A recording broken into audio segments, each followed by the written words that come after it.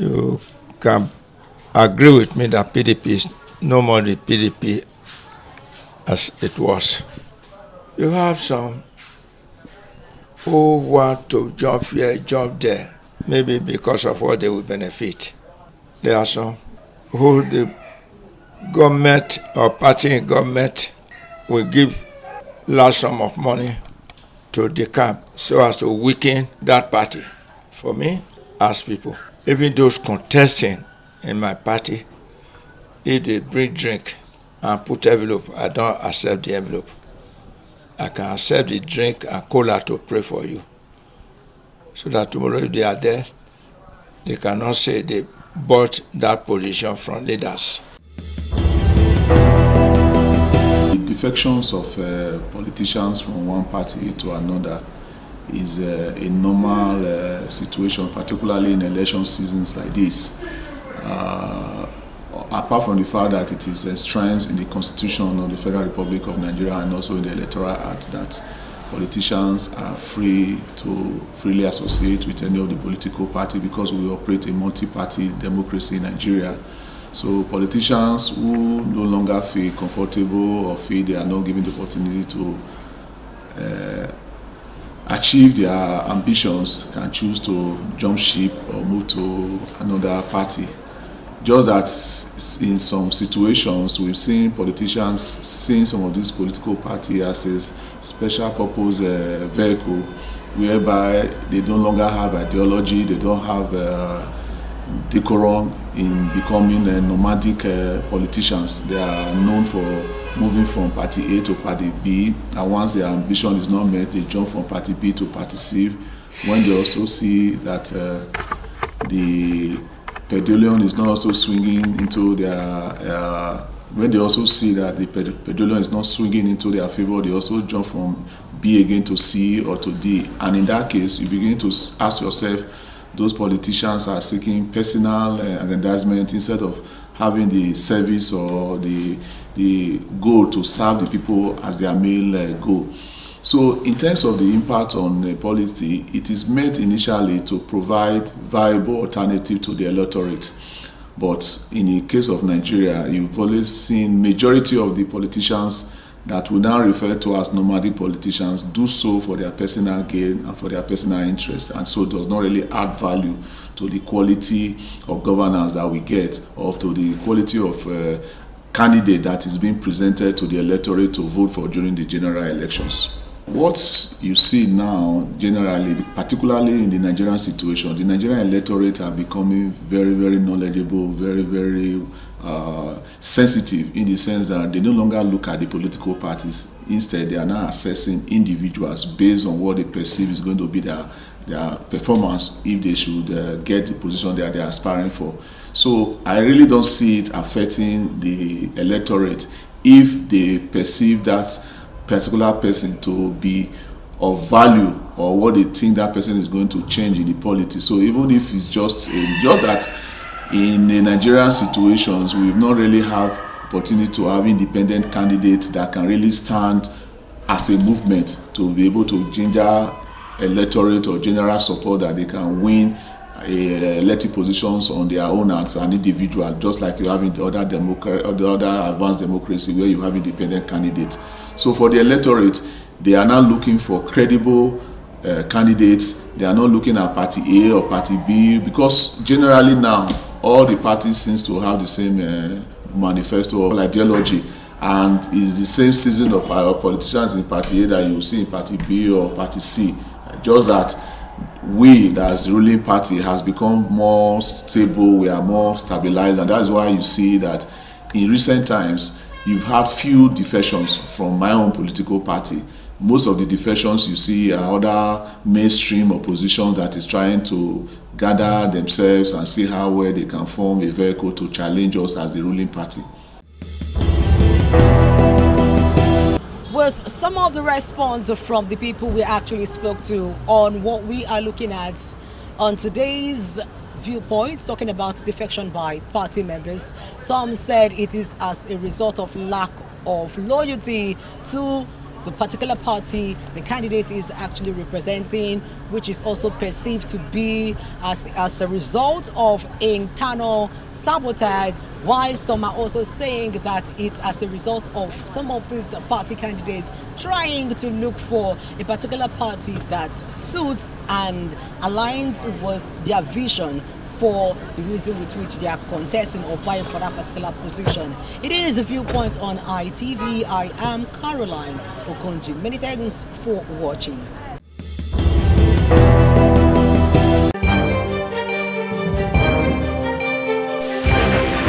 This is ITV. Certainly the best.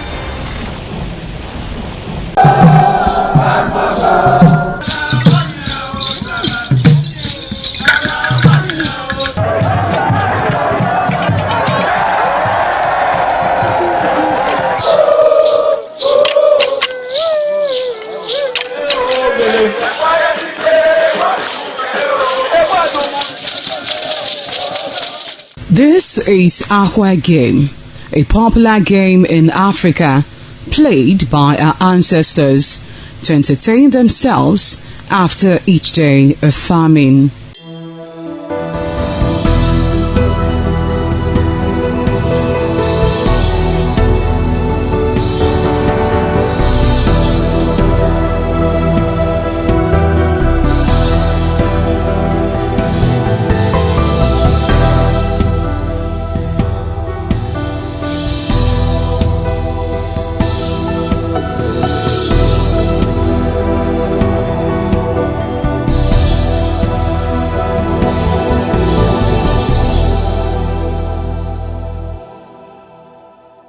It is also relevant in our coronation in Africa.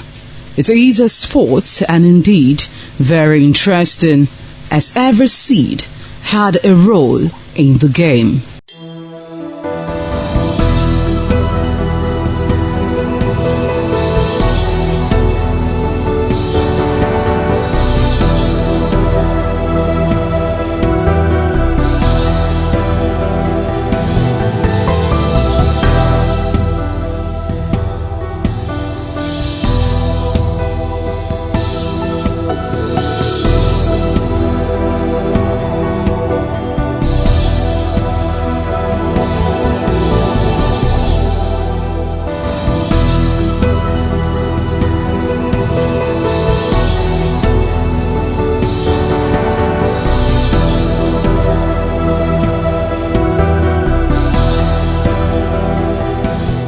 Playtime is 45 minutes per set. There is no age limit as long as you can spin Aqua Seed. Ayo or Aqua Game, known as the game of intellectual. This game requires a lot of mathematical skills. Aqua Game is played with carved wooden box containing 12 holes.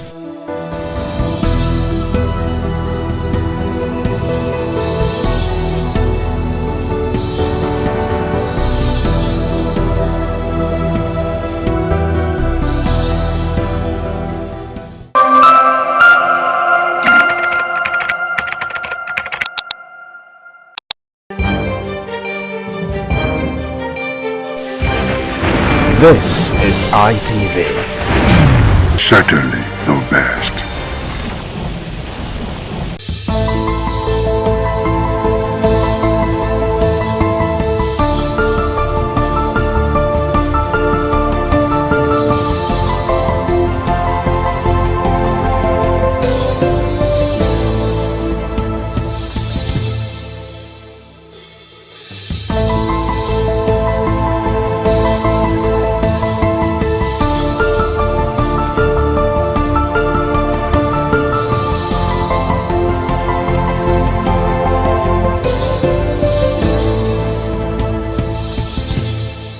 Hello there, thanks for joining us on this week's edition of the program Icons on Independent Television. Icons is a program specially designed to showcase individuals, personalities who have made giant strides in our society in a very unique and special way, so you can learn from their stories, learn from their journeys, and imbibe some of the values, the culture, and the style of leadership that has defined their personality over the years. And bring those values to bear in your life will definitely change your story. I'm Sonny Duke Okosun. It's always a delight to bring you this program every other week. In today's program, we have a generational prophet, a pastor of pastors, a teacher of teachers, a minister of the gospel with outstanding impact, an educationist par excellence, a spiritual leader who has continued to impact this generation, and I dare say even generations unborn. We're privileged to have in our midst as our guest for this week on the program Icons, the General Superintendent of Gospel Light International Ministries, also known as New Covenant Gospel Church, former National President of the Pentecostal Fellowship of Nigeria, the one and only Reverend Dr. Felix Omogode. It's a pleasure to have you on the program, Icon, sir. Thank you, Sonny. It's my privilege, and I thank you for counting me worthy to be part of this program. Fantastic. I'm very honored to be interviewing you because I know as a child I watched you on television ministering. I watched you in crusades and several other opportunities that I had, and I'm grateful to God I have the privilege to be interviewing you on a day like this. Share with us, what was it like growing up, looking at the heights that you've attained globally, the impact that you're making globally, ministry-wise. One would believe that you were born with a diamond spoon, or at least a golden spoon, or even a silver spoon. What was it like growing up? Well, I can't tell you there was no spoon when I wore a wooden spoon. So it's a very typical rural setup, and to a family that was barely making it. So all we knew was the house, the farm, the river. So Opanosa, which was then called Owa, was a very rural community, and I grew up the third of 15 children.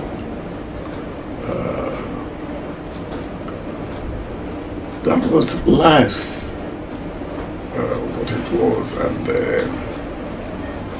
I didn't have the privilege of going to school. I grew up, many of my mates were those who could afford it were in school, but my parents couldn't afford to send me to school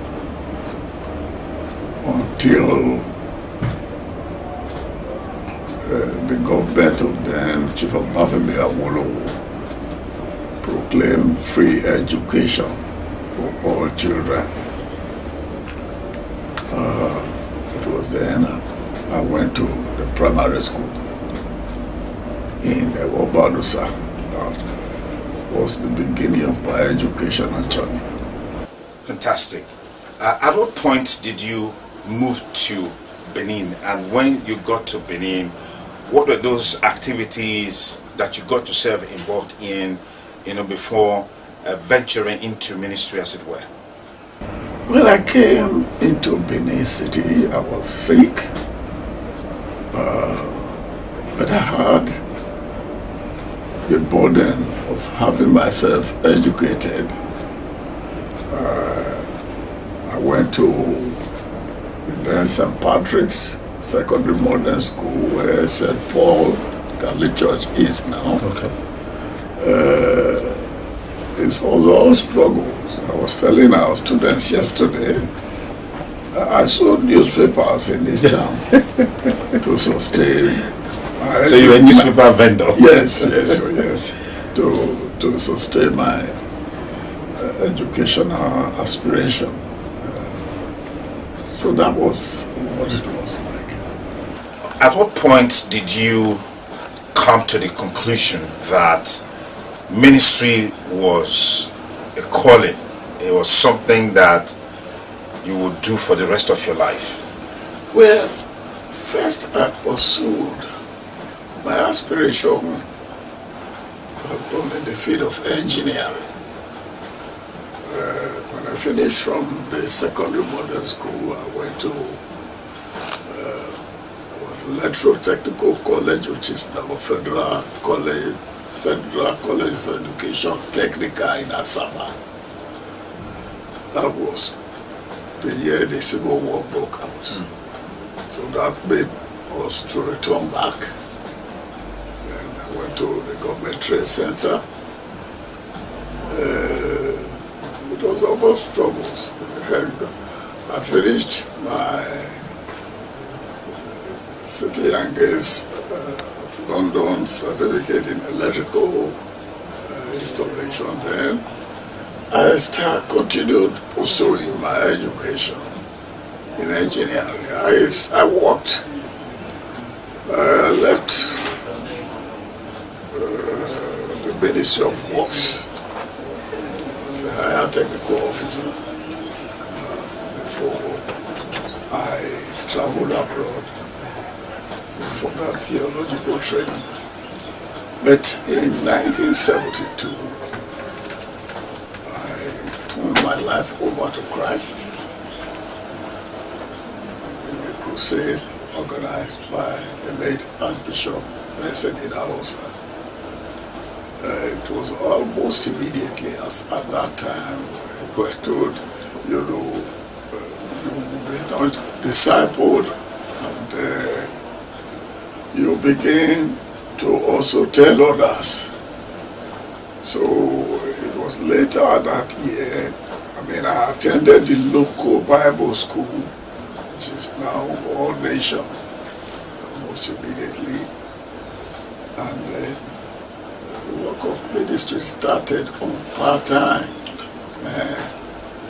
So it was when we built the Miracle Center, the church built the Miracle Center then, and everybody was moving to the new auditorium, that the late Archbishop asked me to stay over in Yarrow to continue to pastor the place.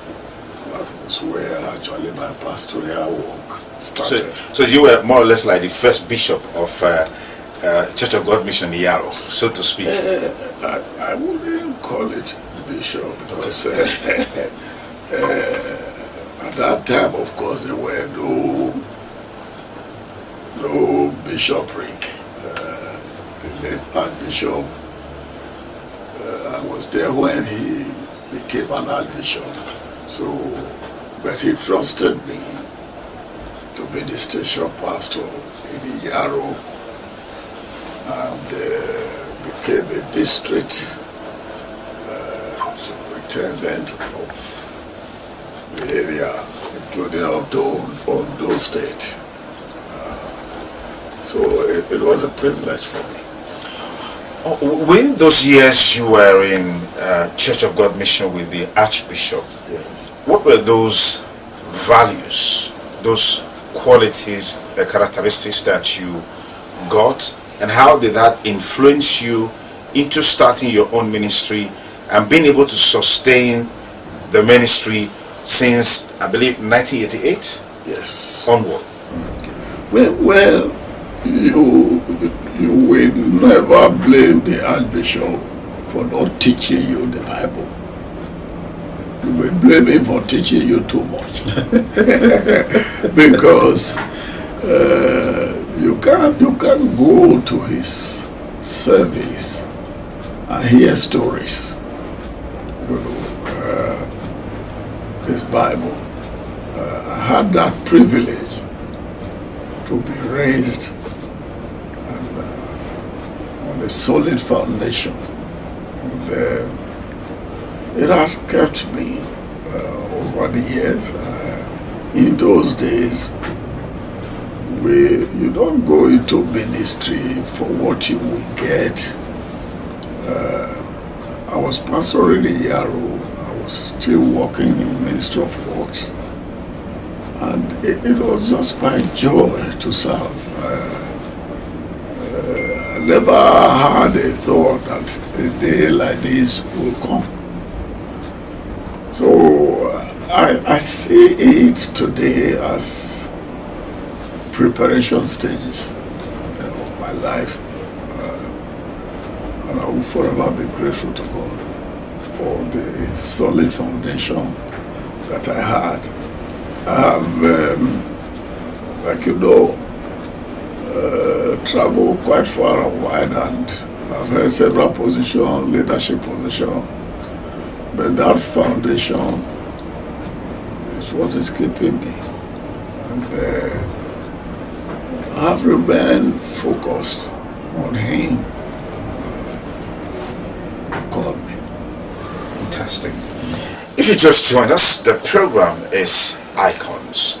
Our guest today is Reverend Dr. Felix Omobode, the General Superintendent of Gospel Light International Ministries, also known as New Covenant Gospel Church, one-time National President of the Pentecostal Fellowship of Nigeria, sharing with us the thoughts about life, his journey of life, and the values, strategies that have impacted and influenced his personality today.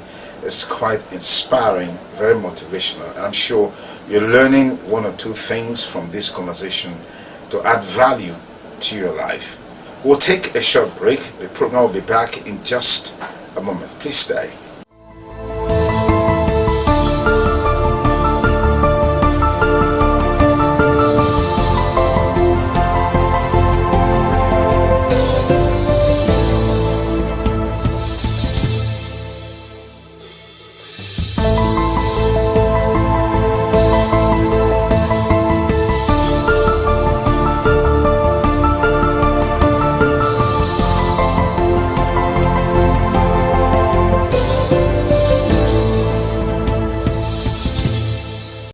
Many thanks again for rejoining us on the program Icons. Our guest is Reverend Dr. Felix Omobode.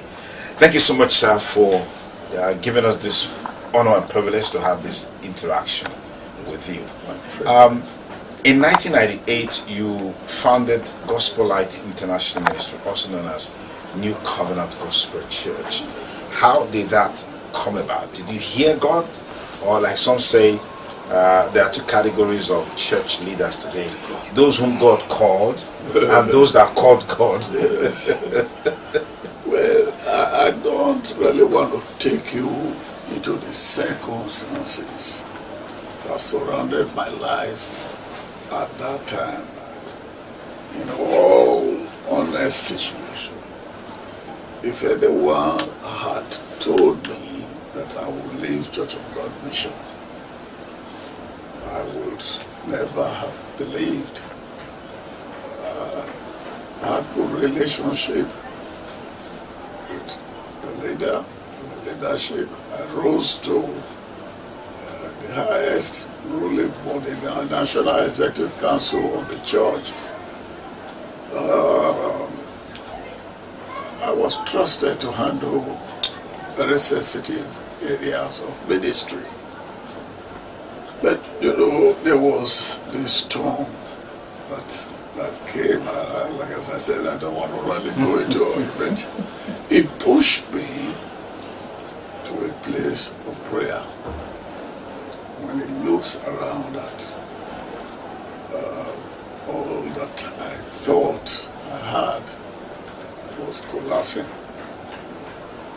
So I know I spent quite some days in prayer, broken spiritually, cried to God the situation I found myself. But then it was the 7th night of that my prayer exercise. I heard God speak to me me. You don't. If you are around me, you don't. I'm not like those who say God say you go to toilet, God say you should clean up. But I tell you, Duke, God spoke to me. And what he told me was to unconditionally forgive all I perceived hurt me. And that he was going to use me to start a new work. He put a lighted candle in my hand. I'm telling you the real thing. And asked me to go light others. So that's where the gospel light came up. We started in my sitting room. I had no money, I had nothing. About 12 people gathered with me in my sitting room. The next Sunday after it, we went to Nightfall to cut palm leaves, palm tree, and build a bamboo shade behind my house for a service. Where was your house at this time? At Webo Street, behind Texami Road. So that was my first house, which I bought that land with Udoji. If you were brought up there. I heard about the Udoji award. So, but anyway, that was how we started. And miraculously, God provided a place for me. But we were only in the bamboo shade for one Sunday. Wow. The next Sunday, I found a hotel room in Edre, former Edre Hotel along TV Road. That was how the journey started. It has been one level of growth to another. We spent less than a year or so in Edre Hotel. Then God provided a warehouse in Muselu, where we renovated,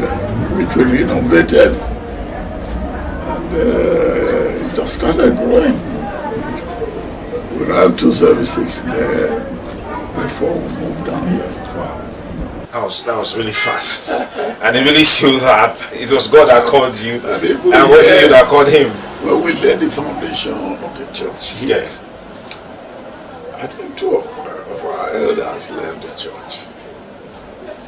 They told me it was over ambitious because it was too big, and the burden of how we're going to build Raise the money and build. So the idea was build some 4 corners, something, and so this is the place now that has become too small.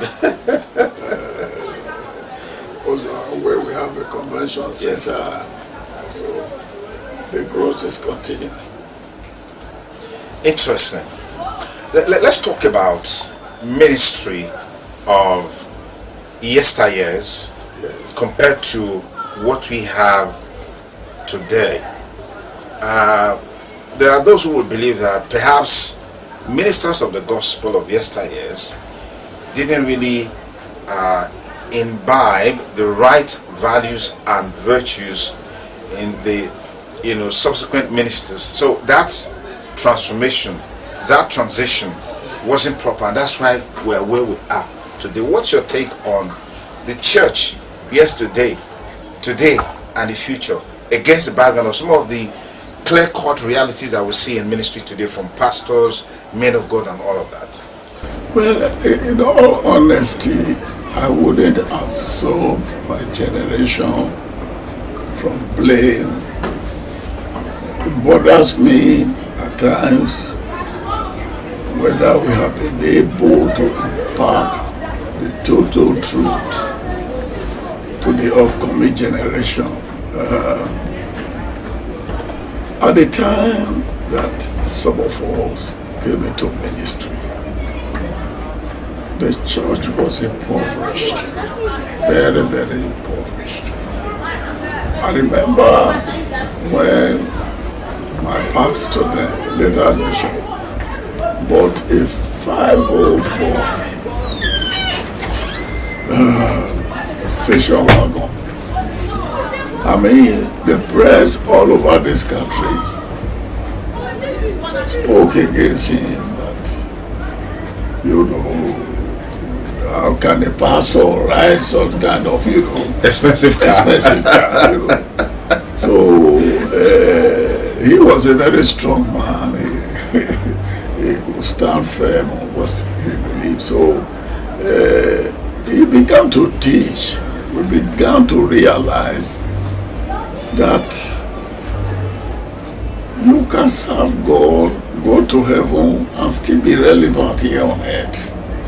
That's what the Bible teaches. So the God who saves our soul doesn't say we should suffer, live in abject poverty here until we get to heaven. So that discovery brought what they now call the prosperity gospel. I think the inability to manage, strike a balance is where our problem is. I'm worried. We ran into a problem. I led the Pentecostal church in this country for 8 years. It was a great honor for me. But the Pentecostal church in Nigeria is a kingdom with many kings. So for me, I mean, there are several colleges of bishop, whatever title you think of, we have them. So at times control or passing instructions are difficult. I mean, how can me, a pastor, now tell our bishop, sit down, don't do this or do this, that's been one of the problems. Then, of course, there are many young people that left the university and they speak good English.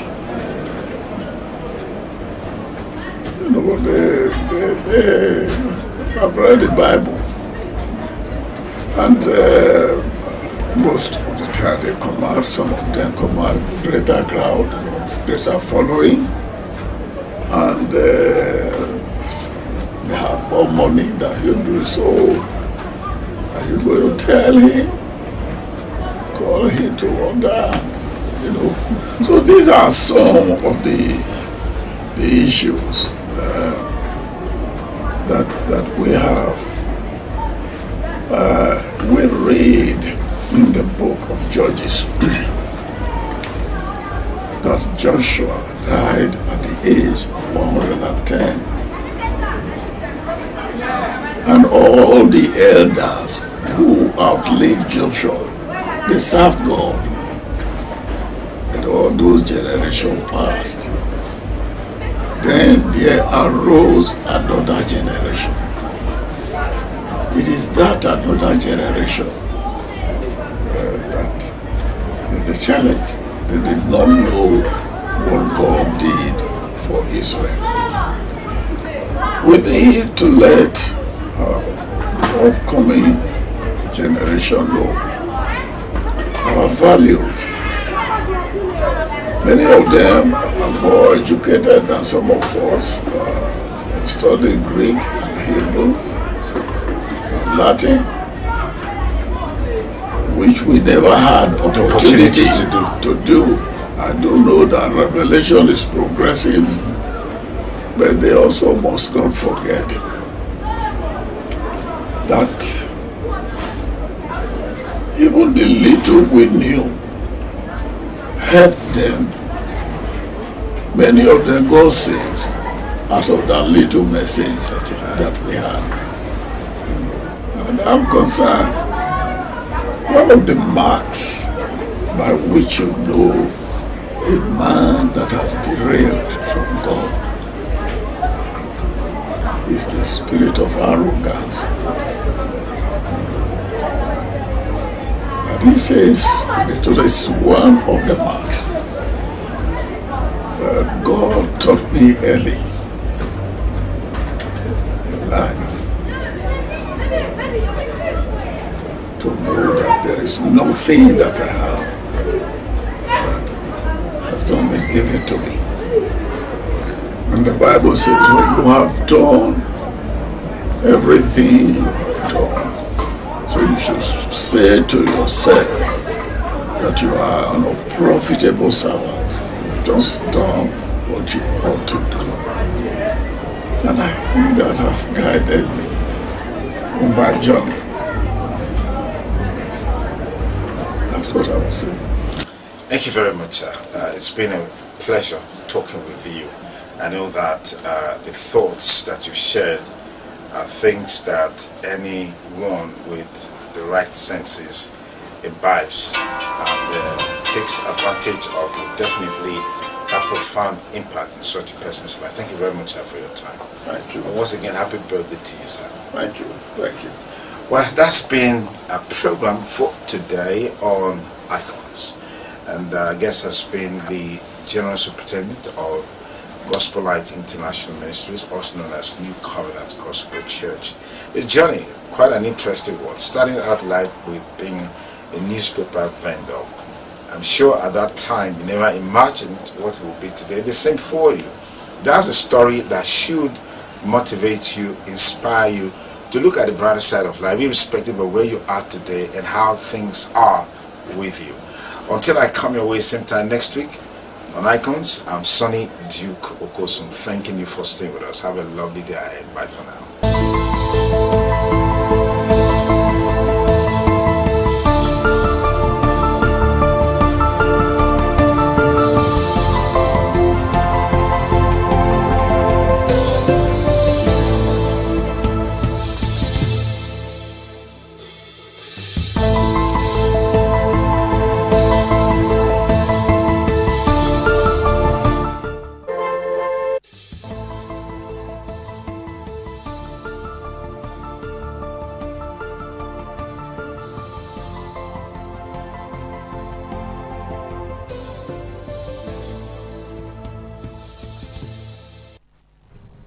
A beautiful afternoon. Welcome to the news update on Independent Television. I am Ehoy Davis.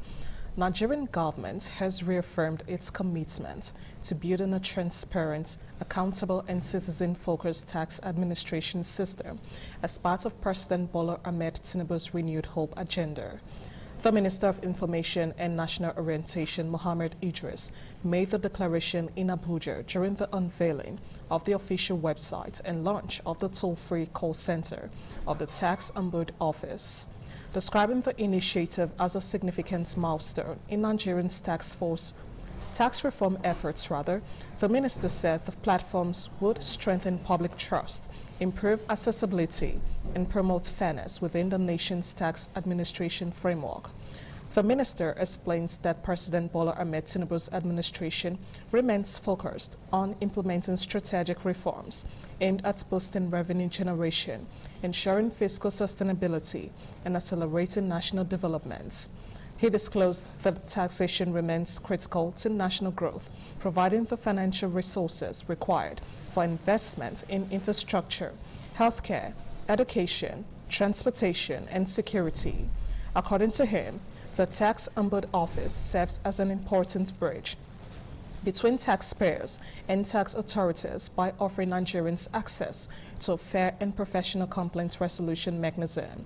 He commended the introduction of the toll-free call center and official website, describing them as important tools for eliminating communication barriers and improving access to tax-related information and services.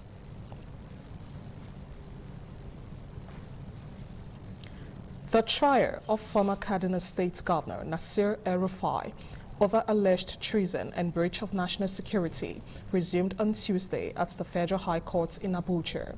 At the sitting, a prosecution witness told the court that the National Security Advisor and the chairman of the Independent Character Practices and Other Related Offences Commission confirmed the authenticity of a conversation allegedly referenced by El-Rufai in a press interview. The prosecution played before the court a 43-minute interview granted by El-Rufai, during which he allegedly claimed that a private conversation involving the NSA, Nuhu Ribadu, had been intercepted and forwarded to him. A former Kaduna State Governor is facing an amended 5-count charge over alleged unlawful interception of communications involving the NSA and alleged threats to national security. The federal government, through the Department of State Service, accused the former governor of unlawfully intercepting communications, contrary to the Cybercrimes Amendment Act 2024. According to the witness, investigators subsequently interviewed Ribadu, who reportedly confirmed that the conversation referenced by El-Rufai took place between him and the ICPC chairman.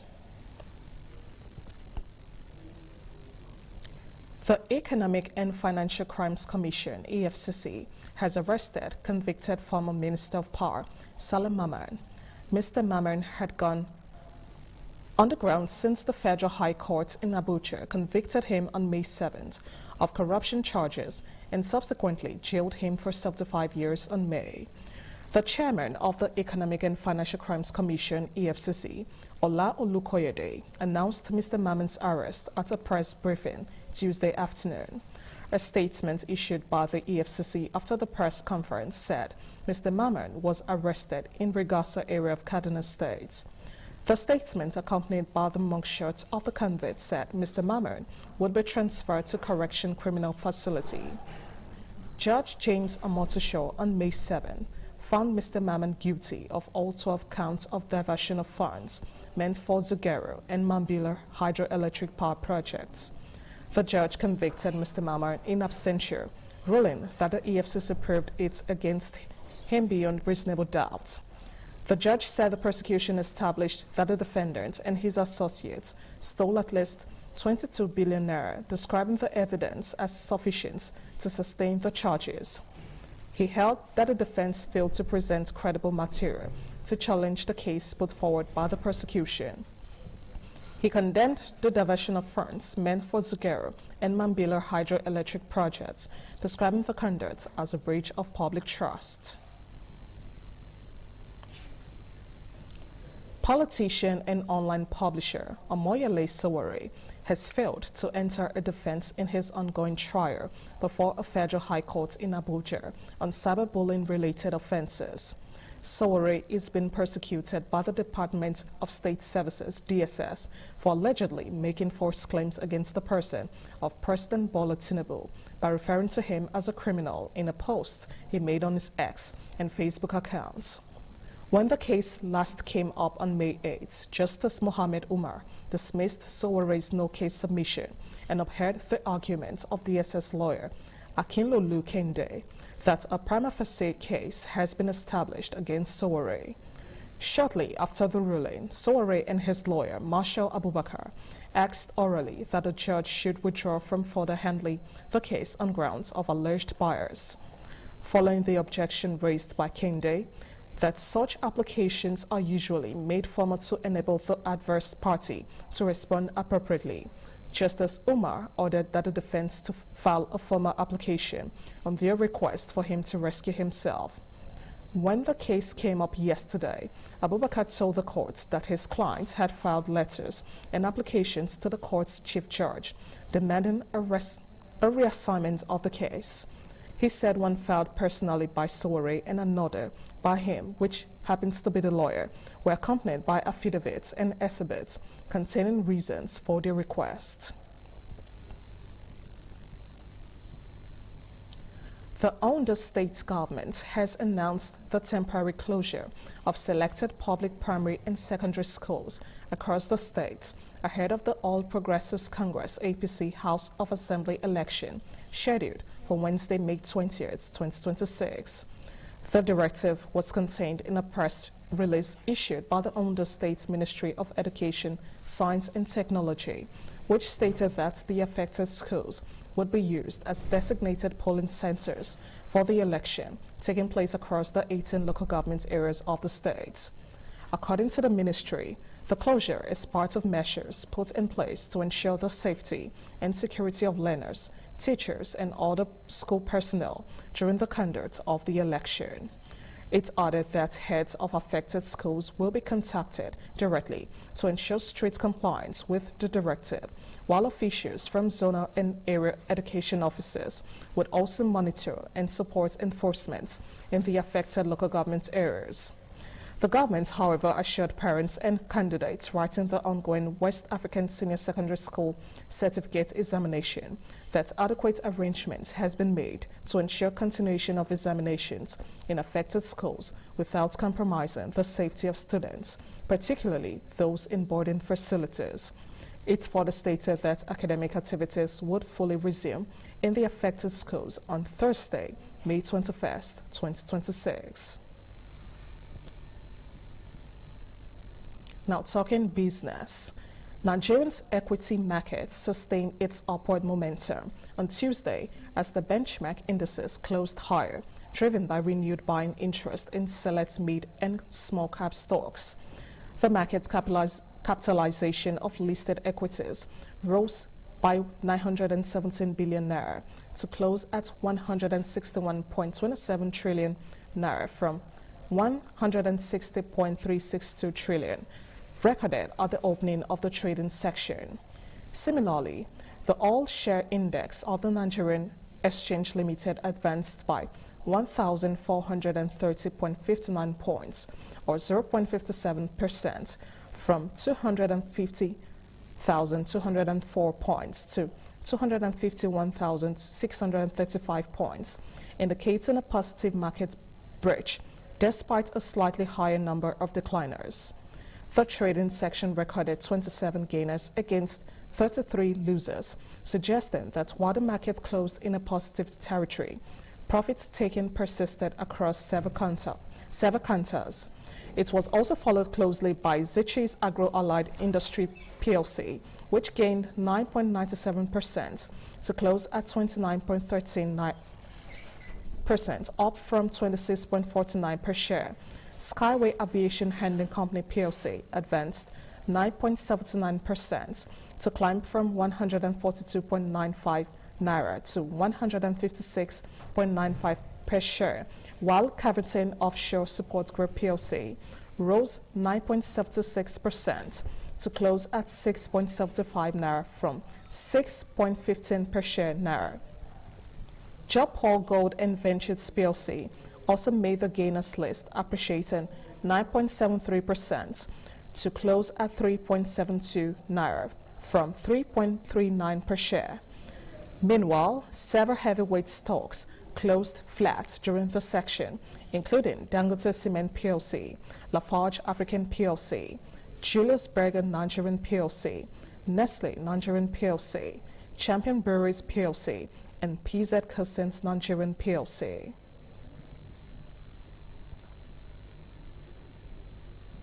Now talking sports. Arsenal's 22-year wait for the Premier League title is over after rivals Manchester City drew 1-1 at Bournemouth. Tuesday's result on the South Coast leaves Mikel Arteta's men 4 points clear of City before the final round of games take place on Sunday, with the Gunners set to lift the trophy at Crystal Palace. Teenage striking sensation Junior Kropi curled in a sub-line finish 6 minutes before half-time.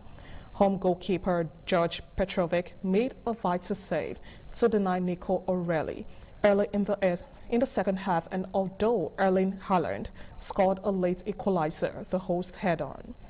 Bournemouth boss Adoni Iraola announced he will leave at the end of the season, and this result ensures that Spaniard had helped achieve the magnificent feat of securing European football for next term.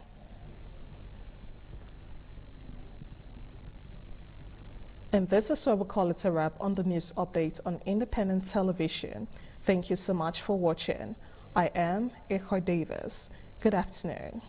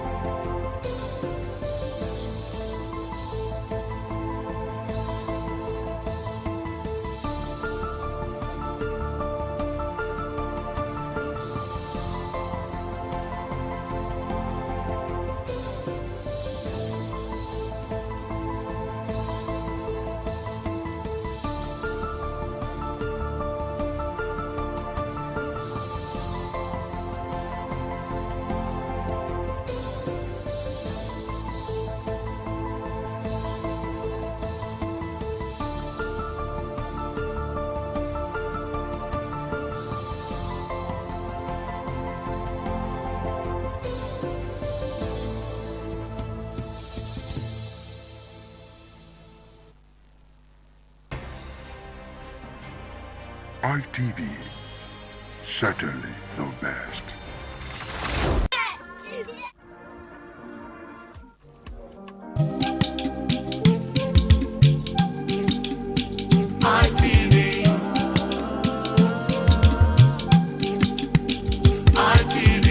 ITV, certainly the best.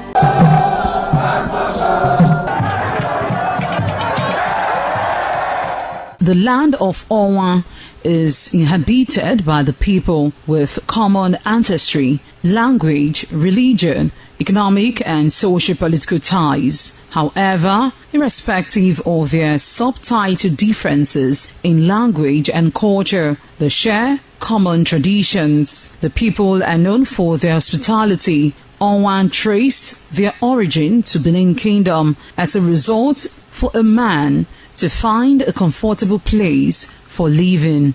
The name Owa was derived from the largest and longest river in the area, which is known as Onwian or Onwa. It means one who makes merry in affluence.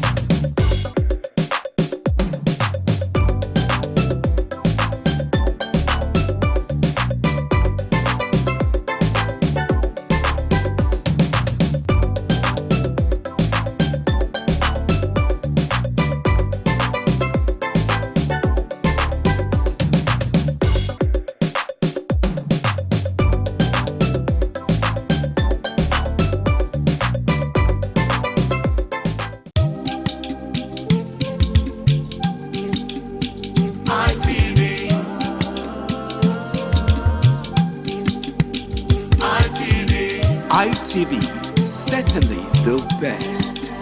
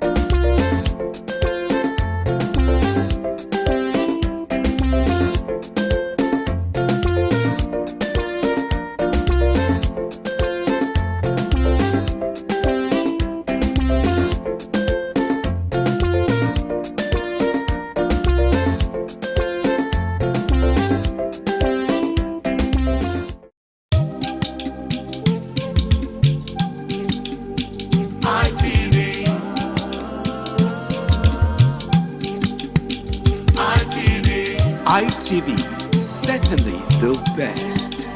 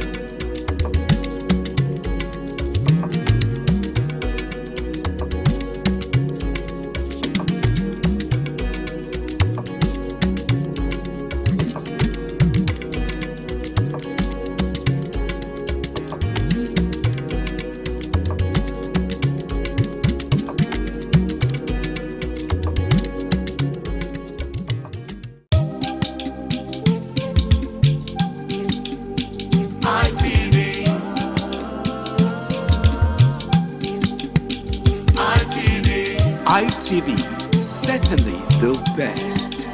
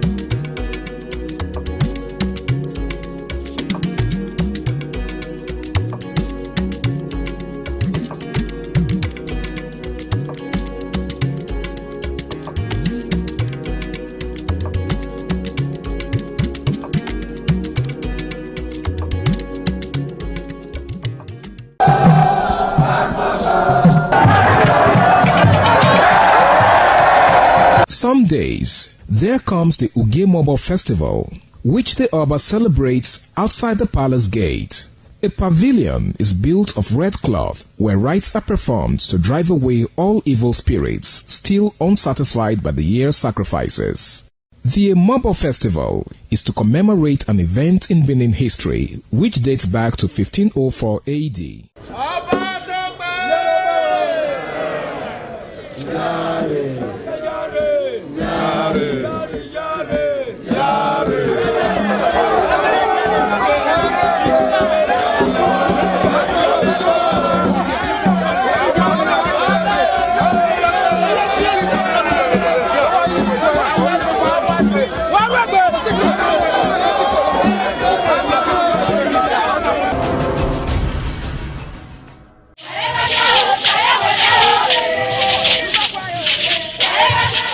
In a rare display of botanical brilliance, the palm tree defied natural norms, sprouting multiple branches that bear fruits. This rare occurrence has become a wonder to many, as experts are calling it a one-in-a-million phenomenon.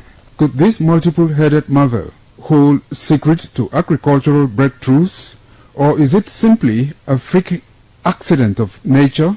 An agronomist with Nigeria Institute for Oil Palm Research, NIFO Benin. The strange palm tree also raises issues of a blend of science with human interest and cultural significance for maximum impact.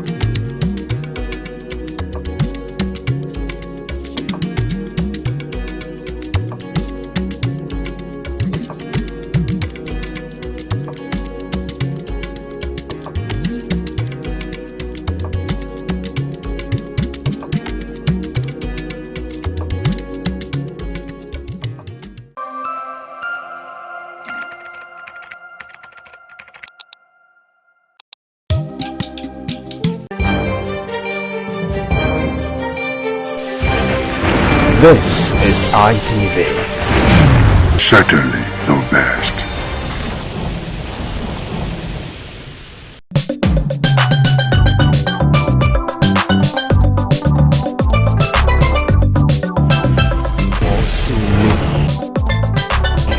Time na money, yeah. Time na money. Do better thing. Money no dey come from heaven. Do better thing, money go come. Na true word I dey tell you so. Oh yeah, oh. This market where you dey see so, na New Benin market for Oredo local government area, Edo South, Edo State, Nigeria. This market don dey here for more than 50 years, just like as Oba market and Ekiosa market. This na the popular New Benin market. Now, citizens of the Federal Republic of Nigeria, where they watch us online for ITV, for Facebook, for YouTube, you go see I say from time to time, fire they enter different markets. Like 20 years ago, fire don't enter this market. 15 years, 10 years ago, fire enter this market. Now so the same fire enter Oba market. Now so still enter Ekiosa market. But you go see I'm say government don't they change Oba market to modern market. Government don't see they change Ekiosa market to modern market. That's why say the contractor not there on site for Ekiosa market. Now government don't talk say this New Benin market time don't reach where they go turn out to modern market. We be say go be austere, police station, road go dey inside, car park go dey inside, everything go dey inside. But the traders they talk now say if government can't talk say they want to destroy this New Benin market, where they will go. However, if you look around the environment of this market, you go see I'm saying na stores, now they left, right, up and down. The surrounding, so the market women they talk now say if they can't come up for this market, where they wan go because space not dey outside. After God na government. Money no dey come from heaven. Waiting dey happen. Where dey so na where they call kemi. Whether you be Christian or you be Muslim, anything wey you dey do, tradition is tradition. E get some kind things wey dey work wey you no believe but e dey work. But the information wey I bring come be say government say listen, yes, wait. Wetin we want that be say if before they say they won't break our market, make they go finish all those markets and they go find where they won't place us put. We want to turn this new Benin market to a modern market. You know, see a market. You know, see a market. You know, see a market. Now we take the eat. Now we take the child our children. Now old school be this. I give you a Becky. I give you a caravan.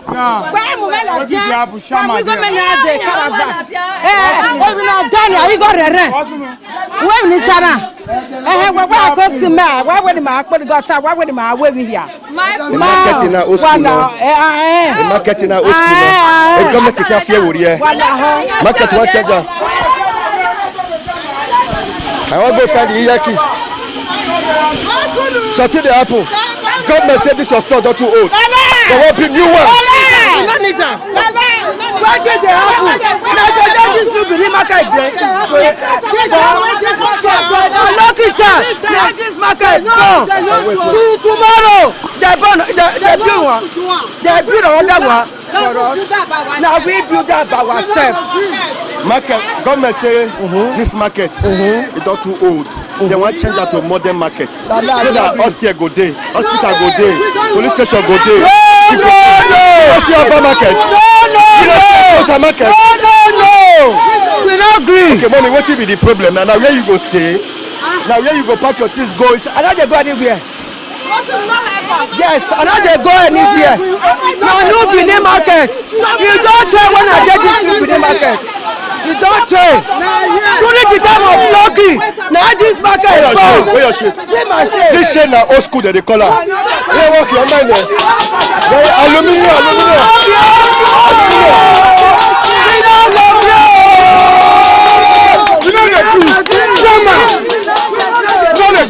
I dey for new Benin market. As government done they renovate so many markets. They renovate Oba market, Ekosa market, new Benin market, now they turn now.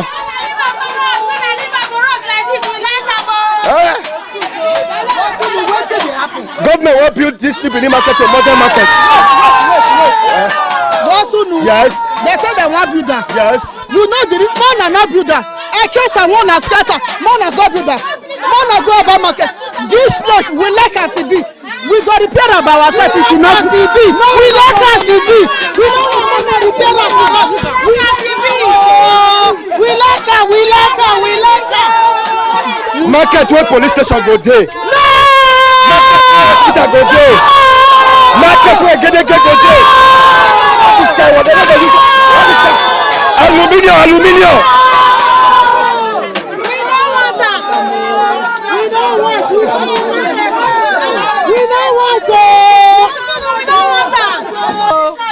One they come, but not one waka. Not to done the cabinet to work, but not our load go. You know, say they do Oba market and Ekosa market now. They do Oba market and Ekosa market. We did the one come, more part the low come out. Our law men move go fair we want put on. Who said they will work again? I know I swear. Yeah, I swear. Thank you, sir. But government say they want to build so that this your place will be a gate. We just that they call. Everyone know. Me not want we want put our loads. Like not say I'm no, we want go pack and put. You're going to do business for outside the market now. Do business for other markets, huh? That will not be issue. No way they store like we want pack and go. We don't have they come. No one want to pack and come out. Whether na my house or government house you want pack and go. I beg. Stand your house.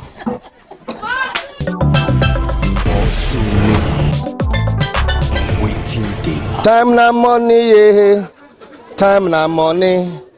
Do better thing. Money no dey come from heaven. Do better thing, money go come. Now true word that they tell you so. Oh yeah. Oh.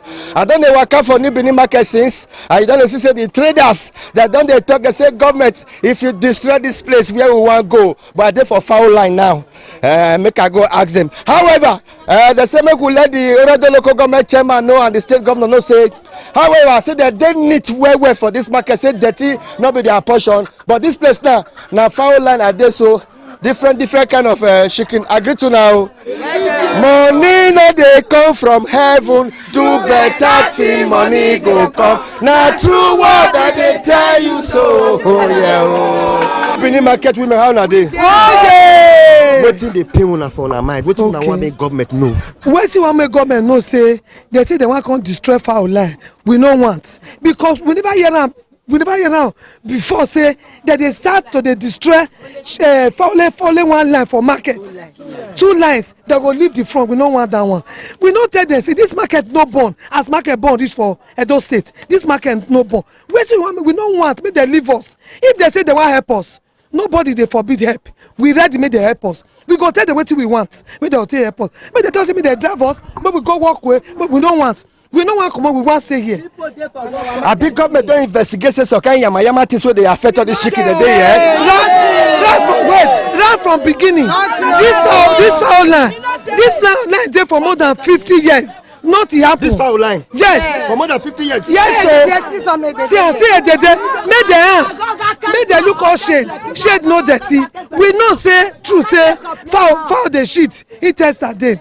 Motor they come they carry am. Motor they come, they carry the dirty, they go. Other people they come, they carry our dirty. We they pay. So we don't need all those ones. They want stress us. Now we they beg them.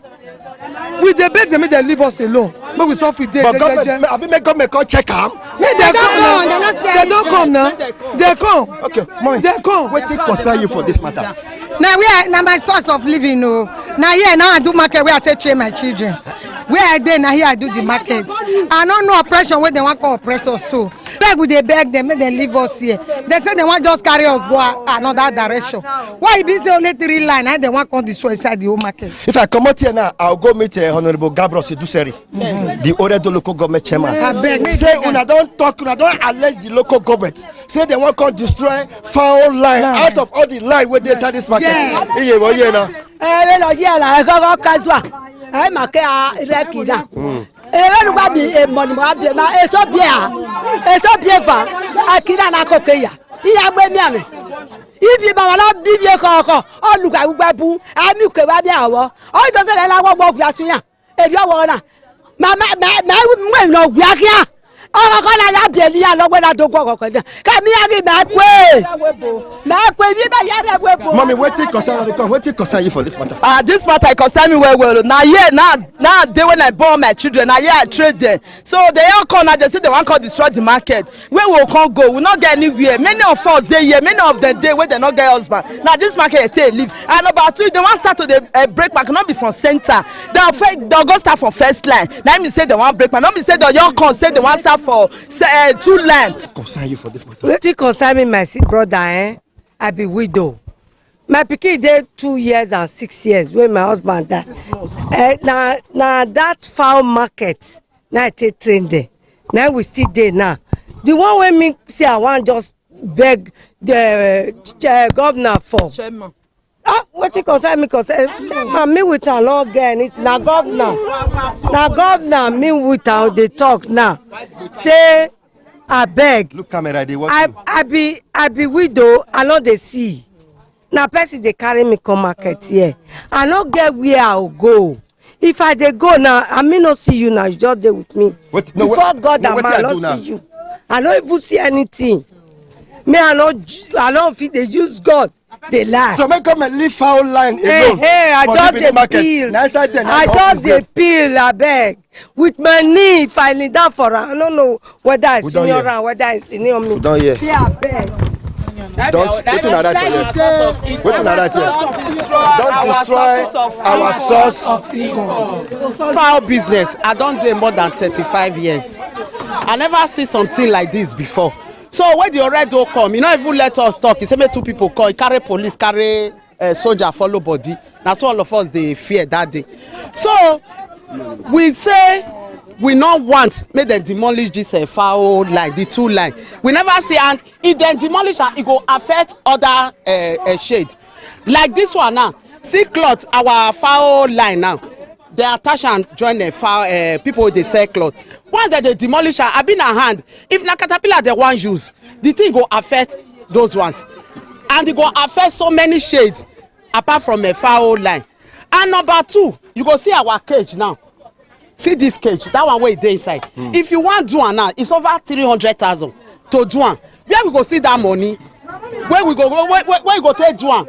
Because this one now we fit carry am, but that one you no fit carry am because we build am join the wall. If you wan do am now, it's 300,000, more than 300,000. So we not get that kind of money wey we come dey one they don destroy, we come dey find money again. Where we come dey. However, this chicken na there they stay. Na here that they stay. And na here una dey feed them. Yes. And una dey pack their. We dey pack their, even the intestine. Comot for road. Even the intestine. Comot for road. No worry, no worry. See, we go leave am here. Then the ones wey dey inside, those ones wey dey inside, those ones now, na that one we just dey talk. If you wan do that cake now, e dey go 500,000. This one now, 300,000. If dem destroy, we many widow dey inside, single mothers dey inside. Those wey just still dey grow dey come dey inside. So we never see, we no want make dem demolish am. So na what make dem leave us. Local government. Because na local government dey in charge of market. We know. Make dem leave foul line people alone. Yes. So the money wey say World Bank wan use, make dem use am, make dem give us borehole. If na drillage, make dem do am. We no want make dem demolish am. Make dem help us. We dey maintain our. You go see most of the shade now, ties dey. So we no want make dem demolish am, because if dem demolish am, we go suffer. May I go check other place? Money no dey come from heaven. Do better thing, money go come. Na true word that they tell you so. Oh yeah. Where my eye? Where my eye? Where my eye? Ekiosa, they never build up. Oba market, they never finish am. So they say they won't break New Benin. Make they first finish those 2 markets. If they finish am, we go green. Like somebody like me, I don't say my husband don't die. I get husband. People think when we say we today. And many of us dey, like somebody like me, I mean they carry us, I mean they carry my children. As I just be so, now me they carry my children, I mean they carry my home. So no, government, no, they not they feed me, government not they feed me. At least as it be like this, they go very easy woman. Woman be like us. As a mother, you get my, maybe you go get my man. Your mama go dey market now. One good day they come break the market. Maybe get what they take to support you. All those children don't feel. Shey you understand? I tell you now. Government don't look this market now. They say God forbid, but to say market, fire enter this market, say this market go burn to ashes. No. That's why government want build that curtain where they about market. And the kind where they build for our market no fit burn again. God, our ancestors don't cover that one. Our market no go burn in Jesus' name. That one no go happen again. Maybe waiting if they plan, God no go green. And our ancestors when he did this market, as Ijeneki, you know go let am get heads. So now waiting me get to talk. I bet for people when they watch us, what it be came. This one, petty things and spiritual things. All these days, now this one is they protect. More than they protest. Maybe the pikin they when be say they do na conversion, they go buy something here. We know they say what they do bad to you. Now what they repair pikin. What the person if they make money? Yeah, no, we know they do all those ones. Maybe pikin go abroad now, my pikin go better for that side. You still do all those things that we dey do. Now we dey say. Be all this chemi, yes. All this you go chalk or you blow out to ancestors. What you talk us now? What do you do? This chalk, you go grana, you go put salt. Yes, once you grana, you put salt. You give our ancestors. Say God, see, I don't get money to do any sacrifice now. See, I go do this thing for me. You go do it for you. What you go concern this one? Concern you. And this one. Now, Otegbe. If maybe you see say the seat not too hard, maybe the person in the hospital don't say I don't want Otegbe. You are our son. That's why you give nice people because people don't put hand for the thing. Okay. But what of all this call now? See all this one. All these ones now. Waiting until they do so kind things. So kind things. Yes. You say if I miss Uruwe and salt. Yes. I do like this. Yes. All my enemies. All of them don't fall. Enemies want try to bring us down. They cannot bring us down. Down. Don't they go? Waiting they happen. As an area journalist, one of the things where I don't investigate for this new Benin market, they say the people where they sell fowl, this line 1, line 2, they surprise out of all the line with inside this market. Now they are line, they can't talk, say they want first take start the demolition. Now it shock them. That's why they tell government now say if they want start them, maybe all over.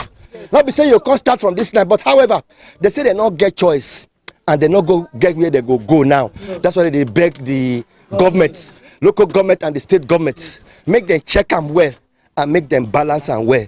However, say where they do this, their fowl business on a daily basis. Say most of them don't do this business for more than 10 years, 20 years, 30 years. That now they know how they take they pack their fowl shit, and now they still know where they throw away the fowl shit. Now beg with the happy. May our government, our governor may come to our aid. May talk to Oredo Chema. Now beg now we dey because Oredo Chema tell us say now the May ending. This month ending where we dey so we not get where we dey go. Now beg now we dey beg. May them give us, may them leave us for our shade. If they get anything as I first token, may they come put borehole. If not drillage, what it go make them better, but not to destroy our shade. I'll go meet if I come up for you. One of this gutter. When they sweep up, when they push up, when they clean up, when they wash up, when they put the toy. The gutter you there so you know the smell.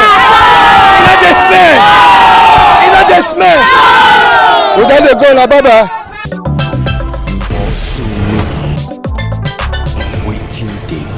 Honorable Chairman, thank you. This market women from New Benin, first of all, there be the fear, but they can't come here now. Now, two things. So, the first one, they say you want to change that New Benin market to modern market, just the way urban market and the close around they go on.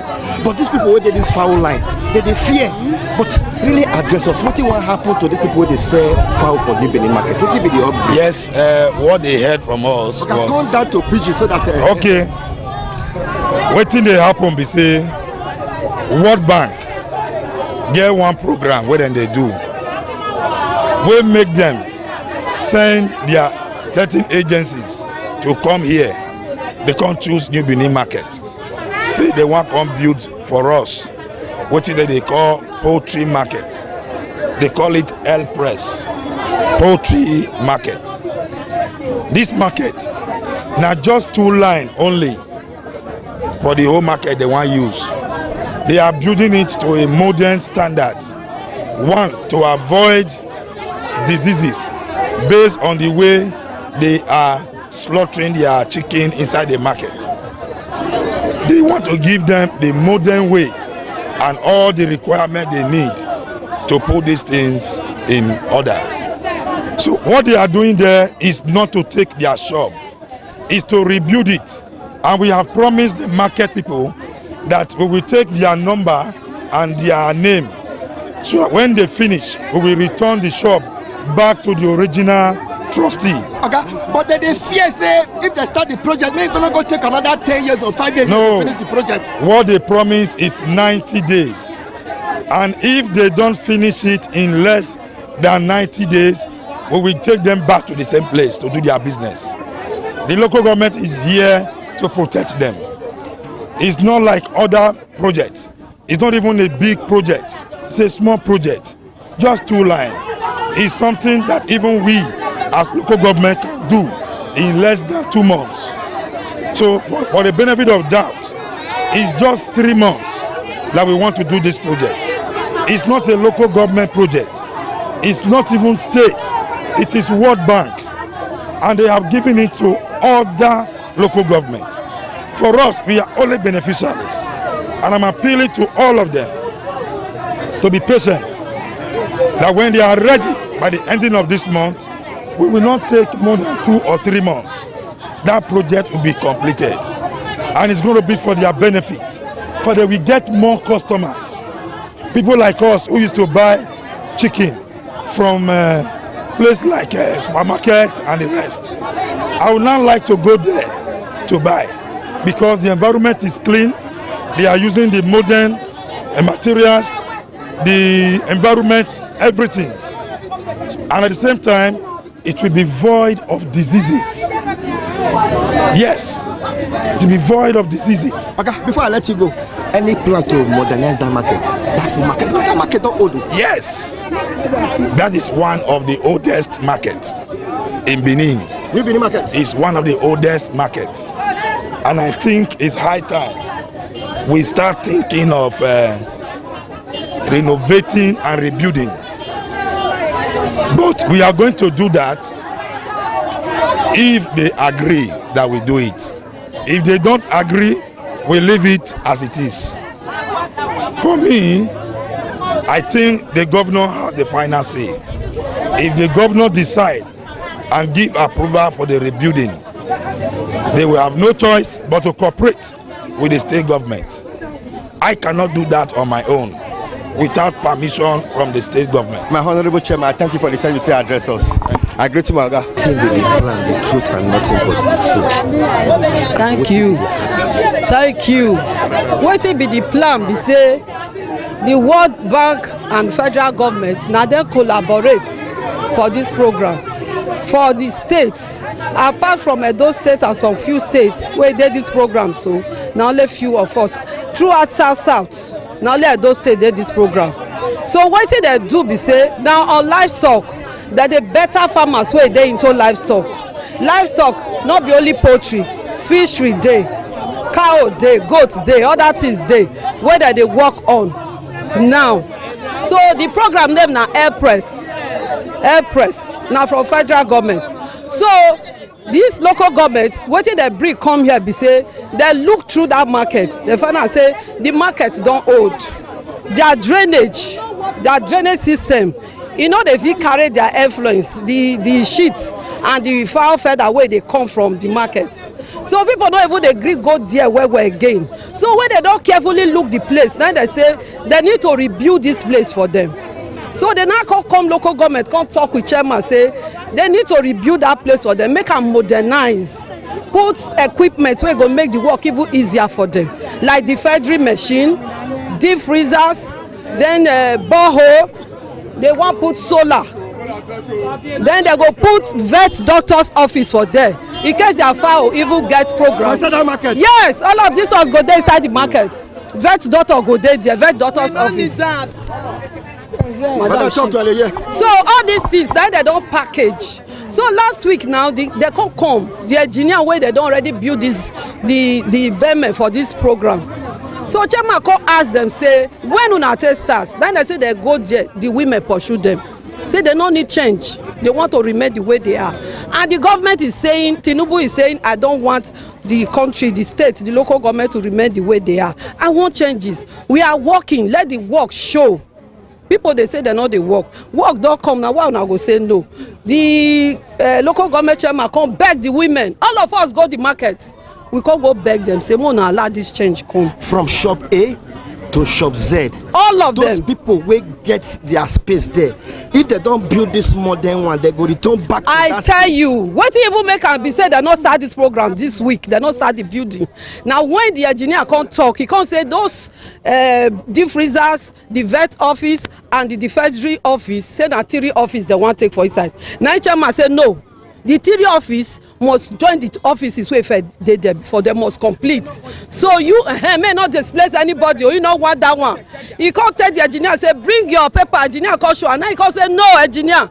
Urban market now issue already there. You know what issue for New Benin? The number of markets where they before now must still there. Find another place where you carry your defensory machine go and other office.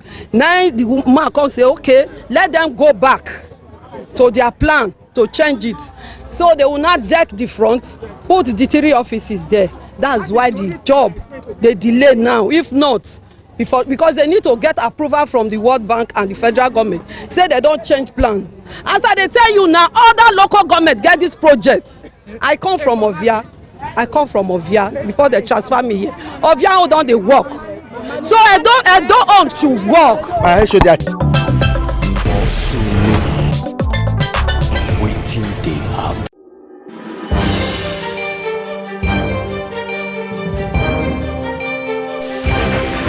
This is ITV. Certainly the best.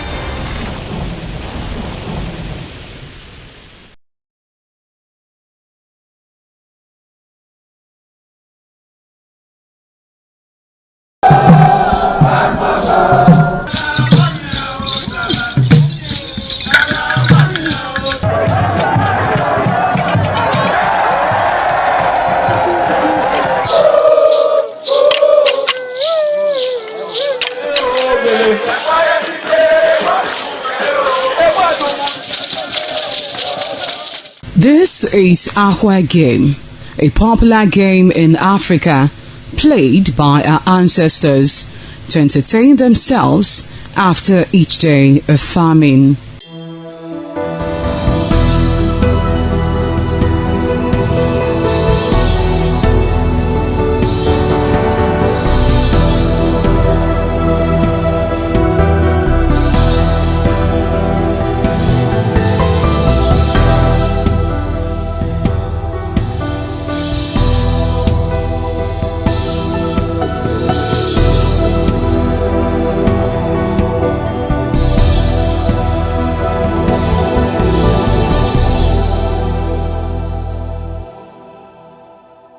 It is also relevant in our coronation in Africa. It is a sport and indeed very interesting, as every seed had a role in the game.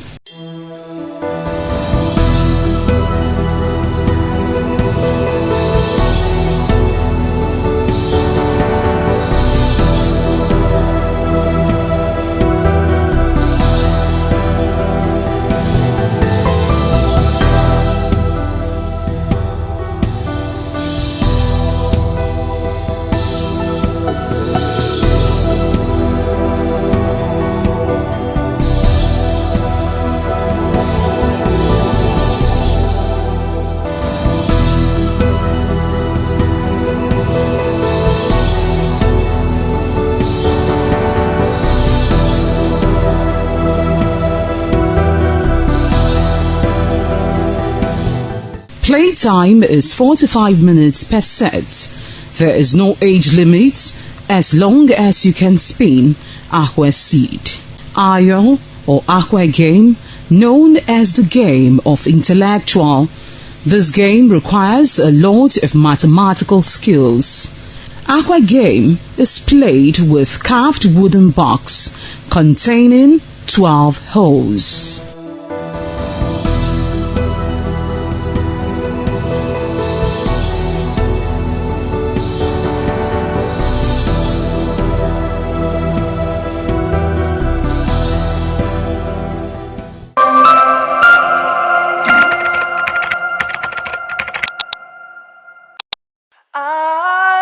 ITV, certainly the best.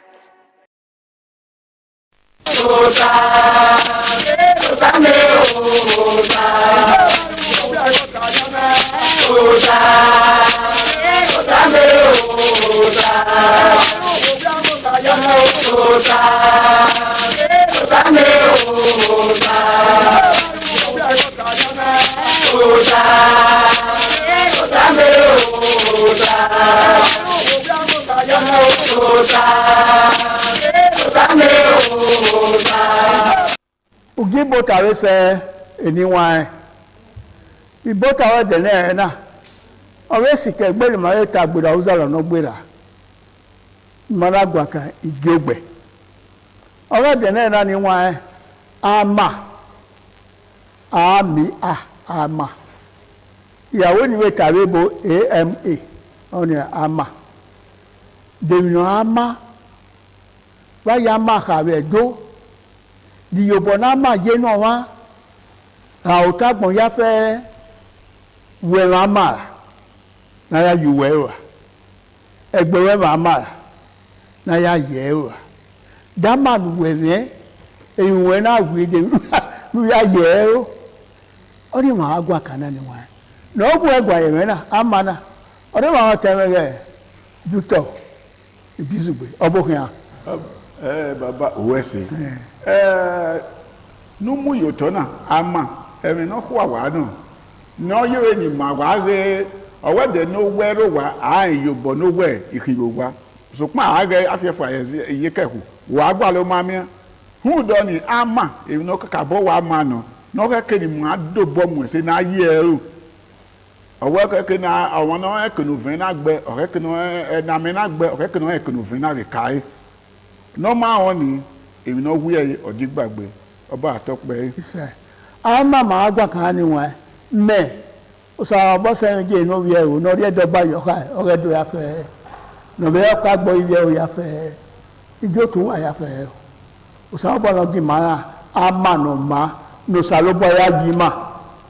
Ama no ma no heke egbo ma when magwa ka egbe uza no gbera.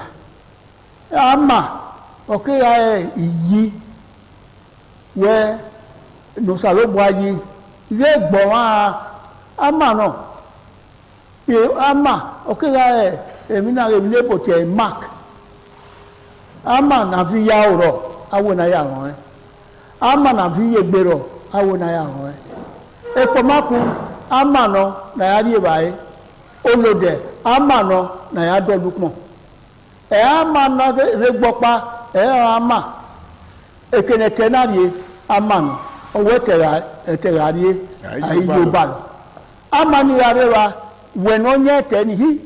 Ege na fi owe na ye bege na ami se no ya mesa mi obalo ama ni we ya ka bo ye o we eke nu fia we go na yekere we do kien no nwa na uye bege ama okiga emi okiga emi okiga yi okiga uyi okiga ilele okiga nu salo kwa uvie no salo kwa yi ni man ma lele we ni ama dama ni mame manedo ya maya ye gbekia ni maya we ni ni na dunuro ni ma amaro eso ama soro ni mamu fo na me we emi ma iduna ama ni okeye mi no ni maho ni ma begi dama nu we ni we ya kia na mi enwe na ya enwe ama no ya se gbe ebe ina ni mami owebe na te certificate ewebe ni wejo ona emewe we kenu ti ese ebe enuri la diawo na te certificate ni ama no we ama nu ya yo webe na onu we ri la dia ai wa yo webe iwa ye university iwa yo na webe ni la diawo ama no we dama ni mame manedo na ya dolo eyi na dolo egbe yi na dolo eyi na awe mi no ma kewegbe kewe mo ni ma bie wa gu iwegun ahe de mi nu ya gu egun na wa awa na regbe awa na rebo na wa ai go ko lori ewu wa awa no otedo awe ye na seyo na re gbo wa àwọn no gbo wa ka we gbe wa ama emi na oyewo salobo ama bo ni wa beni maya manedo ma se ti ya le lori ma ma wo se ma gwa kana ama o te me gbegbe bu wede ko ama makana mami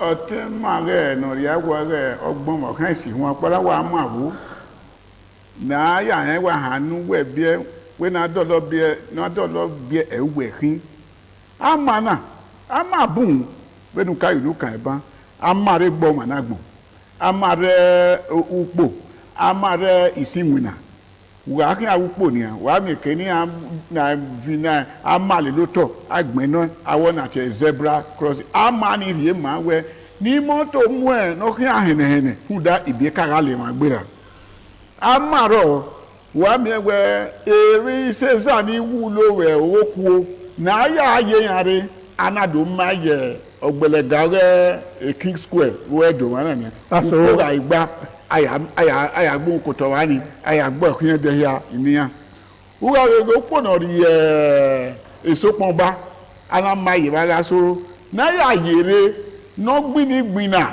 no kwa bege no gbera uga we pania una we se da papa ba wa emi ebo kini no we gbinu una we ga die upono ri upisi loko na opon ba market wa we mi awe ma ye ba okwo ba na tie emota wo ya ga re ba he amani ya yere emi no suru ege ni na gudu mu iye wa ni de ga ma ere mi ayere awe bi gbe ye ere imoto we na ahia ewe ilaba ni ama na ya hon ewe ogwe no eni we na gbe na we ni amara ya hon we yo mugan eni ri uga wa do ge emi bun na mana no waje o ma na mo bo we tin ere kin awe odugbo to le odugbo ari oba fi wa be ke o be pale ran o ya ma yo no ya o de no lara kan no be o de no kan alabure gbe ya de ama ni gi o de ma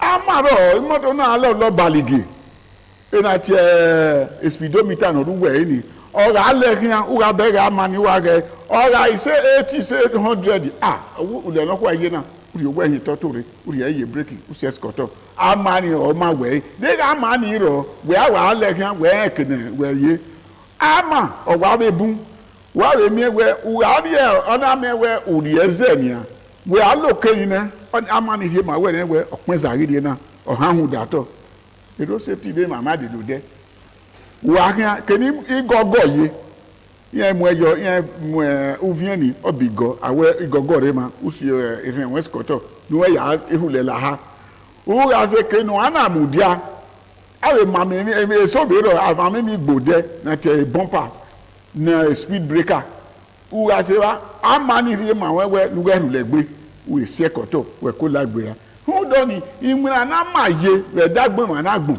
ate ti ta e ma na gbon na ma awe imu amaye gbe na ya yawo ma na ma ni kin na ya otu no kere na ya egbe no kere na ya ebo no kere wa re so ni yan wa hiye tapa yiro avie ha gbe wo tuto avie ha nya odun wa yen we oteyo ba wa na kere wa mi o so ohyunu avan amama kwe wa yen we igaba yi na hin wa mi so avie gbe tun wa yen we wi obo na wa hin wa mi so ayi mama won ewe sako o ma na kere hun do ni ama ogun ga no ama ni o ma wode o we ta ma we no keke nu han ri o we ma we emi no gbera na ya ye ere kakabo igi ogbe ama no hu ano bada mamu igi ogbe ni fuwa igi ogbe so ikini ga do awe ke ni ikini no zo pa ni je igi ogbo ga we ma bi na no oba atope isa ama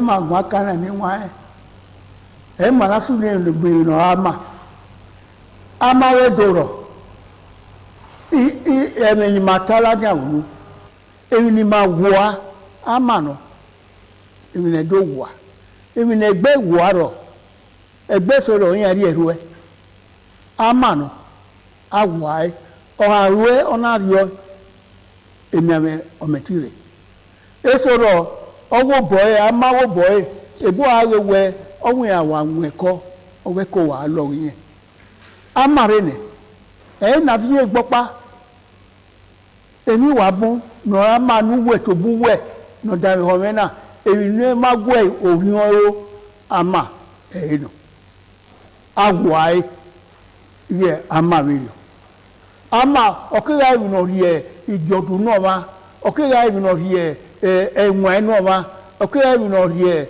eti no ma okira mi no we ri ijobo yan wa gbere ye ama gbe ote taba ama awe ema wa gbina ode ni ejo igbuna ni latamu we ni orio ijodun we na ama no oni ebo ete information ama no uyi orebo ne yate Nigeria constitution ama no uyi oredo na waredo ama no we ma waredo we ma wa no ba we ma wa neje we ma wa woto awo na wa woto ama no ona wa woto wa ya zo ama no ina rewo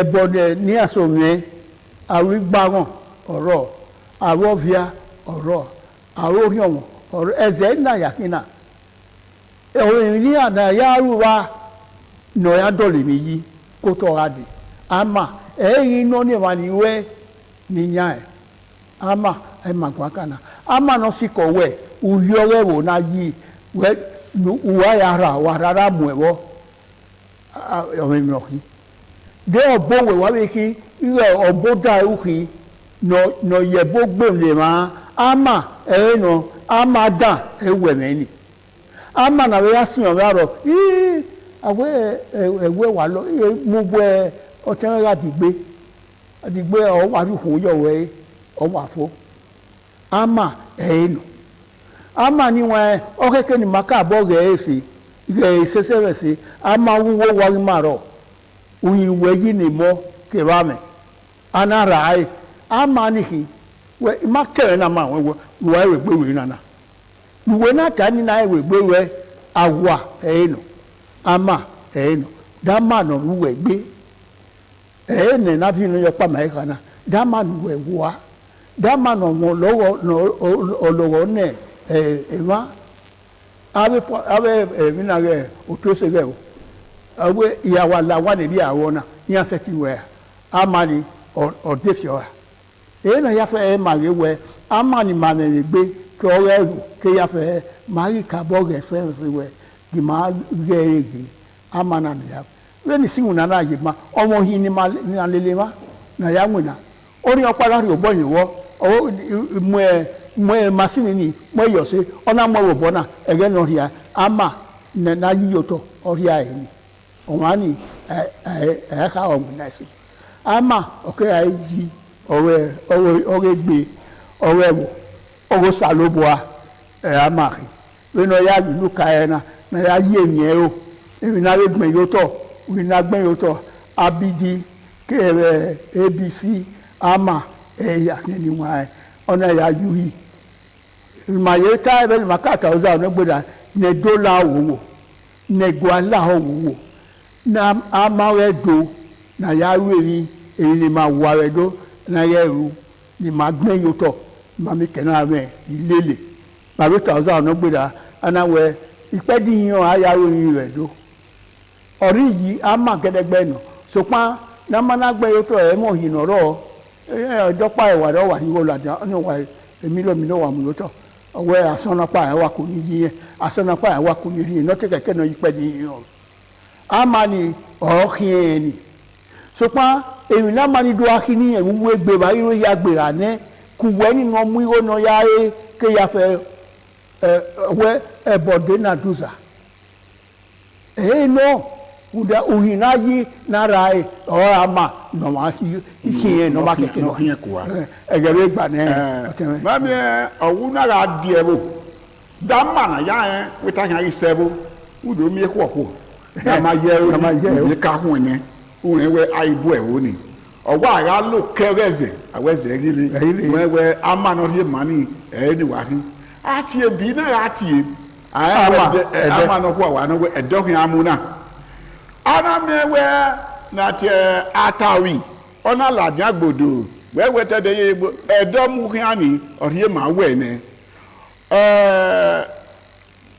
mataredo owo ven ko we ba le gbe o ven na ko we wa san o ra we ame o ga ya hunu e wa buta na ama no kwa orie ma wani avanu hu na ga vanu we wo pa me no kwa e odi ni o do gbigbi lele na ga ituwe wewe esisa esisa oga kin eka wewe no kwa ni egbo won na to ta ro akota wo be wo no me no kwa o filu sana hin awudun bororo awe ama no rie ma we o po won no kwa opa ama o be sunu egbe fin aye we ni so sunu na ama no kwa ni hu do ni wagi ma ya mana hia o ni ma ya lele ni ma re dode oba atokpe ni wa ama ma gwakasi ama owo salobwa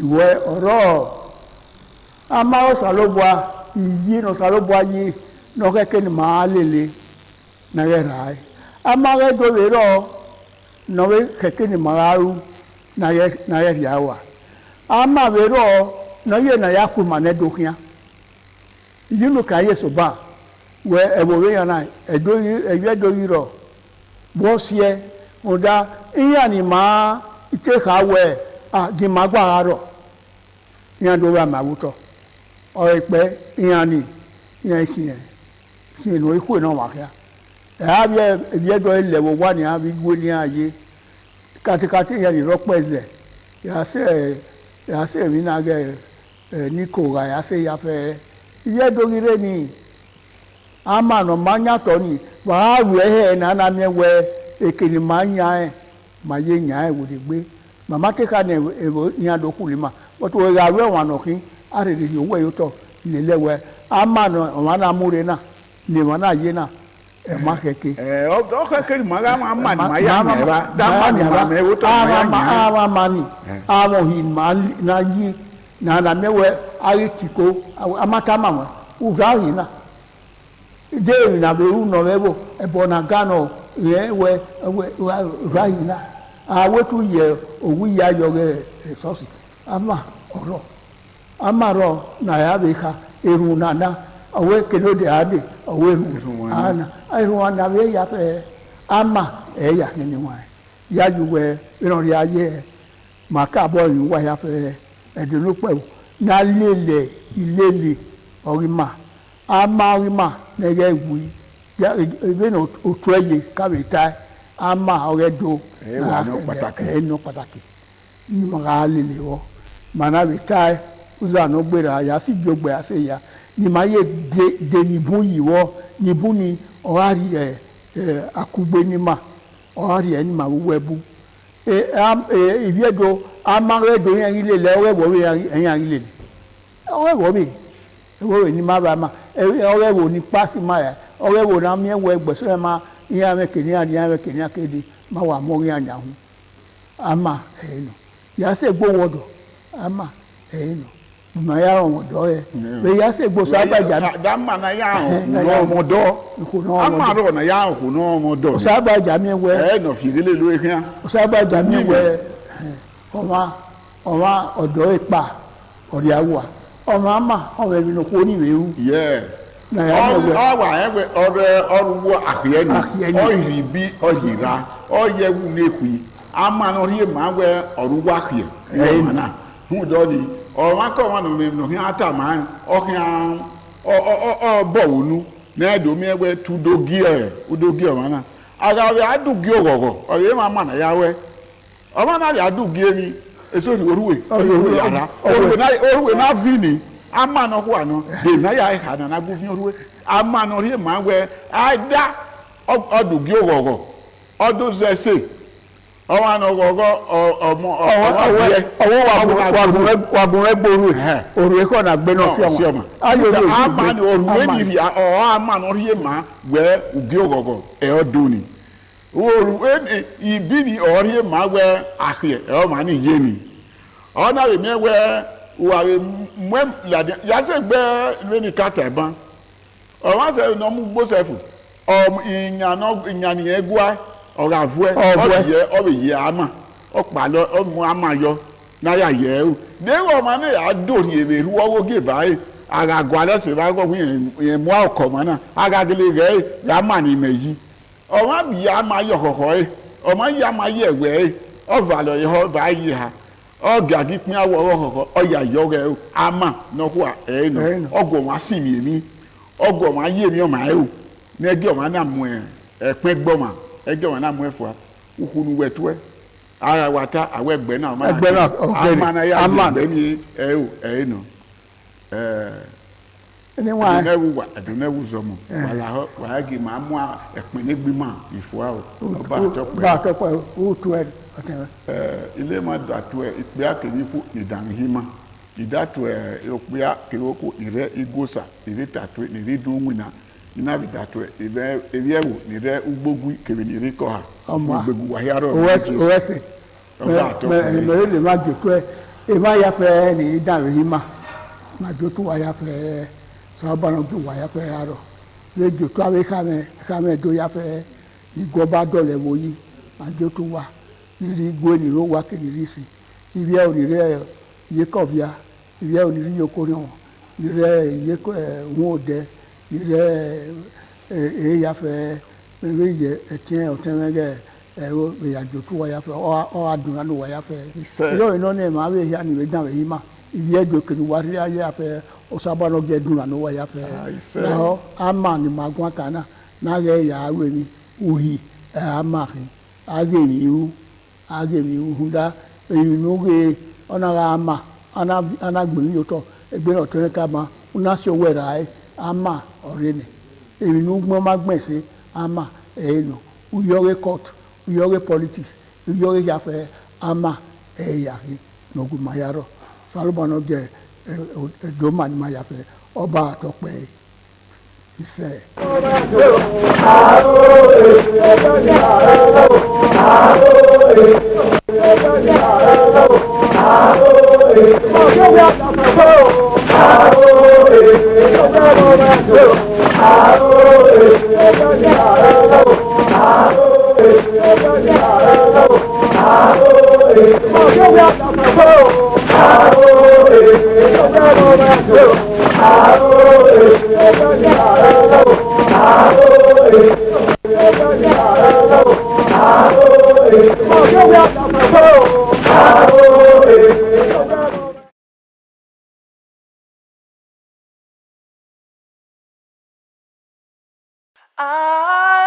ITV, certainly the best.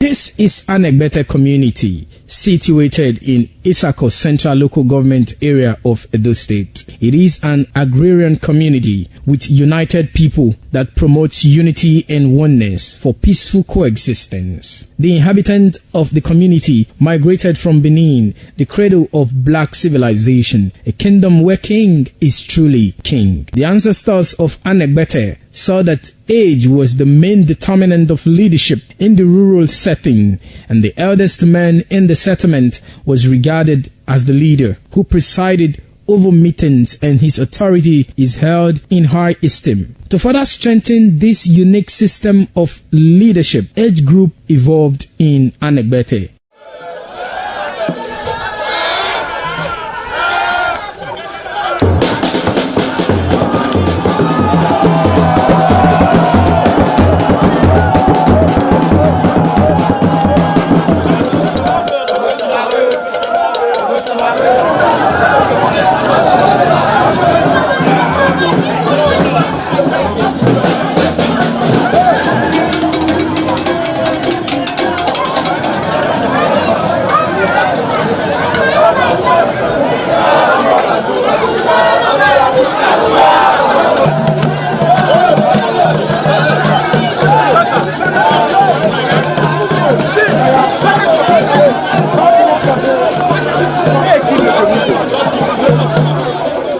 In Anegbete, age group is categorized into two, that is the common and the noble. Anegbete is rich in cultural heritage, as the community at noon saw the commitment of the festival with the first set rolled out in beauty colors to showcase their might and strength, indicating their feet and ready for the responsibilities behold on them. The streets in the community with a feed up of young men and women adorned with the festival. Later, the royal family takes the stage as their children fight out royally and work in the community to showcase their might and fitness.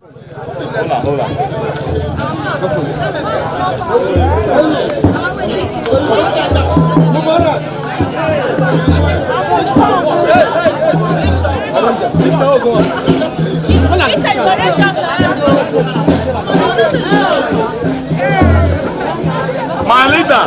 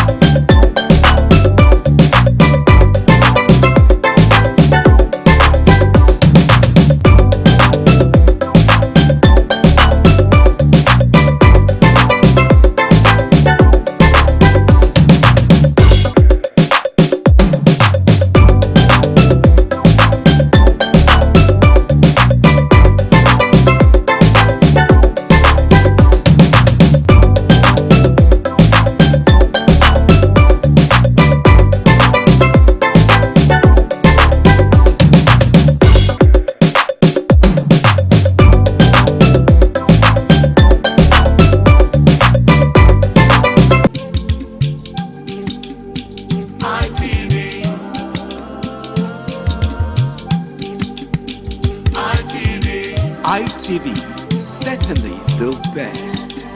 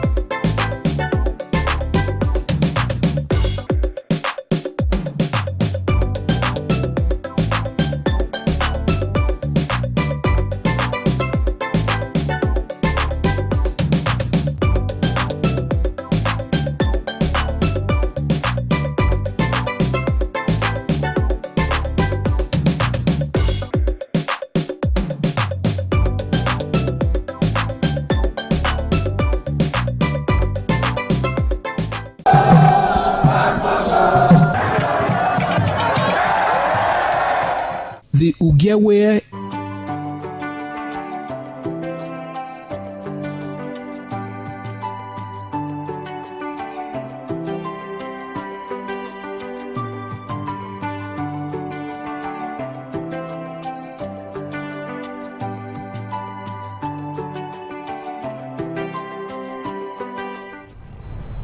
Well, it is always a pleasure to have you join us on yet another amazing episode of Flipside on Independent Television, reaching you live from the city of Benin.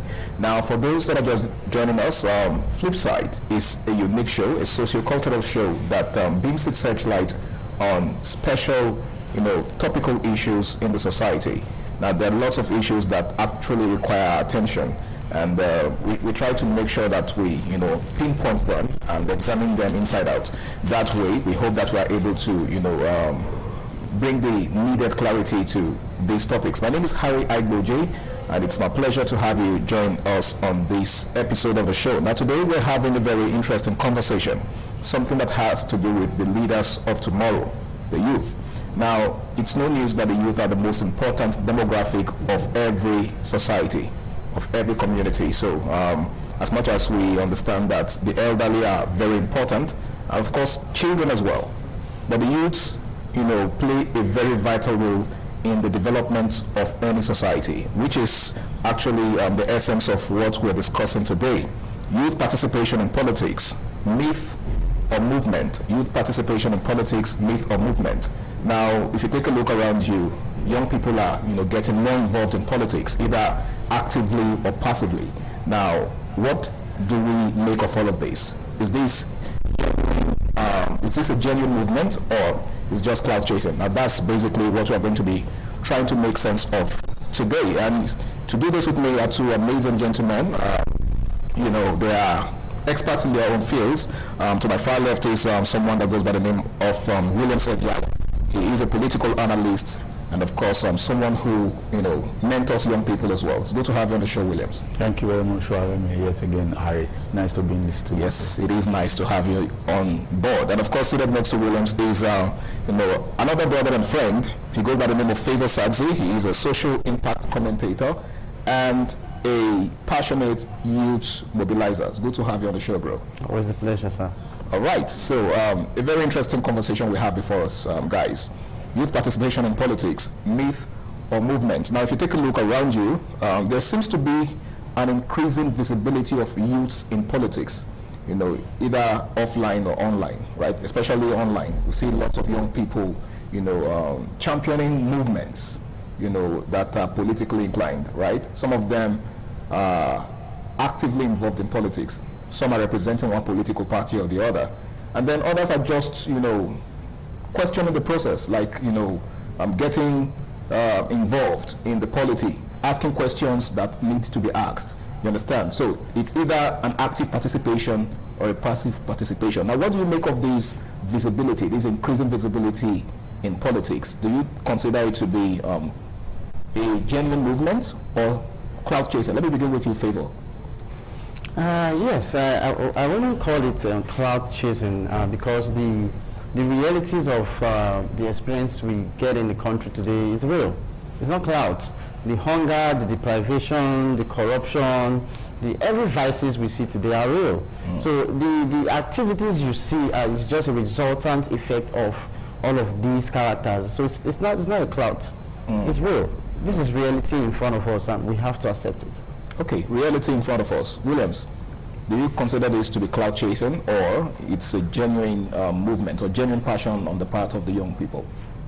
Of course, it's a genuine movement born out of hunger and taste to fix the country, born out of the lackadaisical attitude of our leaders, the mismanagement of funds, the continuous borrowing, and without proper evidence, managing budgets simultaneously, or you can say concurrently, without giving accountability.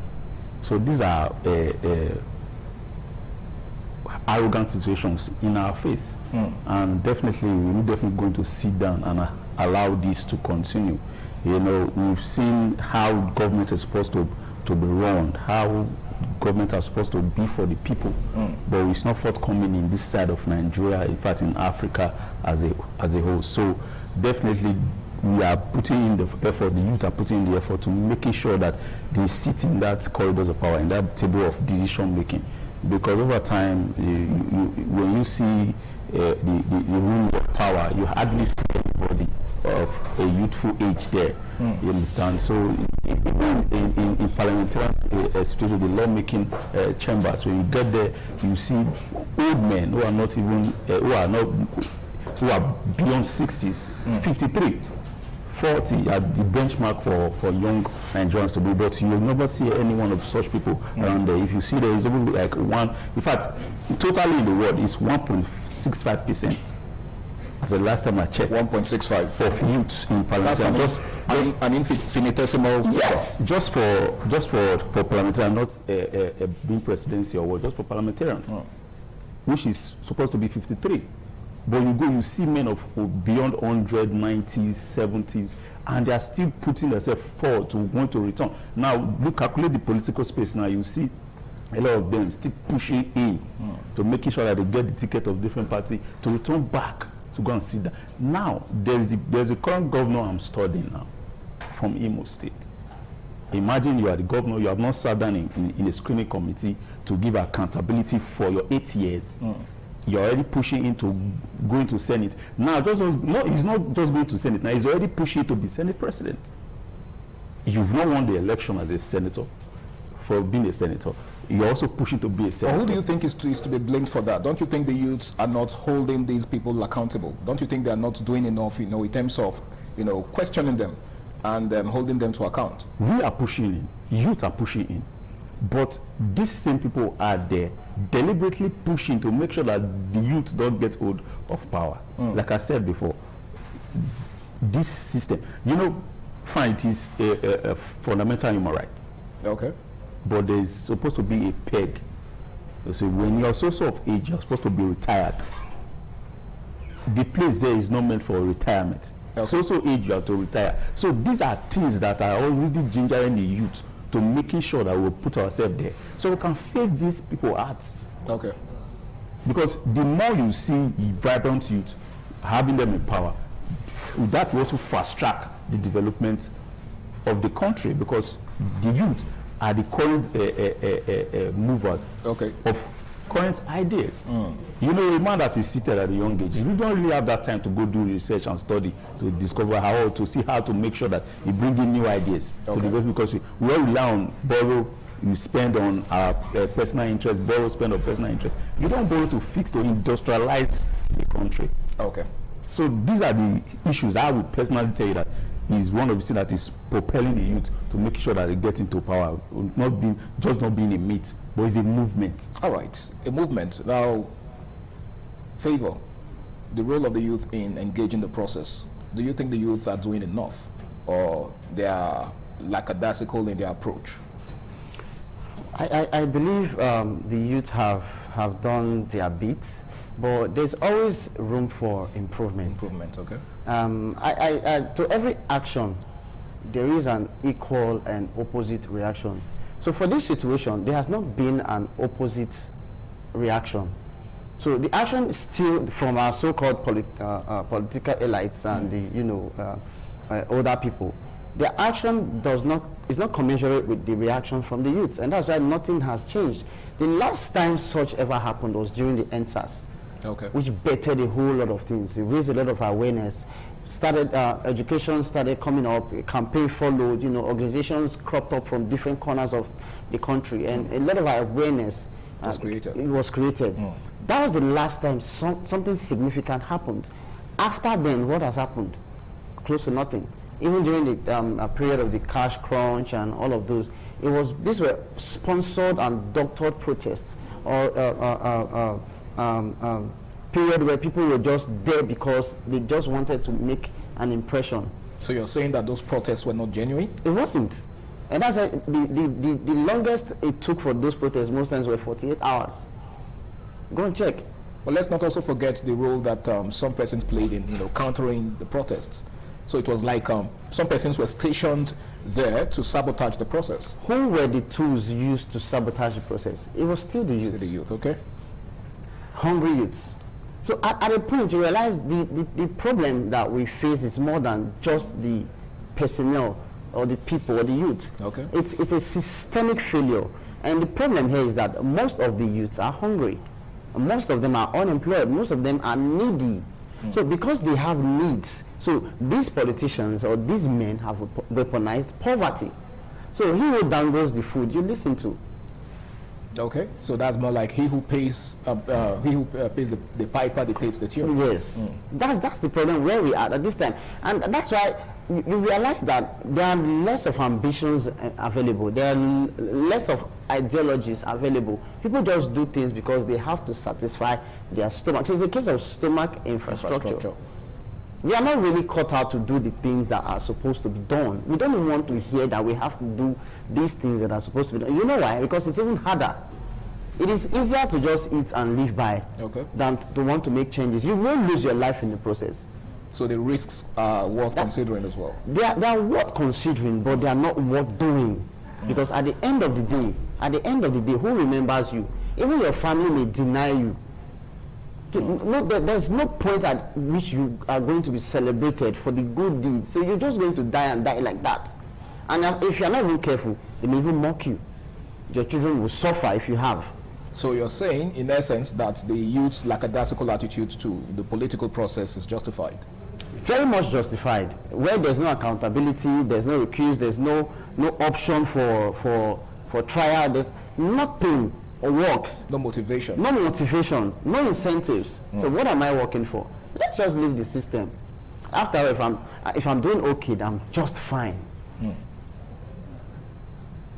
All right, that was a very brilliant analysis. In case you're just joining us, it's still Flipside on Independent Television, and we're taking a look at a very interesting topic, something that has to do with youth participation in politics. Is it a myth or is it a movement? We shall be going on a very important break now. The program continues afterwards. Please stay tuned.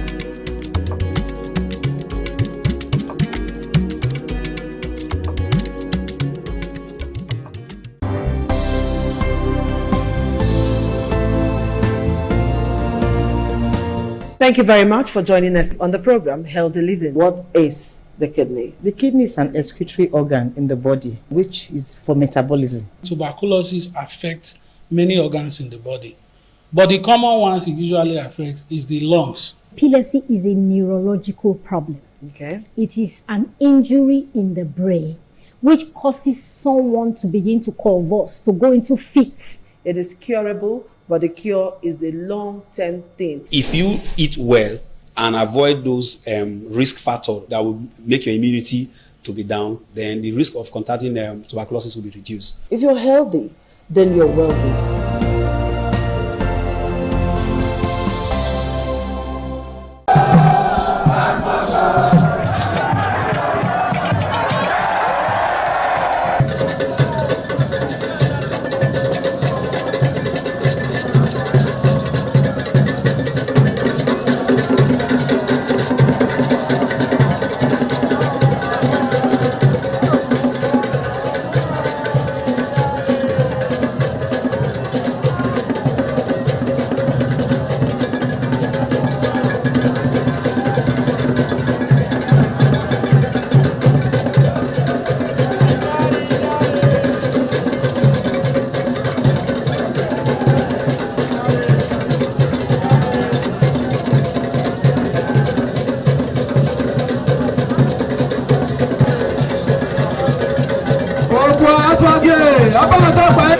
Influenced youth political consciousness in Nigeria, or nothing has changed? Before the EndSARS, I could tell you that the number of youth actively participating in politics were very few. In fact, we look at Kwelu Post of Sowore, who is already close to his 60s. Then, after the EndSARS protest, it was an eye-opener. A revolution. A revolution. A lot of people became interested. A lot of youth became interested in politics. Let's see how to push in individuals who are of that youthful age with that mentality to make sure that we want to fix the country, the system. First of all, it's not about fixing the country. The system itself needs to be fixed. When you fix the system, the country will be fixed. And then for thanks to God, somebody came in the picture as at that time, immediately Peter Obi sprang up. And then he has been there. But today there's one thing about the country. Somebody who is of a good character is hardly being pinpointed or touchlight. So immediately he sprang up and they went through his background. You know, Nigerians are very, very inquisitive. You just need 2-3 seconds and then your details, everything about you. Let me deviate a little. There was this young boy from the north who claimed to be 30 years old, who was trying to push himself into the political. If you just few days after he came up, somebody came on and brought up his voters details and everything, and then he was just a 15 years old boy.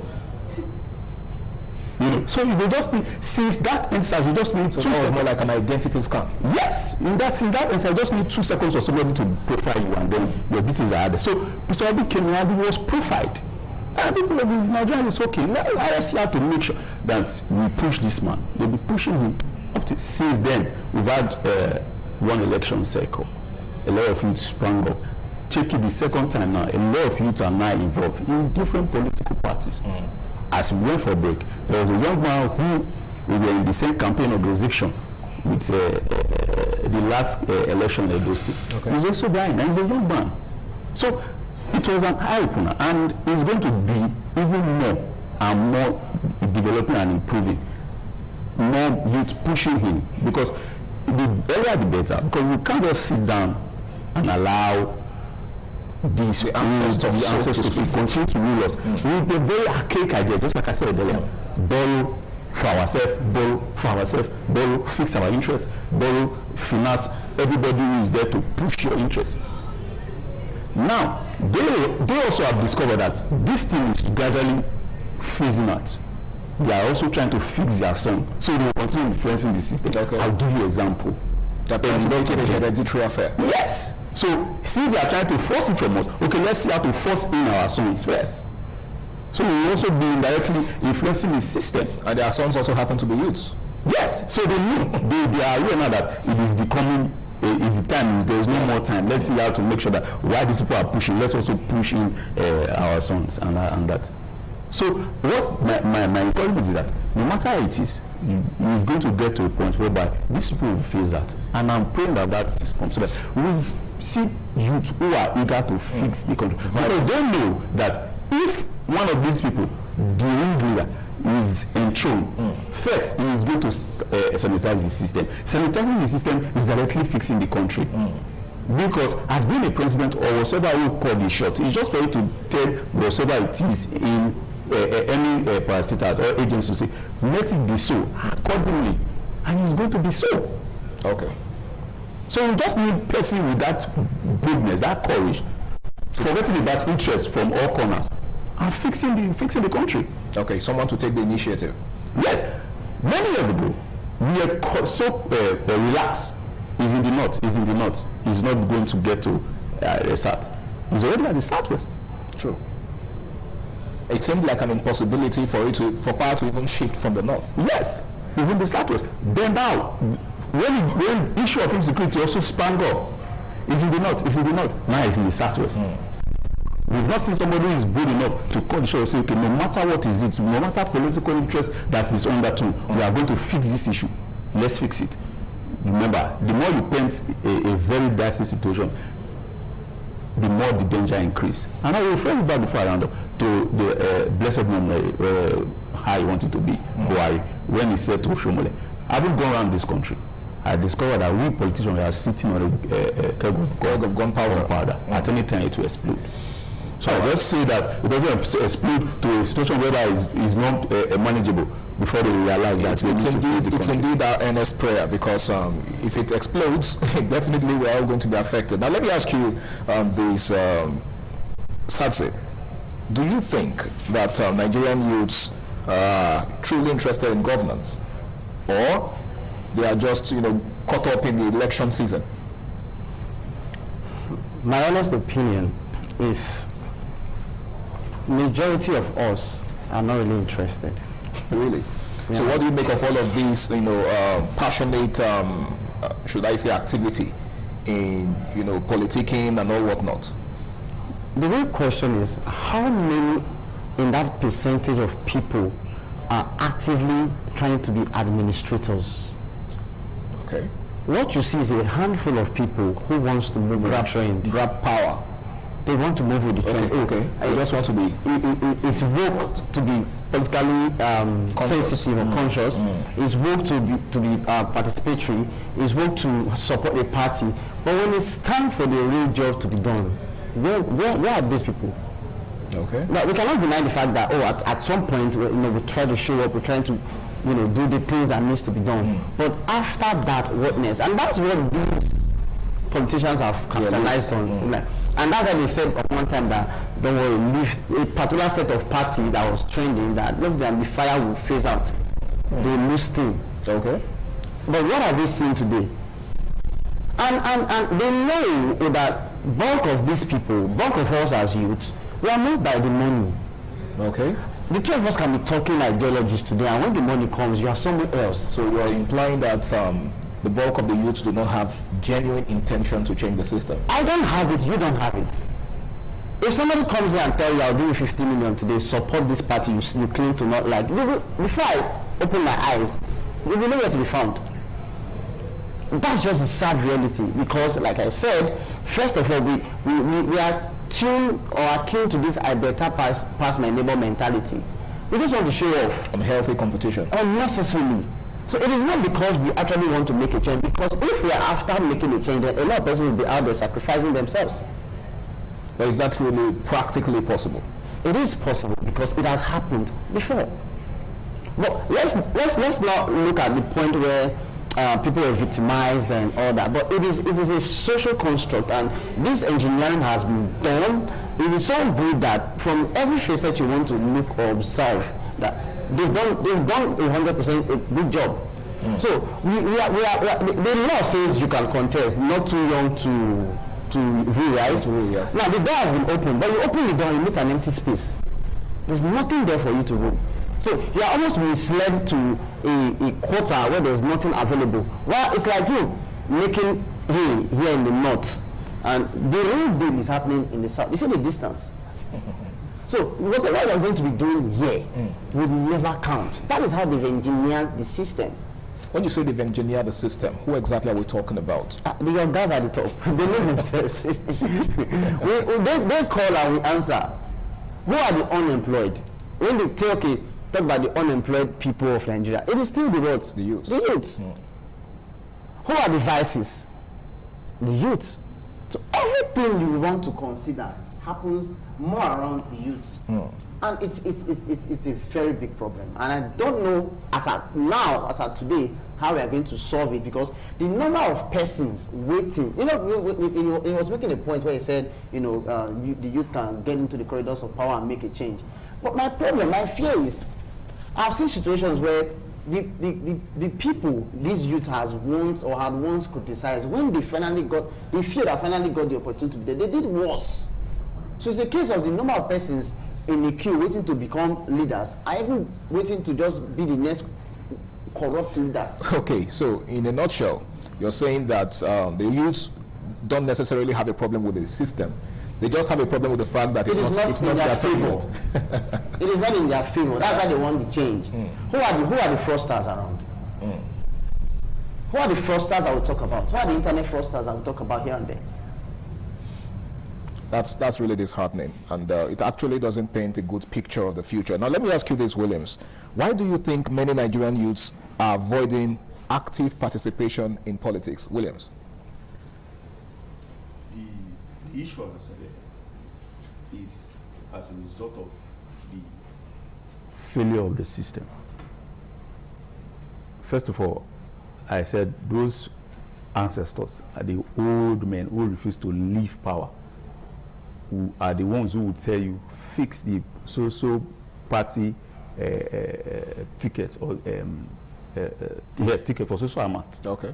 Imagine the presidential is 100 million. You get 200 million, 60 million, 40 million. You understand?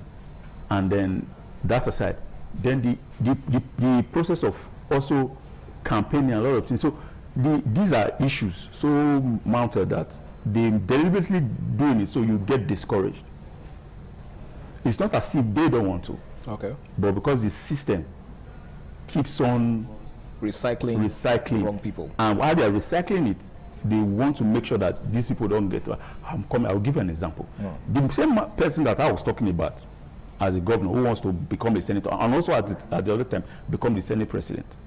Somebody was there. Somebody is there as the Senate president. Immediately, he took some close senators to amend the rules. All right, just hold that thought, Williams. Yes. I know you have a whole lot to say in that regard, but we have to go on a very important break. The program continues right after. Stay tuned.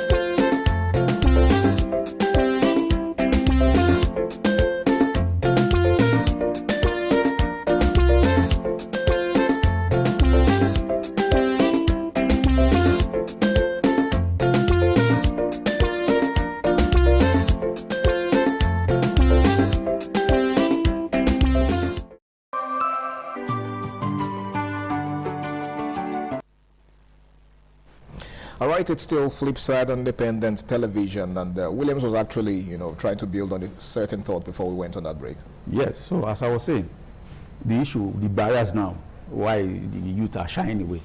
So that's why I was trying to explain the barriers. So now, the governor, having declared interest, he has not finished his tenure, 8 years, he has not finished it as being a governor. So you appear in council, they will screen you, go through all the accountability. So if you have any issue, EFCC will call you, another. He's not done with that. Immunity, he's trying to seek another immunity. So you don't face scrutiny. Yeah. Then, well, whose responsibility is it to, ensure that he's scrutinized before moving on to, the next phase? Is the security agencies, and then after an election cycle, after there's a governor officially elected, so there's not an officially elected governor in your state. Okay, so he's still in charge. So he's still in charge. So there's no reason why you're putting yourself to vie for another position.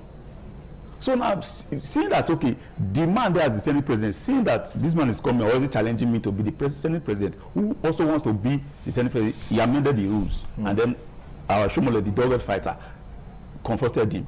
2 days later, and I said, okay, go and reverse the rules. He reversed the rules. These are the issues that they are making sure, systematically and gradually making sure that youth does not get into power. But I will continue to say, no matter how rigorous it is, I will continue to encourage youth. So far as you don't think that you want to be involved, that you said think that you want to get in power, to make sure that you fix the certain section that you are able to fix. Because this country is going to pass through a lot of phase. And the earlier the better the youth gets involved, the good for us. The earlier the better. Because we pass through a lot of phase. Being a political scientist, I've told you, we said it, we sit down and calculate it. The country will pass through different phases. Different situations, different decisions, tough and easy ones will be made. Go and check all developed countries that you're talking about, the various continents you're talking about. They all went through difficult, rigorous situations. A lot of people sacrifice their lives. Just like Favor said. Yes, so we are going to, so for this issue, because it's like this, does not mean that you discourage yourself and say, no, I don't want to get involved. You sit down and continue to complain. You go online with your phone and start saying, why are you borrowing money? You are this old man, that.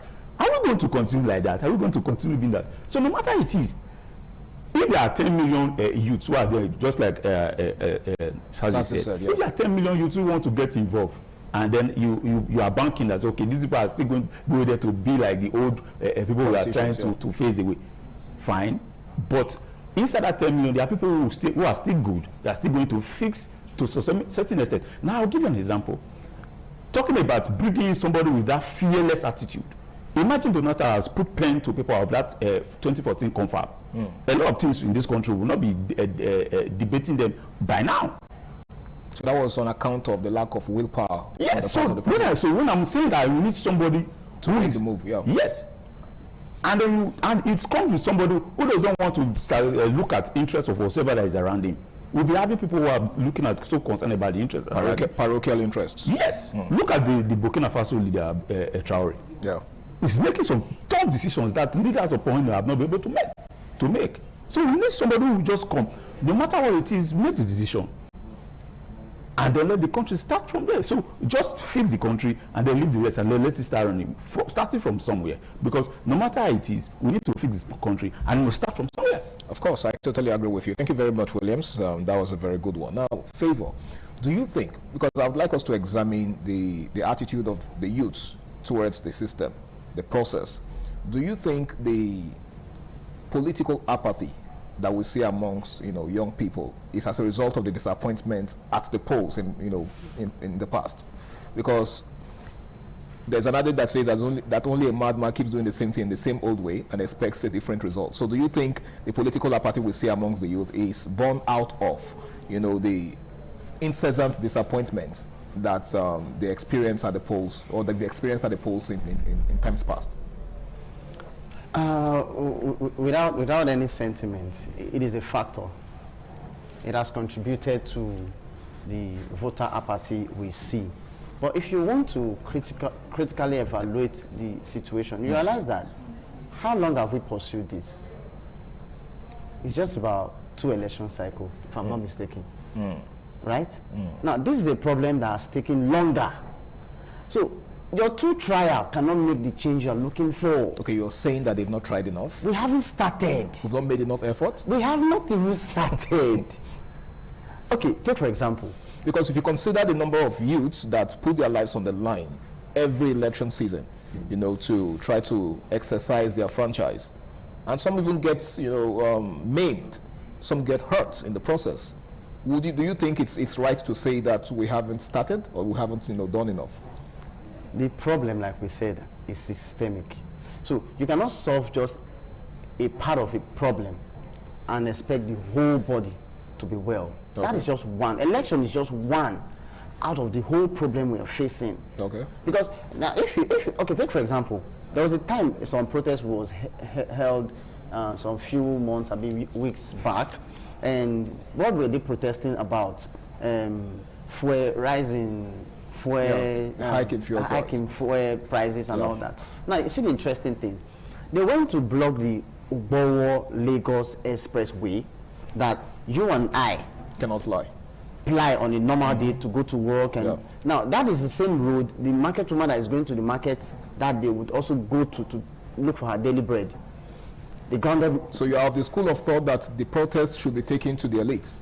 That is it. Because I heard some person say that back then. How do you explain that 2 of us are suffering because that man over there decided to make us suffer?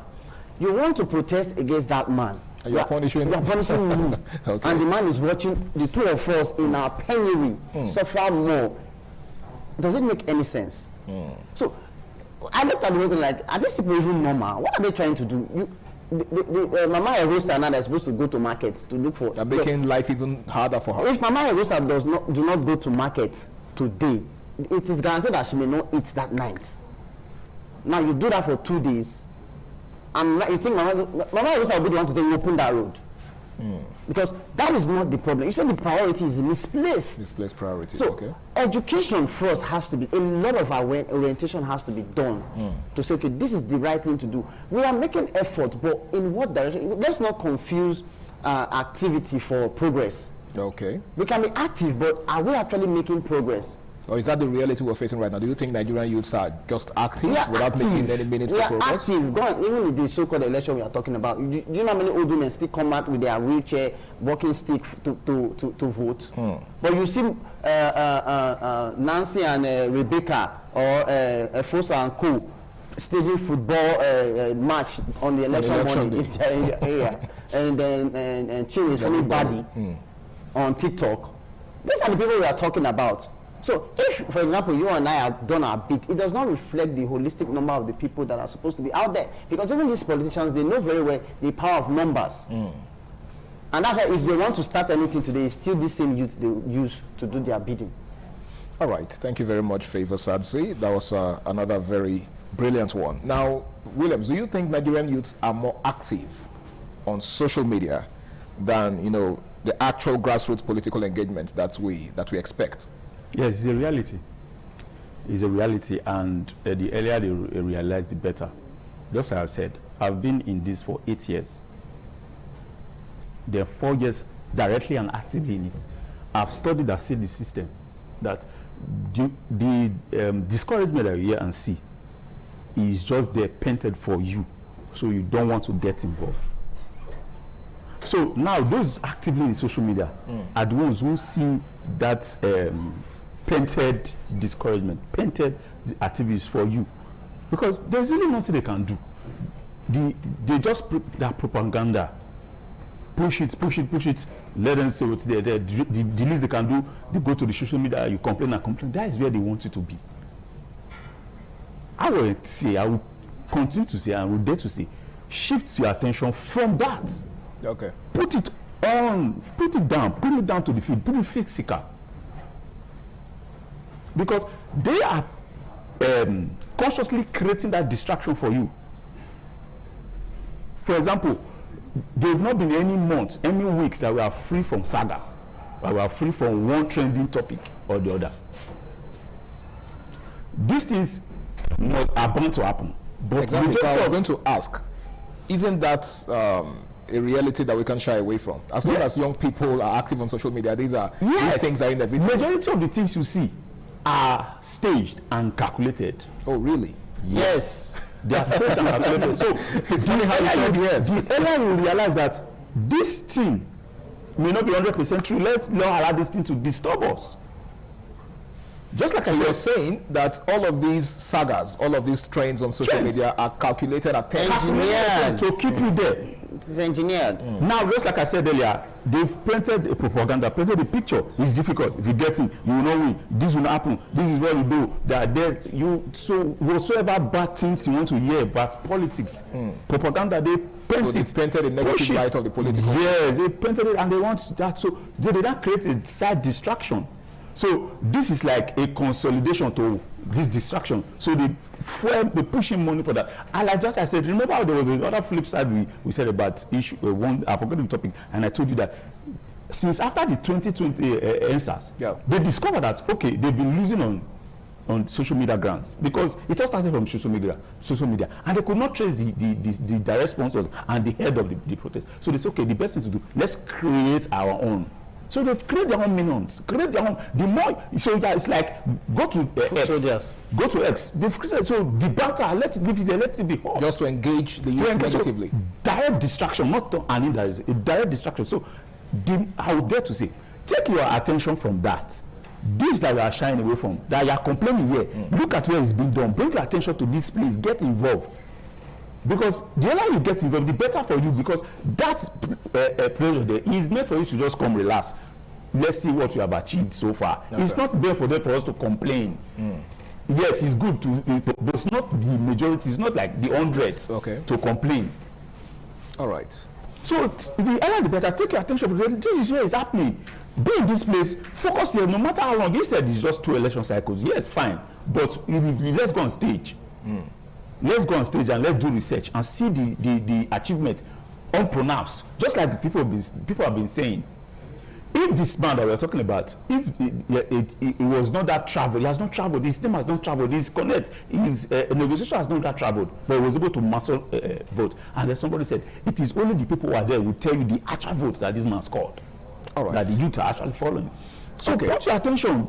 No matter if it's 2 election cycles, let's do before we do 20, before we do 10, before we do 8. Watch it. And the more we achieve, they should also understand that whoever youth that is pushed and you get into access and power, it is not because of your personal interest. It is for the betterment of the people. The masses. Who stay for you. And remember, you will always be there. This social media will be there. You will come back again and you also meet them. All right. Thank you very much, Williams. That was also very interesting. Well, it still flips out on independent television. It's time for our very final break on the show. And when we return, it will be time to wrap things up on the program. Please stay tuned.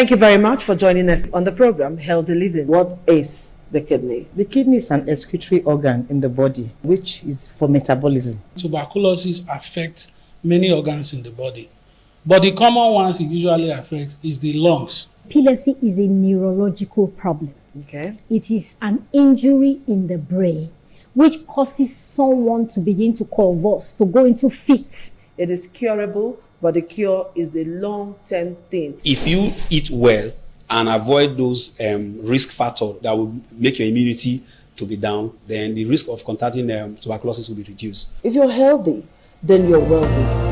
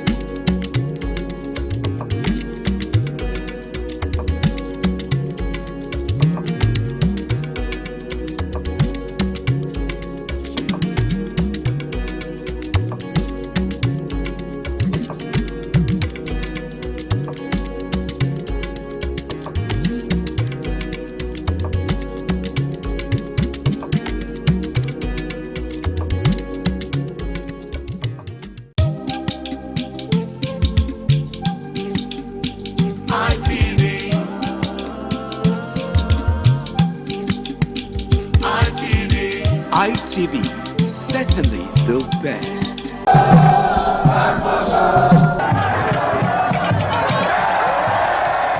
The land of Owa is inhabited by the people with common ancestry, language, religion, economic and socio-political ties. However, irrespective of their subtitle differences in language and culture, they share common traditions. The people are known for their hospitality. Owa traced their origin to Benin Kingdom as a result for a man to find a comfortable place for living.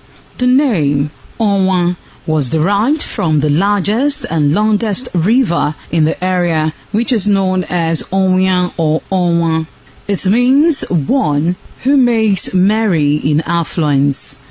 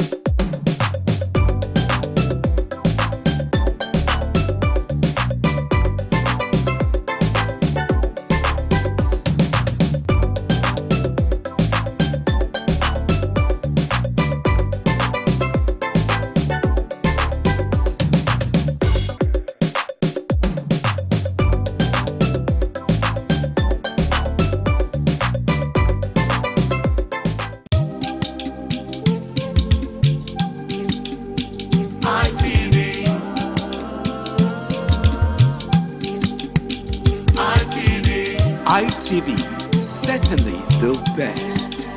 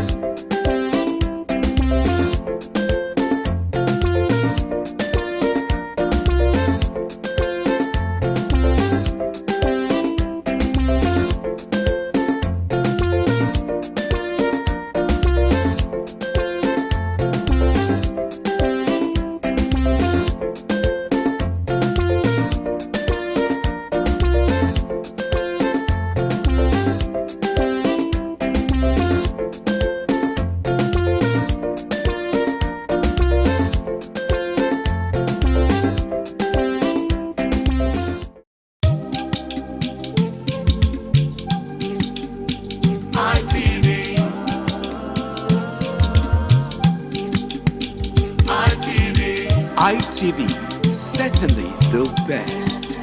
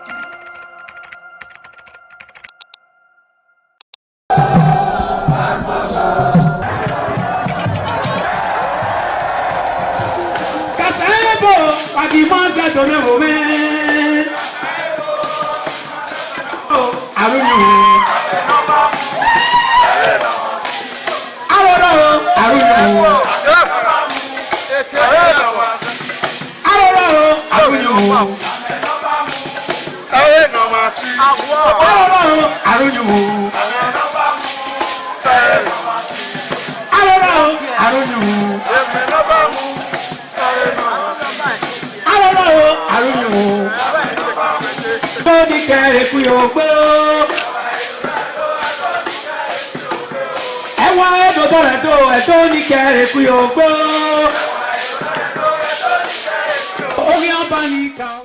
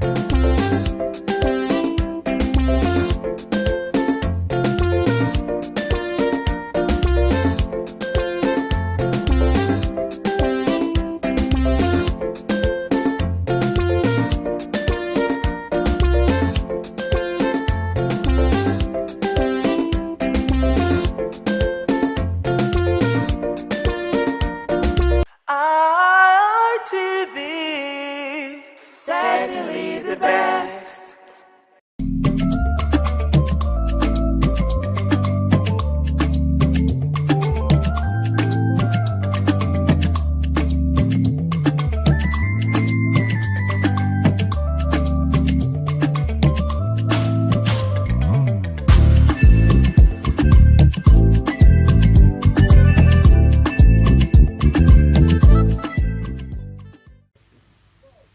Hello and welcome to WIC Women in Conversation, a table where we discuss women, where we talk about issues that concerns women.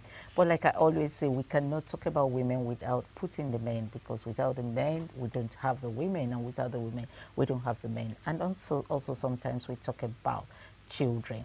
We make this table a family table, actually, where we talk about everything that happens in the family and beyond the family. We'll try to bring in politics once in a while, and I'm sure more of politics will be coming now that we're having the 2027 elections drawing by. I hope my women are ready to talk politics at some point. Anyway, welcome to WIC Women in Conversation. I am Patricia Uremu Gabriels, and with me today to talk about marriage and relationship, I have on my right Princess Edith Madejimosh. Good afternoon. Madam. Anyway, it's good to have you. She is CEO Golden Touch Collection. I have to my left, I have, to my far left, let me start with Ayo Ali Balogu. Ayo Ali Balogu, I mean, as always, thank you so much. Thank you for having me. Yes, and then I have, of course, on my left, I have Mercy. I don't want to call her Messelina. I have Mercy Emmanuel. Mercy Emmanuel is a nurse in the house. Anyway, let's go straight to today's discussion or conversation, if you want to say it. We're going to be talking about marriage and relationship. Marriage and relationship. And I have a lot on marriage and relationship anyways. Let's start with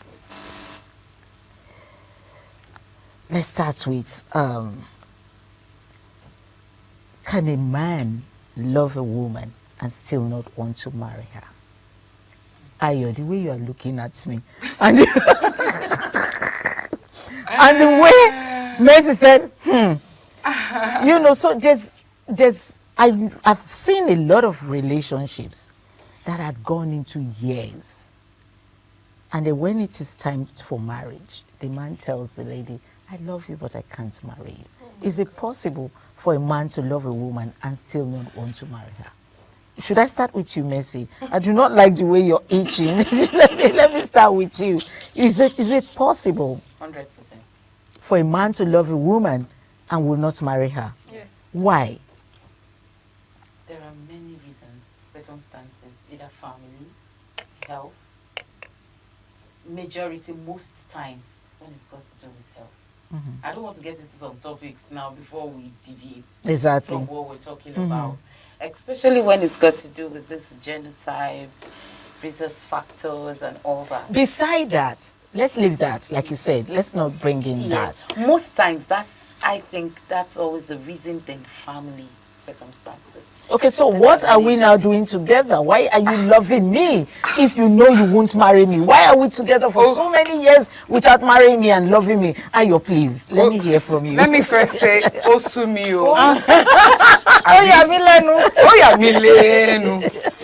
So this is it. So you love me, and you say, we've been together many years, and you say to me, you can't marry me. Two factors here. When you started the relationship, did you make it know what your plans are? Most often, the guy would start off to say, I don't believe in marriage. All right. You understand? I've had someone say to me, I don't believe. He thinks marriage is a scam. Oh. You understand? Oh. And I said to him, this is me, that is what I want. And it was the fact I said to a man that I want marriage does not necessarily mean it has to be with you. Exactly. Yeah, sure. At the end of the day, I could be like, do you understand? Clock it. You know, so if you say you love me and you don't want to marry me, you didn't choose me, you don't love me. I don't think you love me. You're not telling me that you don't love me enough. So you love me as Christ loved the agape love. You have the agape love. But you don't love me to choose me, to want to walk the journey with me, to want to live and let us share our pains, our wins, our struggles together. I don't think you love me. Okay, let me talk. Let me reveal a short story here that I read. You know. And so this lady said, she posted a picture of her, and then she said, this picture reminds her of some years ago. Her ex took her the picture. She went to the mall with her ex to shop for drinks. And the ex was like, oh, you know, I'm having this party and all that. And she said, you didn't tell me. He said, no, it's okay. You don't have to be there. You know, it's a men's affair and all that. She chose all the drinks. She made sure that, okay, you buy this one. This drink is good. This one is good. Men will like this. You know, people will like this drink. And they did the shopping together. They went out to the car park. He took her a picture. He took her a picture. Don't say what I'm thinking. And then, I'm cringing already. And then by the time they got home, he announced to her and said, I'm sorry, all these drinks I bought is for my traditional marriage tomorrow. He's evil. That guy is wicked. And and then she goes like, what do you mean? Traditional marriage to who? And he called the lady he wanted to marry. Wow. So why did you keep me for 6 years? No, keep me for 6 years is minute. And what is the reason? Why would he break up like that? Yes. So, and this man said to her, my mom insists I do not marry a certain tribe. I don't want to mention I it. kept the woman for 6 years. And he's been with her all the while. He knew that his mother said so. That's a different ball game. The manner in which he break the news to the lady is disheartening. That is wickedness. Who does that? Evil. Who does that?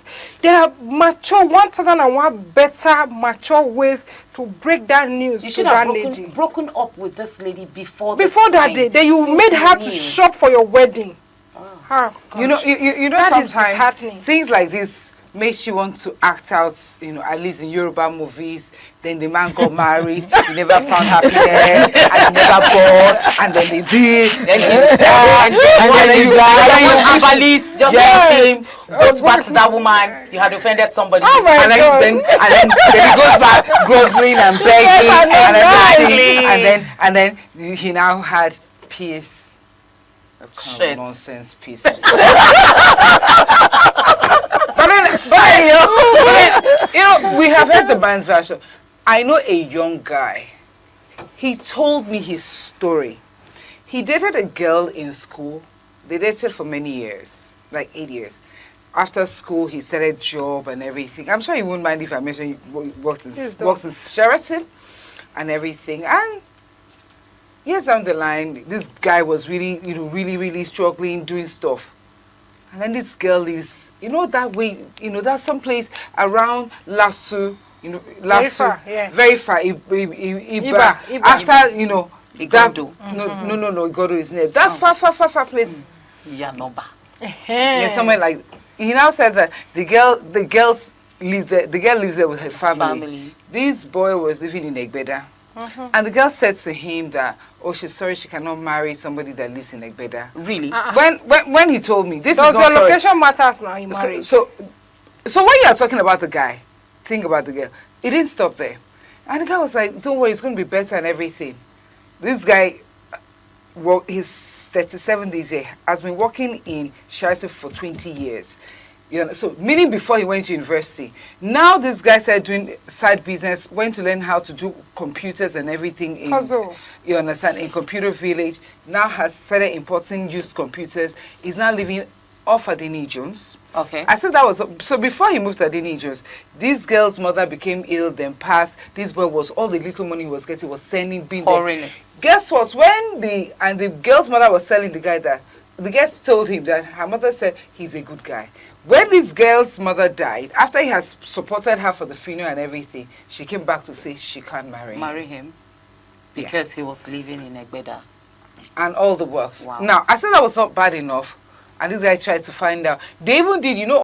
Oh. So this thing is not, it's not peculiar. She has been double dating. Thank you. She has been so double when you dating talk alone. about the men, there are women who are also evil. May God not align us with evil people. Amen. Period. Okay. That's on period. Okay, go so ahead. You see, for a man to just date a lady 1 year, 2 years, you didn't see her as a marriage, what do I call it? Material. The yardage is not enough. I am not ready to sew mini skirts of what is available. Yes. And you see some of these parents, so to say, some of them, I think I've encountered 1 or 2. And some of them are really not nice. They will know they are not going to marry you. Or they see you as someone that is dateable. They can date you. They have no issue with that. So just say, no, cannot marry her. How will you feel? And that was why at the beginning I said that there are circumstances, it's either family or health. I had an experience with a very close friend of mine while I was back then in school. And she's a sickle cell patient. But, and this guy you knew, the family knew. And suddenly, just at rounding up. Oh, they knew she was a sickle cell Sure. patient. And they allowed the relationship. Exactly. And this lady had done about some evacuations for him. Can you imagine? At least I'm very sure of 3. You might do that. And you couldn't stand your ground when your mother said, you know, she's a sickle cell, how will she be pregnant? And you couldn't tell your mother that this lady has been pregnant before. And not once, That's severally. Yeah. I mean, and then suddenly I you know, just come. I'm talking about the mother. And suddenly you just come and you tell him that there's just somebody my mom said I should go on with, and you just let. So I mean, I wonder if men, because most times, honestly, 80% of this thing happens. Women are the victims. Yeah. Yeah, it's very you just painted I agree. a very rare scenario. Mercy, I have a question. So the guy now said, oh, okay, that his mother has another option for, and that he's going for his mother's option. Yeah. Exactly. Tell me, so if he loved the woman, would he go for good? That's exactly. So when I told you that it is not possible. Yes, it's possible. No. See, you may love men have issues. The way we love is not the way Mercy, men love. I agree with Ayo. There is no You way. cannot love a woman and then your mother will come in between. Oh no! So wait, they pressurize you. You will not have your bearing. Some people are mommy's boys. No, I agree. They cannot say no. No, hold especially on. when it comes to do with. But his heart belongs to the other. Hold on a second. Very well. Because the truth is that even with it, he was still coming for this girl. I want to be with you. Let me show you. Let me explain something. Sorry, hold on, darling.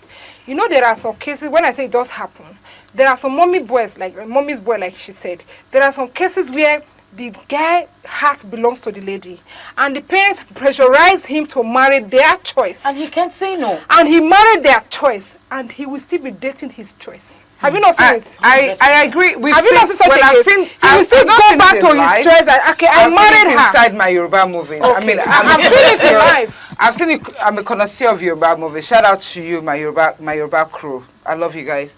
Now, the question is this.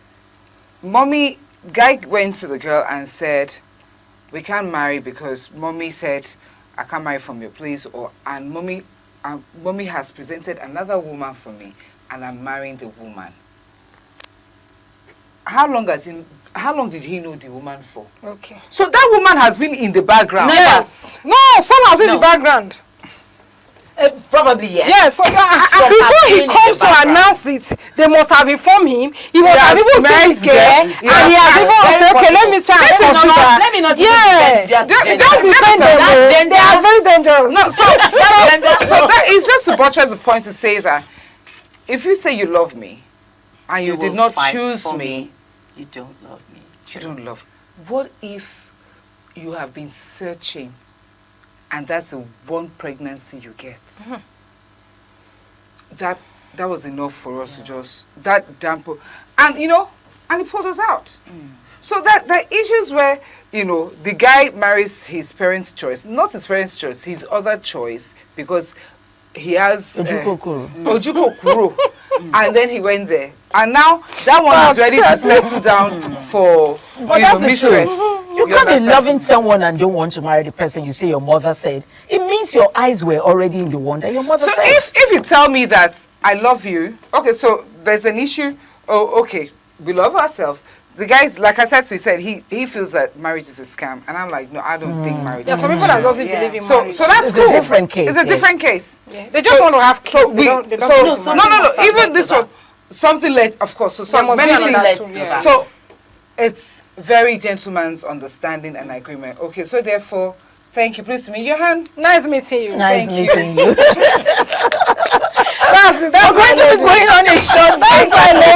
When we continue. You don't have to break it. Oh my God, let's go on a short break. When we come back, we continue. Do you understand? This topic. Let's go on a short break.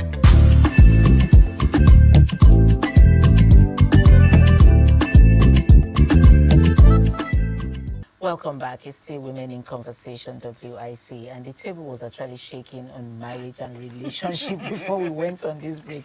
Ayo was just shaking Mercy's hands. Thank you. It's nice meeting you. But anyway, welcome back. Thank you. And it's nice meeting you. Welcome back to the program. We were talking about marriage and relationship. We were dealing with, can a man love a woman and still don't want to marry her? I think we're done with that, because if I leave Ayo will shake everybody's hands here. I have something yes, to say. yeah. You do have something to say. In that okay, regard. please, in that regard, 1 minute. Please. I have a situation where the guy dated the lady, and like I said, the parents were her friend, the lady's friend, that even to the extent if he comes to their son's house and the girl is not around, they will call. I've been to my son's house twice and you are not around. I hope there is no issue. And at times you come. Even when you have issue with your guy, the mother will call me like, my son said, you have not been coming, I'm around, can you come over? What does that tell you? Like, she likes you, she wants you around. Now, the day he goes to tell them, I'm going to marry this lady, this same woman stood up physically and said, you cannot marry her. Why? She's too social. She's too social more than, she's civilized more than you. She will sell you. She will trade you. She can't marry her. And that was her reason. And the son said, but Mom, you always like this lady. You have always told me you like her. How all of a sudden you don't like her? She said she doesn't like her. She went as far as going to the lady's maternal home. Far, traveled all the way to go and inform them that, meet the mother that, please call your daughter to order. I don't want my son to marry her. What will you say, triggered that? Thank you. Just her personal reasons. And this boy went ahead to marry the lady. They tried to pacify them because the father did not support the wife. Do you understand? The father did not support the mother. The mother of the boy. And it's like there was a divided house then. Some of the siblings also supported their brother. Some did not support. Okay, long story cut short, they got married. Because the father said, you cannot choose for him. He's an adult. Let him choose for himself. Nobody choose you for me. I choose you. At a point she bowed low and they married. But it was her. But how is the marriage now? Oh, they've done pact. Because she never You know that threat Oh, she they've made. divorced? Yeah, they have. That threat she made from the. So what I'm trying to bring out from this is this, to my fellow gender. Whenever you have such a scenario, it's a very, very bad red flag. The parents, any of the siblings said they don't want you. Look for shoe. Carry your leg. Carry the second shoe. Run. Because they may pretend, or the guy may prevail on And them. you could even go spiritual. Thank you. The guy may prevail on them to actually, okay, allow him be. You understand? And the guy will succeed. They will marry you. You see that their first word, that word that they said, they don't want you. In their heart of hearts, they don't actually want you. So if you have such a scenario, my sisters, it's a red flag. Carry your shoe, come off for leg. Double your leg. Go. Okay, that is my advice to all Let's ladies. move on. Princess Edith has advised us. So let's move on. Let's talk about the past. Does our past as a woman really affect a man marrying us? Sometimes. And that's why... I don't get that. That is why we must be very careful in the life you live as a young lady or as a woman generally. Because the truth is, past affects the women more than the men. That's just the world in which we're in. Do you understand? Just imagine a lady that has been known to be a prostitute or something like that. And whether you like it or not, there's a president in the world today that the wife was a club lady. People are using it against him, even though he doesn't care. But whether or not, sometimes it affects. But it depends on individuals. You know, I believe love supersedes a lot. It does. Just as the Bible will tell you that love covereth multitude of sin. So it now depends on individual perspective, because there are some people that will tell you, I don't care about your past. I don't even want to hear about it. I'm good with you because I love you. So, but most times it affects, and that's why we must live a very careful life. That's just my point. What's your take on this, Aya? You can see the way I have a smirk on my face. I'm not smiling. To be honest, my past is dependent on your age. It's dependent on your achievements. Whether you do, they will talk. So when they form stories about you, because where the mouth will get to, your legs probably have never even been there. Yeah. So you deny. I denied myself so many enjoyment because of what people would say. You understand? So what about the guy's past? Let me tell you. Everything is. You know, she said it's affected the ladies more than the guys. So I'm not. So what I'm saying I'm narrowing this down to my experience as a 50-year-old woman. You know, maybe for young girls, I'm not saying be wayward or anything. The kind of life that you are going to live beyond marriage. I mean, these are days of internet. You are aspiring to be a leader, whether in the community, in the at work, and all of that. So you should premise your life on certain values. People will talk about you. People will judge you. People do all even that. say things that never happen. That never happen. So people are very good in framing up. So that guy now hears all that manipulative and decides to go. It boils down on the choice you make. Exactly what I just said. The choice of the man that you make. It's all about that. You understand? This is me. So if you're not a strong man, if you're not articulate, if you're not cerebral, what are you coming to do because you have money? You understand? It's not about your money. Okay, when we talk about past, what are we looking at as I past? think moral. I think that is where we should look into. When you're talking about past, it's not just about your achievements. I think when it's got to do with the women, just as I said, it affects the women are the victims. It's the moral aspect of your life. If you're very careful with the kind of life you lived, when growing up, as a young girl, as a young lady, most times morals, because people also bring in, maybe, I'm sorry, I don't know if I'm going to be vulgar, but a lady that was probably a victim of rape, anyone using it against her, I mean, the person is sick. But I mean, if you were, like I said, you were into a wayward life, like a club girl, I don't want to go. think about. I mean, But let me tell you something. You know Nigerians, and I told you that my life was restricted because of what would people say. Now that is why you have a 50-year-old woman going through midlife crisis, wearing, clothes that will only cover her nipple, because she did not do all of that when she was 18, 20, 35, You see what I 40. always advocate for. Say, hold on, princess. The thing is this: morals or not, values. What are your values? You talked about club girl. No, so there are different, because maybe you meant like Ron's girls, strippers, people like that. So there are strippers that you'll be shocked don't sleep around. Yeah. Let me come in there. Yeah. I have a stripper. I know a stripper who is married with 4 children. Yes, it's a job. It's a job. Sign. In this country, yes. Yes, she's not sleeping around. It's Do you a understand? job. Do you get? The husband is comfortable. Yeah, She has a husband. That's and what she 4 does for a children. living. Yes. See, Mercy. No, the one I know is a stripper that has she has a very working relationship. She's not a prostitute. That's it. She doesn't sleep That's around. the same way. And also I'm a dancer. I also know a dancer.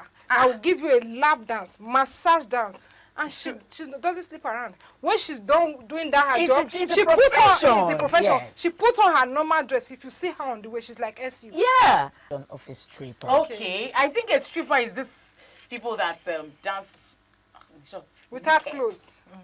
Yeah. So you see the way she's saying it. So let me help you, baby By girl. saying it, don't make her see No, not just naked, baby girl. No. That's make her see Let me hear Ayo's Baby- definition. Can I hear Ayo's definition? Baby girl, Mercy. Yes, Let ma'am. me help you, girl. All right. here. So a stripper is that lady with a zazazu body. Zaga. Now, she's not just going naked. She takes good care of herself. Her skin, yeah. Her skin glows. Her skin is her business. It's her market. Her skin is her business.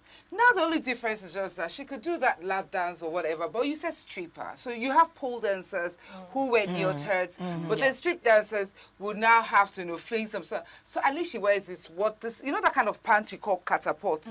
Jet string. Rope. Okay. So she will now wear it for you. They will never go out without the rope. Yes. So they can now wear something very nice and flimsy to cover their bouncy, beautiful boobs. You know that girl that was dragged, some people thought they were going to disgrace her in the aircraft. Yeah. When they dragged the top down. Yeah. And when those orange something I was like, yes. That was exactly what made her trend. Thank you. That was exactly what made her the enemy take care of her body for evil. The Lord turned it around for good. Really. So you need to see how we're scrambling to go and watch that clip. It's a job. You have bankers who sleep around to get gigs. You have lawyers. Like us do it. We heard that we heard that there are very nurses that when they treat me, I don't know, when they treat patients, that they give the patient happy ending. Wow. No, that is masseuse. Not masseuse and massagers. Yeah, masseuse. That one is different. Masseuse do. When I say nurses. Okay, so I've got my shout out to I don't like this. So shout out to my friend. Don't let us deviate. No. Deviate to it is not professional. Stop shouting out and let's talk about. It's not. I'm only putting my point that the fact that you say you feel that a stripper is wayward, I'm saying to you, no. It's possible. Just unfortunately, it's not just a beautiful profession. Unfortunately, it's not just a profession that we should encourage our children to go into. I've just been told that our time is up, but Mercy, let me educate you a little from what Ayo had said. Strippers are professionals. You can't wake up and say, I want to be a stripper or a pole dancer. No. You have to be trained for it. What's the last word? Oh, strippers are not wayward.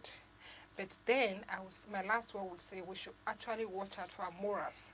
When growing up, watch what you do, watch the company you keep. Because whatever you do now, we set in. The future is your mirror. Yeah, the future is your mirror. Go ahead. Well, maybe I've had some eye-opening, some revelations, deep ones that I've never known. We'll learn every day. Yeah. But my word, especially my gender, is just mind what you do. Because I tell people, I said, your future is showing what's tomorrow.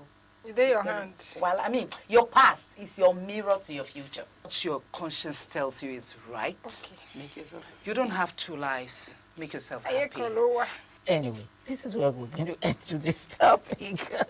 Thank you for joining us again. Thank you for joining us. I am Patricia Uwemu.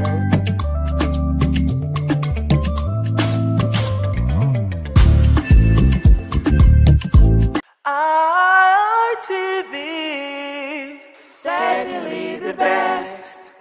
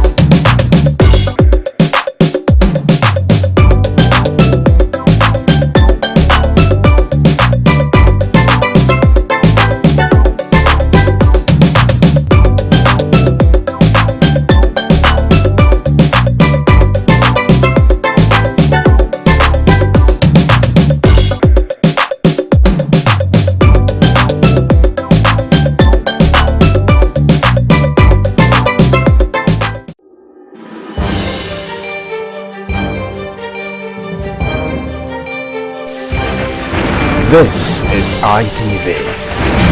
Certainly the best.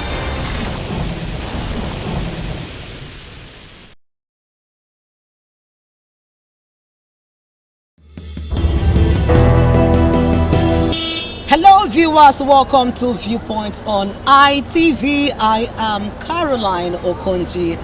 So many issues is currently affecting Nigeria. We're going to be talking about the political aspect of it, the issue of defection by party members, especially when we know that momentums are already being gathered for the 2027 presidential election. Now, talking about defection by party members, let's look at the impact it's going to be having on the presidential election come 2027, especially now that some party members are already being tagged serial defector of their political parties. And so let's go talk to some of our respondents and hear what they have to say and what their reactions will be like. It is Viewpoint on ITV. I am Caroline Okonji. The normal thing actually is you can only defect when there is trouble in your party. But many people since have been moving even when there's no trouble anywhere, and it's like we have allowed it to flow. Especially this time that elections coming, those who do not get nomination in one party want to move immediately to the next party where they can get nomination. I think that's what's causing it. It's not. I think it's because we really don't have strong democracy inside each political party. But with time, all this is iron out. It's a normal thing, I think. Not normal, it's a usual thing. Take, for example, ADC. ADC was very strong, was building up. But Obi has left, they has moved to NDC. People are thinking what happened in Labour Party with the Obedience. will happen in NDC. They're all moving there. That has already affected the balance. But the problem is people are forgetting that obedience is not really as strong as it used to be. Then it was a conglomeration of very angry youths plus very angry church. Now the churches have gone back to their respective churches. The youths, after they introduced the student loan, that broke that, and it can't be as it used to be. But I think that's the reason a lot of people are moving to NDC to see if that kind of revolution will take place. But unfortunately, there is no time. Elections less than 9 months. It's the voters' message. It will not affect because in the past 5 years, voters have actually turned from voting for parties to voting for individuals. So if we know you, even if you go to from OOP to PPO, we will follow you to. That's what's happening with Obi now. People with that revolution think Obi is very popular, which is not true. They think anywhere he goes, there will be a build-up. The reason everybody is moving to NDC is because of Obi. If he comes back now to AGC, I'm sure they will come back with him. So people since have stopped voting for political parties, but voting for individuals. It doesn't matter where they go to, they will follow. I call them political marauders. A situation whereby their political party or the political hemisphere is no longer favorable to them, they tend to continually to maraud, to migrate or decamp to other political parties, to, so to say, to seek for greener pastures, to satisfy their political greed or their political career. Because in Nigeria settings, politicians does not have ideology. The only thing they believe is satisfying their political career. So when party A is no longer favorable to them, will no longer suit their political interests, they tend to move to other political parties which they feel will be more favorable to them. And to me, personally, I don't see them as serious persons, because if you cannot stay in party A to fight for the ideology of that political party and you feel it does not favor your political career, you now move to another political party. I don't take such persons serious. And I wonder how they're continually using that means to manipulate the electorate. They don't know, majority of our electorate don't know that these politicians are not out there to satisfy the interest or to fight for the interest of the masses. Rather, they are only there to satisfy their own interest. To me, it will not have any negative impact on the election, so to say, because there are procedural processes for INEC to conduct the election, and any political party or politician that decamp and do not meet up with those criteria will automatically be disqualified.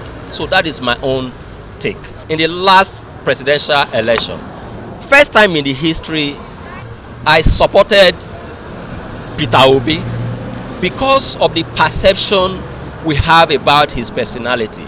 But when he could not hold on to the party that Nigeria projected him through, when he could not stand up to fight for his mandate, personally, I now see him as someone who is not a serious politician and should not be taken serious. If to an election is just 2027 and 2026, you are still looking for a political party you want to decamp to. You are not a serious politician. I don't know if Nigerians see or reason the way I do. So personally, I don't take politicians serious. And those that are decamping from one party to another to seek for greener pastures or to protect their political interests should not as well be taken serious. And I also want to call INEC. There are laid down rules and regulations and procedural processes of decamping from one particular political party to another. It's most especially when there are crises in that political party. Any politician that leaves his political party when there are no crisis or when there is no crisis in such political party should not be allowed or should be disqualified by the INEC when they not meet up the criterion at which he's supposed to decamp. So Nigerians should look forward to politicians who have the interests of people at heart, not those that jump or decamp from one particular, political party to another to suit their political philosophy. We are aware of the defection from our own party. Let me speak on that because that is what I know. To other party like this new party, NDDC, NDC.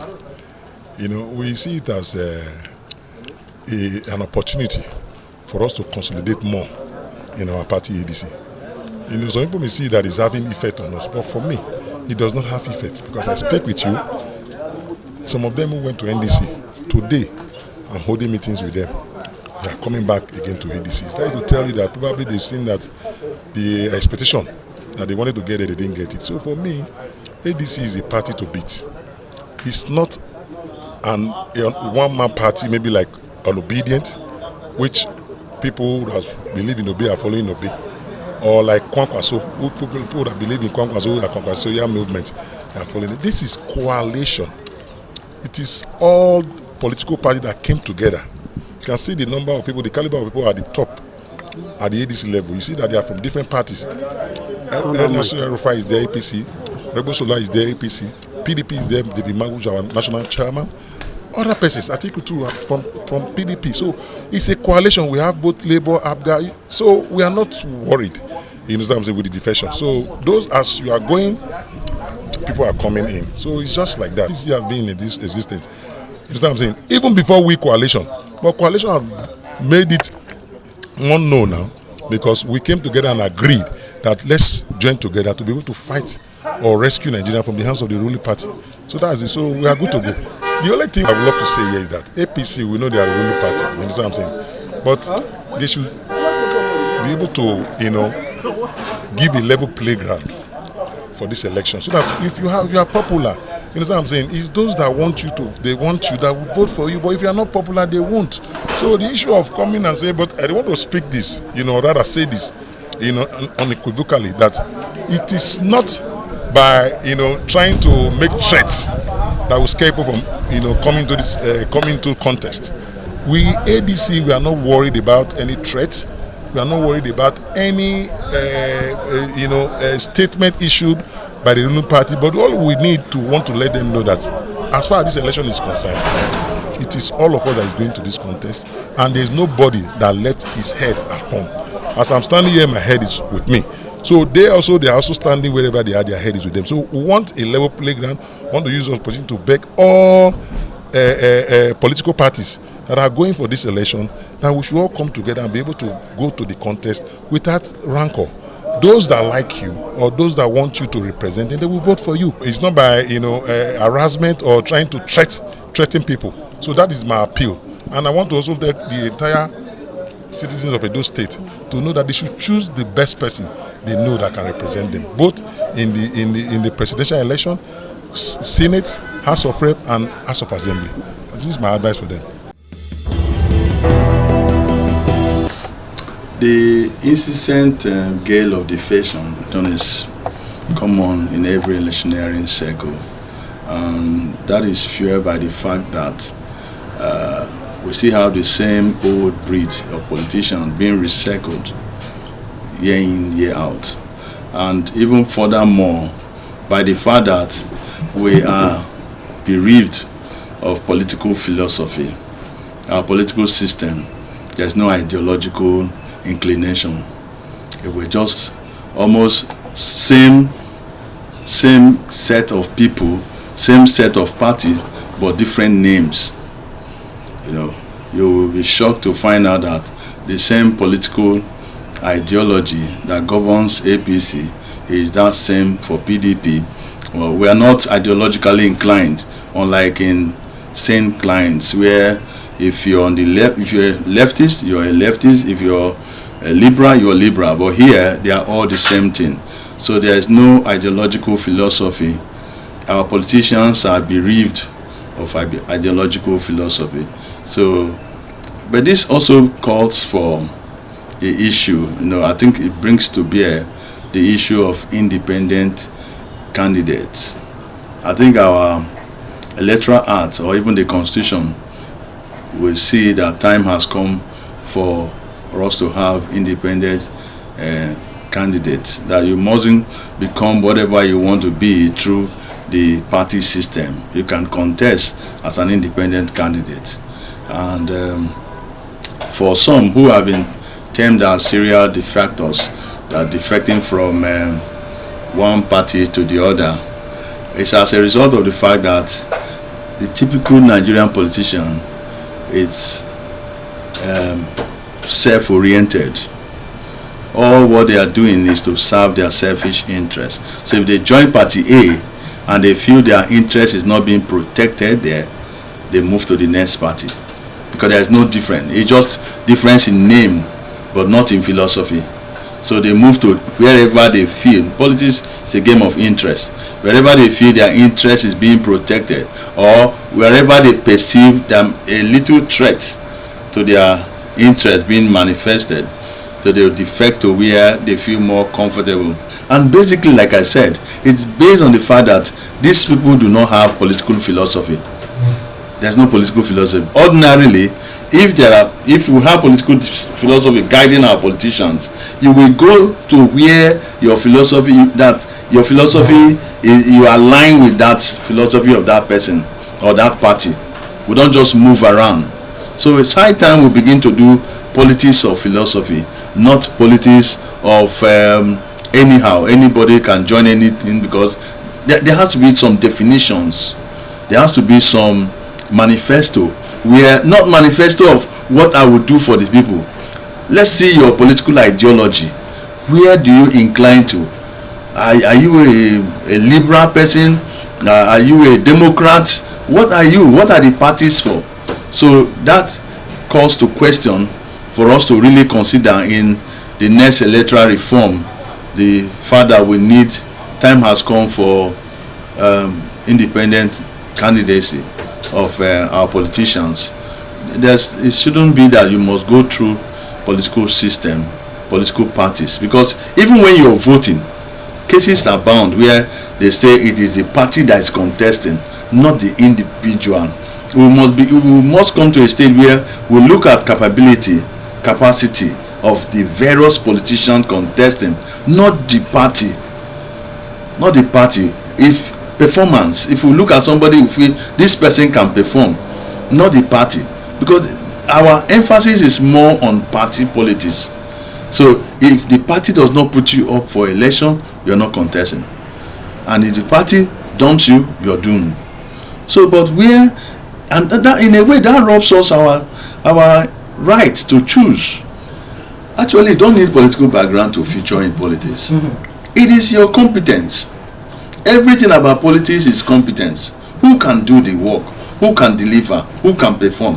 The only thing we are going to have if we practice independent candidacy or individual candidacy is there will be influx of people. Every Tom, Dick and Harry want to, maybe like usually in our Nigeria, let it be that it was once a presidential aspirant, so that will be in your CV. There's nothing we don't add in our CV. When you are introducing the person, once presidential, 2027 presidential aspirant. So that's a CV for us. But there's also a way, we must also fashion out a way to curtail that. But by and large, the focus of that will be on competence, on who is capable, who can deliver, not really by party. People are actually moving, cross-carpeting from one party to the other today. All these things are happening because of interest, because people are looking for opportunity where they can get their dreams or aspirations come to pass. It's all over. People are moving into from A to B, C to D, because they want to fulfill their aspiration. The most important thing is that the party that can take you to where you are going, because party is a vehicle that will take your aspiration to where you are going. That's the reason why you are seeing this movement to affect the forthcoming election, because politics is a game of numbers and it's a game of interest. And if the candidates at the end of the day, after the screening from various parties that stand with their dreams, then the people will definitely vote the candidate of their church, which will definitely affect. Nigeria political parties are just a group of people who associate to grab power. They have no desire for anything other than just being special purpose vehicles for the purpose of getting power at any level. That is why our politicians can move few minutes to elections from party A to party B without remorse. You can imagine that politicians just jump from one party to another, still expecting their supporters to follow them to the next party, believing that they will have votes. I think that laws should be made to check this situation of people going with the ticket of the party that sent them into power. We look at situations where very visible politicians move from party A to party B.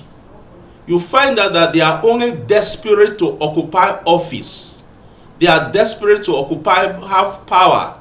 That is the main reason why they are moving from party to party. I condemn this, and I urge Nigerians to take note of such people's character. It shows that they lack character, and such kind of persons should not be voted into office. Defecting from one party to another is as a result of lack of organization. When party is not properly structured, when the political aspirants was not given a level playground for them to prove themselves, where there are consensus, where people do not allow themselves to be voted for, in the sense that party faithful know their choice of candidate they want to choose. But a result of where leaders will just endorse people without not considering the party members. And as a result of that, these are the reasons why people will move from one party A to party B. And that is not really democratic. If you belong to a political party, it's good for that political party, for you to grow that political party, for that political party to come to a limelight. But a situation whereby people defect from one party A to party B, party C, is as a result of interest. When your interest is not being fulfilled, you will look for alternative. That is why people are defecting, and it has a very great impact, negative impact on the electorate, in the sense that they will see that political leader who is contesting that is not faithful, because they are already clamoring, singing your praise in that political party. At the end of the day, you just desert that party for no just cause, and you are telling the public that there is no level play ground for political leaders. It has a very great effect on the electorate, because the electorate will not understand who to vote for. And secondly, they will also see you that you are not a party faithful.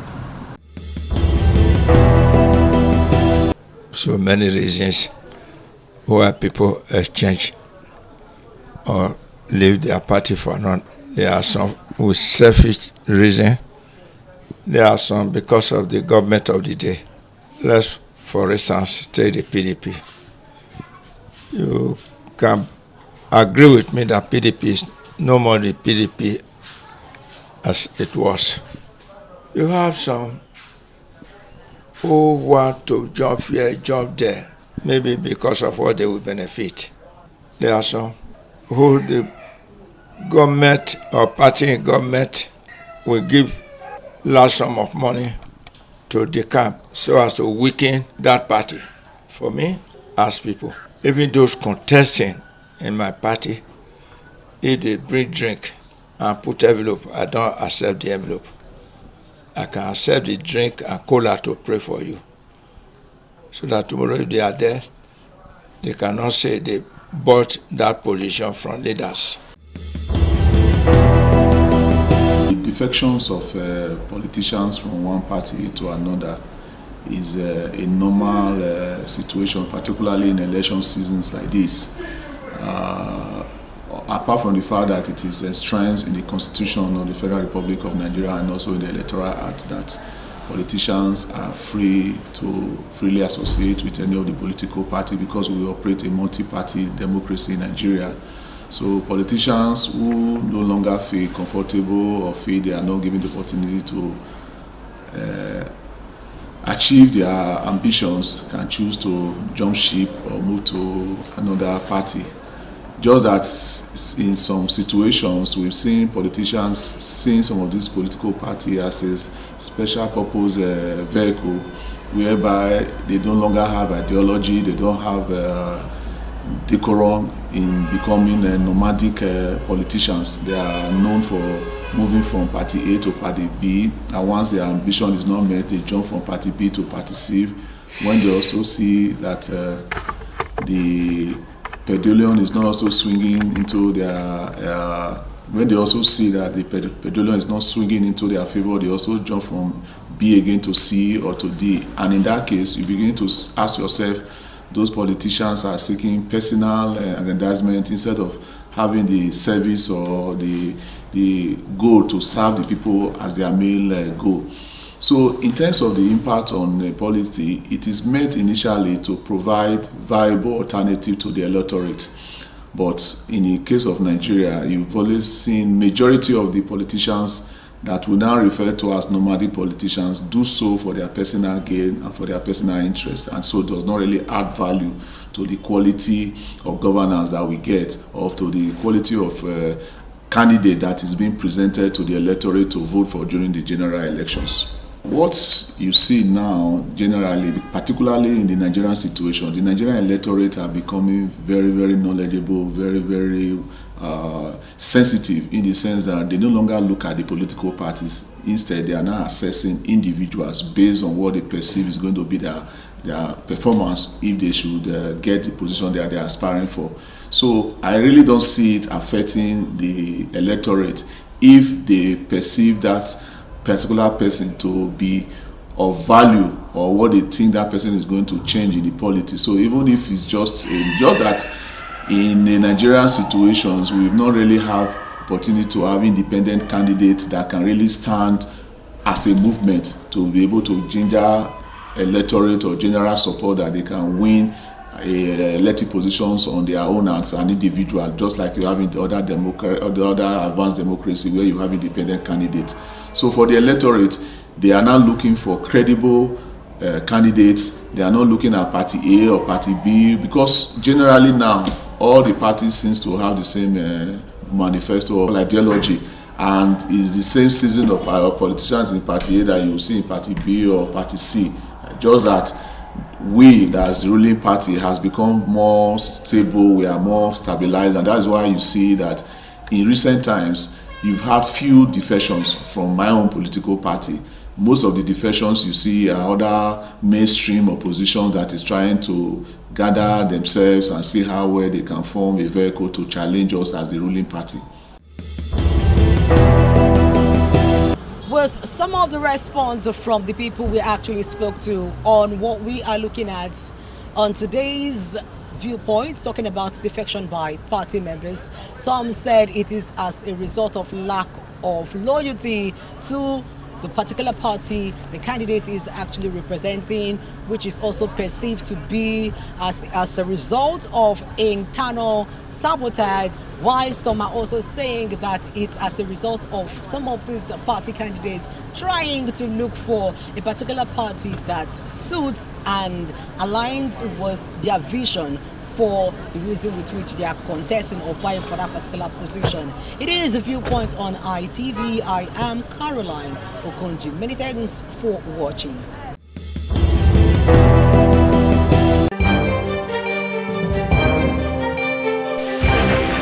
This is ITV. Certainly the best.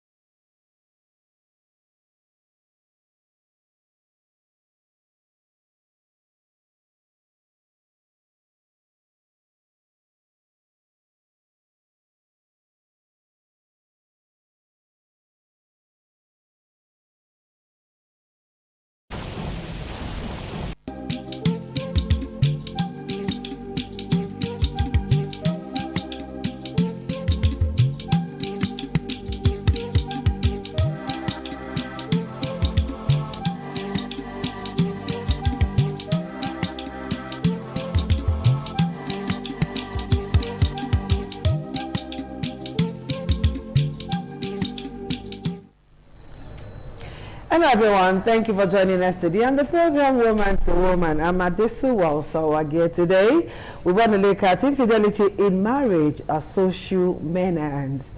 You and I know that infidelity means when one spouse engages in a romantic or sexual relationship outside marriage, and it is becoming very, very alarming. And some have said the economic situation in the country is one of the reasons why women engage in, extramarital affairs, infidelity. And of course, so many children are turning out not to be the children of the supposed father or husband, as the case may be. And our focus today is why it is a social menace now. When you look at it from the social menace angle, the focus shifts from just the couple to the ripple effect it has on families. It's not just what it will create or the problem it will create for the couples. We're looking at the ripple effect, how it affects society at large, not just the children, everybody. All right, so we want to look at this critically this afternoon. Joining me here in the studio is Dorcas Onogan. She's a PR consultant and, of course, a team coach, and she doubles as a counselor too. Dorcas, you're the smile. I'm so happy to have you join us in the studio today. Thank you. Thank you. And we're expecting Favor Eniye, who is a medical practitioner and also a marriage counselor. We're waiting for her to join us via Zoom. Is Favor with us yet?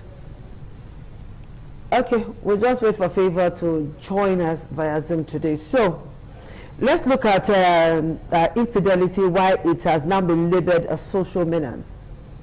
Why do we see it as a social menace now? If fidelity, as it is the case is a situation whereby we're going to be focusing on the women. Yes, so whereby it's woman to woman. The day of men they come, we'll bring them. A woman decide to leave her marital and matrimonial home to consent to sexual activity outside of her marriage. And this is something that has actually affected the marriage, the husband, the children, the family members, and the society it's a long chain at large. Okay. Okay, so women have said that some women do, when caught in the act, will tell you, "Na devil." Some will say, "I was pushed." Others will say, "I was deceived." There's one thing or two things that usually makes them to go into adultery or infidelity, as the case may be. None of them ever own up to say, okay, it's because I want to do it. That's why they're doing it, right? No woman will ever come up to own up. So what do you think is the most common underlying factor driving infidelity amongst women? What do you see as the most common underlying factor that drives infidelity? We cannot really pinpoint anything as the common factors. Not even economic because if situation. you say it's an economic situation, you've also seen women that their husband have provided for them everything, yet you still catch them in this infidelity thing. Maybe with somebody lower than their husband, with their cook, so it's their not. I think and all of that. It's something that is an inbuilt thing. It's an inbuilt thing that money could not replace. That all the provisions of life that they need cannot replace. So they want to go and get that satisfaction outside. It's an thing that nothing else can replace it except they carry out that act that will bring disgrace to them, their family, their husband, and everybody around them. Is it as a result of lack of self-control or what? Because you just said nothing. So, but why would a woman want to? And then when it is only when she's caught that she will now say is let's take a look at it critically. If you say it's an economic crisis, we have seen people that their husband has provided for everything. Everything. Rich men are best they can. They will tell you money is not the problem. sometimes the women are the ones sponsoring this infidelity of a thing. So it's not a question of money. Then you will not tell me somebody because there's no money. If the person does not have that intention in her mind, she wouldn't want to see that as an option to cover up for any lapses they have in their family. Okay. All right, Favor has joined us now. Favor, what's up? Good afternoon. Welcome to Woman to Woman. Good afternoon, how's everything? I'm fine, I'm good. Good afternoon. Hello, Favor. Hello, I'm here with you. Good afternoon. Thank you so much. Thank you for joining us on the show. So I just asked Dorcas a question that what is the most common underlying factor that triggers infidelity in our gender? What do you think is the reason? What is that most common factor that triggers infidelity amongst our gender? Sincerely, my dear sister, just like Dorcas said, I don't think there is any particular factor that sponsors infidelity in women. The factors are multifaceted. It can be due to lack of self-esteem. It can be due to financial issues. It can be due to a lot of things. And then some can just do it out of ignorance. Yeah. So people can go into some of out of ignorance. They'll just carelessly walk into relationships that they were not prepared for. And before you say Jack, they're already in a mess. You know, so that's part of the challenges that they have. I don't think these are major factors because different women come up with different reasons, and these reasons are not reasonable reasons, you know, for going into such an act. Okay, now let's move on. In the course of my research, some women claim that the advent of social media, the advent of dating app, all of that also contributed to the high level of infidelity that we are seeing as society, and more so, and the fact that women do it with reckless abandonment every day, and then they will run it. So let's look at how social media have influenced women, in quotes now, in the business of infidelity. Well, social media, social media as it may be, is just like a market where you go and buy anything. But you only find yourself in the areas of the things you want to buy. That's what social media is to me. There are a lot of things in social media. If you want to become a good person, if you want to build yourself, if you want to upskill yourself, you can get those ones from social media. And then if you want to destroy yourself, if you want to pull down yourself, if you want to render yourself useless, you can also get that from social media. So for somebody to give excuse that social media is the reason why she is involving herself in infidelity, that is a fleeting excuse, because it's a matter of choice. You choose to go to that zone you went through that you think is influencing you negatively. Nobody forced you there. It's a choice. It's a choice. Just like going to the market, if you know you want to buy any kind of meat, goat meat, beef, you go to the shops where they sell those things. That's how social media is also. If you want to upskill yourself, if you want to learn something, if you want to learn skill, you go to those areas. Just like I earlier said, if you want to also destroy yourself, you go to those areas. So, I think social media as the main reason, or advent of social media is the reason why they're doing it. It's something they have already in them. So they all look for avenue to enter there and exploit. So after exploiting it, they've decided to carry out the acts and they are caught in it. They are using that as an excuse.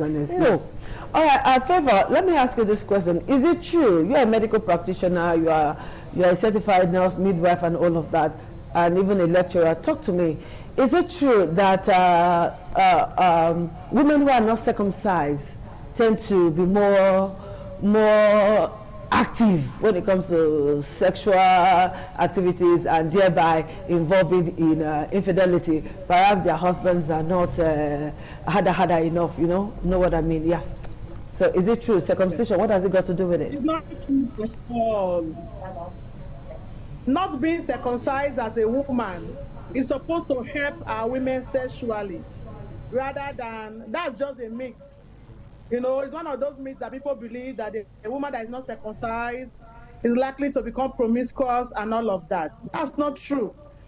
Our young women in Italy that are into or in other areas into these profession.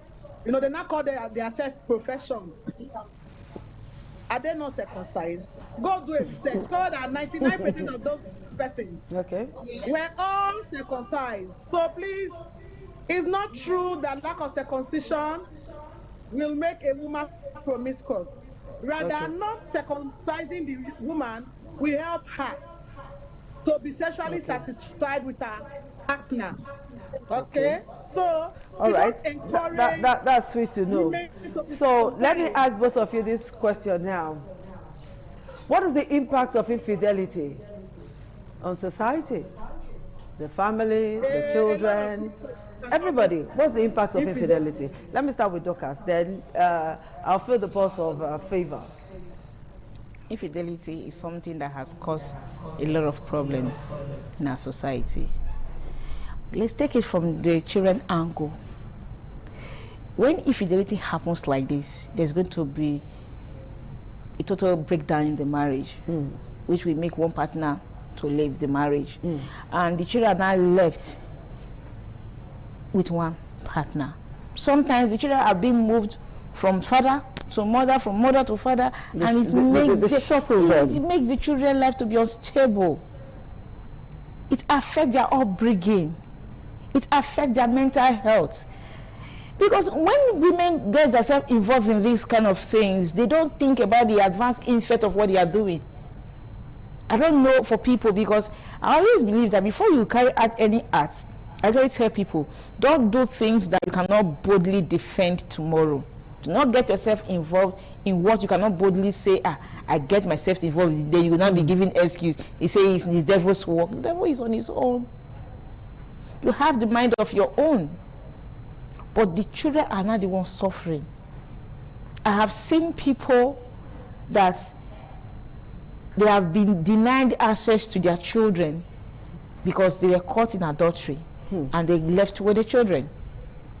Okay, Favor, let's hear from you. What's the impact, negative or positive, of infidelity on society?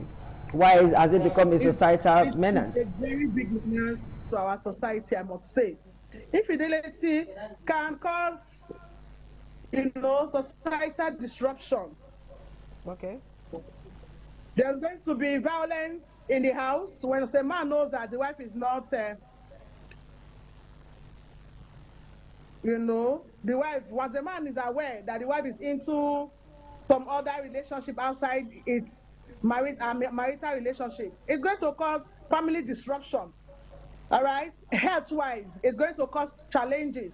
Depression can set in, emotional instability, It can lead to drug addiction.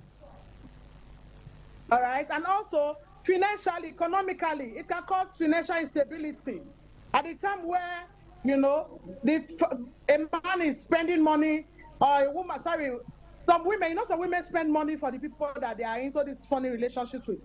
And they start indulging in some other practices and keeping money, thereby bringing about financial instability in their homes and in the society at large. Okay. It can also result to issues of blackmailing issues, where you see people blackmailing themselves. It can result to other vices like kidnapping, resulting to unprecedented deaths of either the man or the woman or even the children in the course of these challenges. So it's not something that we should look at. It's not something that our women should indulge in. It causes too much harm to our society. We shouldn't encourage it at all. Okay, so let's take a very short break. And when we come back, you women will come and tell us the early warning signs, what a man should look out for when say the woman, they do icky. We'll take that break now.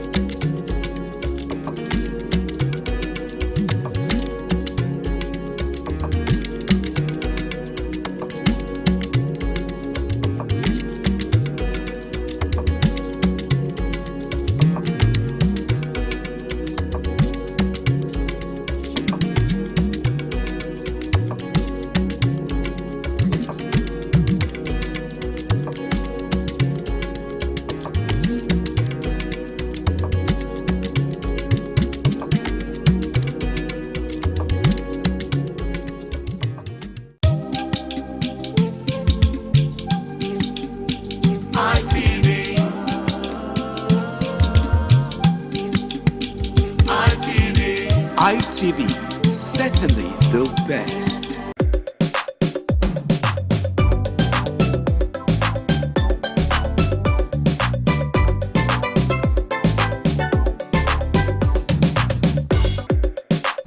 Thank you so much for joining us again on the program Woman to Woman. I'm here in the studio with Doris, while Eneyefavour is with us via online. She's with us online. Okay, there's this question that I really want to ask. You know, when it comes to infidelity, the man is usually the last person to know. The neighbors may know. The co-workers may know. A few family members may know. And then the husband is usually the last person to know. And by the time the husband is knowing, like we say on the street, water don't pass Gary. Now, what are the early signs a man should look out for? Let us help brotherhood. Sisters, please, let's save brotherhood some trouble. What are the early signs a brother should look out for?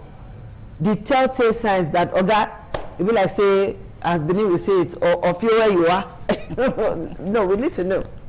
Okay. What are those early signs? Well, there is no particular sign that a man will need to look for, but though there are still some.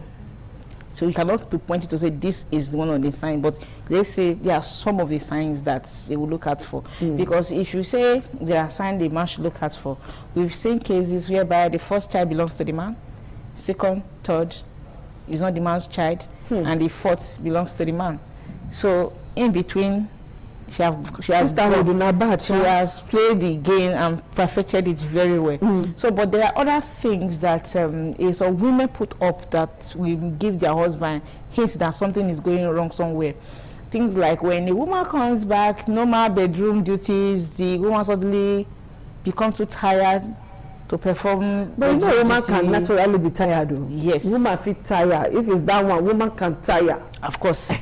But when the excuse is becoming unbecoming, 1 month, 2 months, 3 months, 4 months, 5 months, you should know that something is wrong somewhere, because I've seen somebody that has said that over like a year or so, the wife does not allow him to touch her. At the end of the day, they caught her in adultery, and the man was like, the woman that does not even allow me to touch her. Another somebody is changing the somebody is just, you know. So that's why I say sometimes that one is one of the signs. Okay. You know. So you say that the man suddenly become irritative to the woman.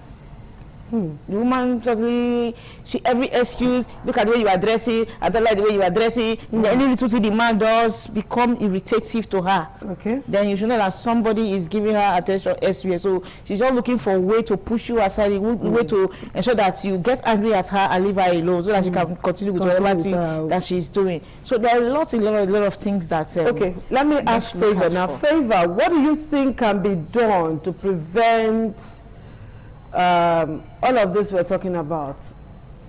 What do you think we can do to prevent infidelity? You are a woman of God, you are a church woman and all of that, and a medical person and a marriage counselor. I beg, when they come to you as a marriage counselor to say, CEO, what advice do you give to like curb infidelity, and can it be curbed? Can it be curbed? Doctor has just said that it's an inbuilt thing. It's like a follow-come for the woman. So can it be curbed? What preventive measures are you going to prefer? It can be curbed. You know, as a woman, don't keep secrets from your spouse. Good communication line between spouses can help in a lot of ways to curb infidelity in marriages.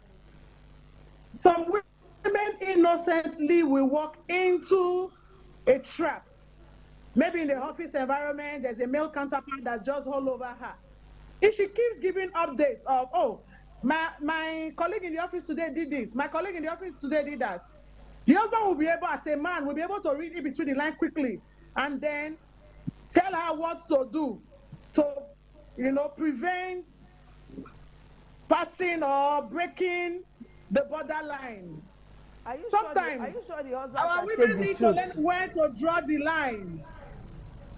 Some people don't know how to draw the line with opposite sex, especially when they are married. That's another big problem that our women have. Outside, whether inside the church, inside the mosque, you know, this infidelity thing is everywhere, in the offices, in our environment. The biggest challenge that our women have is they don't know when to draw the line. When they have good communication lines with their spouses, they are able to draw the line and then wave away some of these things. Then men, try and be there for your spouses. Be emotionally there for your spouses. It's not enough to just drop money and move away. No. What does your wife think? What is your spouse thinking? What does she feel? How does she see things? You know, if you respect your spouse as a man and you give her a place, she's dignified in your home, it will be really very difficult for another man to come into your home or come into our life when you are still alive and you are not dead. So please and please, it's something that we can actually curb in the society. And for a woman, if you discover that you are beginning to have emotional detachment from your husband, you now prefer the company of another male person, there's a problem. That's why there's a danger sign. Don't give it, as you continue to fuel it. Before you say Jack, that woman has fallen. So these are danger signs that the woman should watch out for. If everything you think about is now one Mr. Somebody somewhere, in place of your husband, there's a problem, start watching it. Open up to your spouse, talk about some of these things, and you know, in a short way, then seek counsel. Seek counsel. If you cannot open up to your spouse, there's somebody that you can trust, you know, that you can relate with, and that will counsel you and help you out of that particular predicament. Then stay away from anybody that, you know, triggers your emotion. All right, Favor, thank you so much. Thank you, Favor. So, from what both ladies have said, woman, the ball is in your court. Husband, give your wife money. Pay your wife compliments. Validate your wife. Make your wife the center of your world and all of that. But not be so not talk. Yes. Make your wife your everything. And woman, learn to confide in your husband. When you see that man, a beautiful woman, men must hit on you. But what if he's the woman? Men must hit on you. Know how to draw the borderline. And time is not our friend. If not, we would have talked about women hitting on the men. Women looking for the men that are not looking for them. All right. But the bottom line is this: infidelity destroys a whole lot. Your children, your family, your neighbors, everybody around you. You make society so unbearable for the rest of us. So please, come on hand for waiting no good. Thank you so much, Dorcas, for finding time to be with us. Anyway, Favor, I'm super proud of you. Thank you. We'll see you guys again next week. Bye-bye. All right. Thank you, everyone.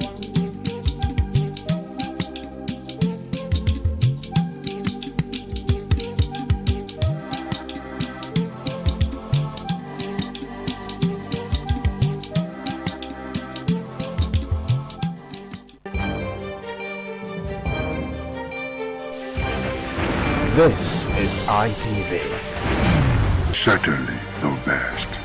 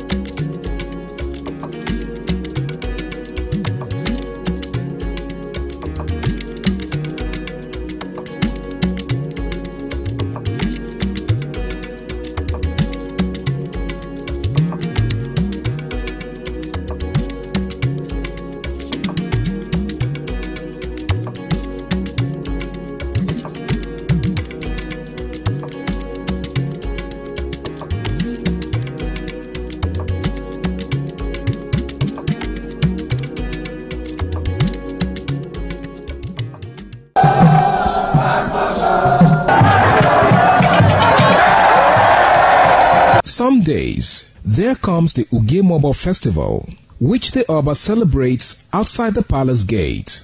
A pavilion is built of red cloth where rites are performed to drive away all evil spirits still unsatisfied by the year's sacrifices. The Mobo Festival is to commemorate an event in Benin history which dates back to 1504 AD.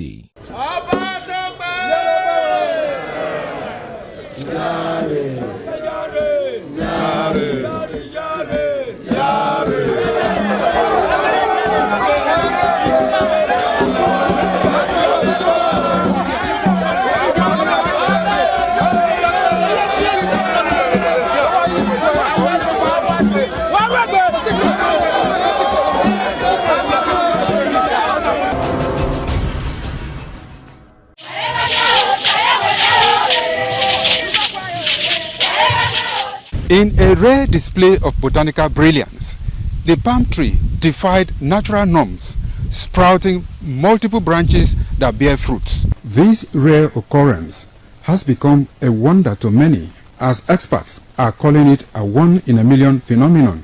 Could this multiple-headed marvel hold secret to agricultural breakthroughs, or is it simply a freak accident of nature?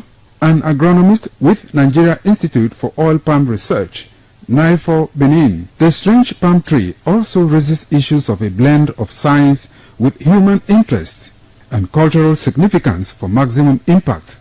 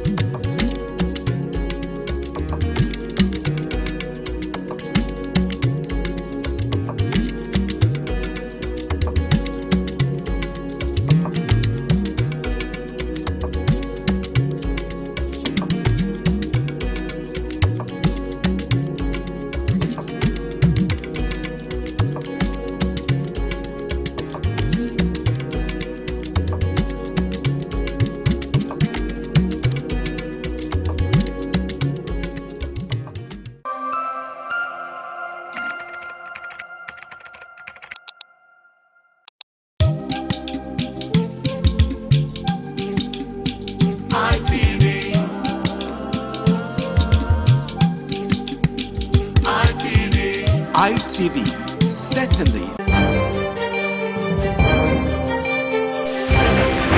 This is ITV. Certainly the best.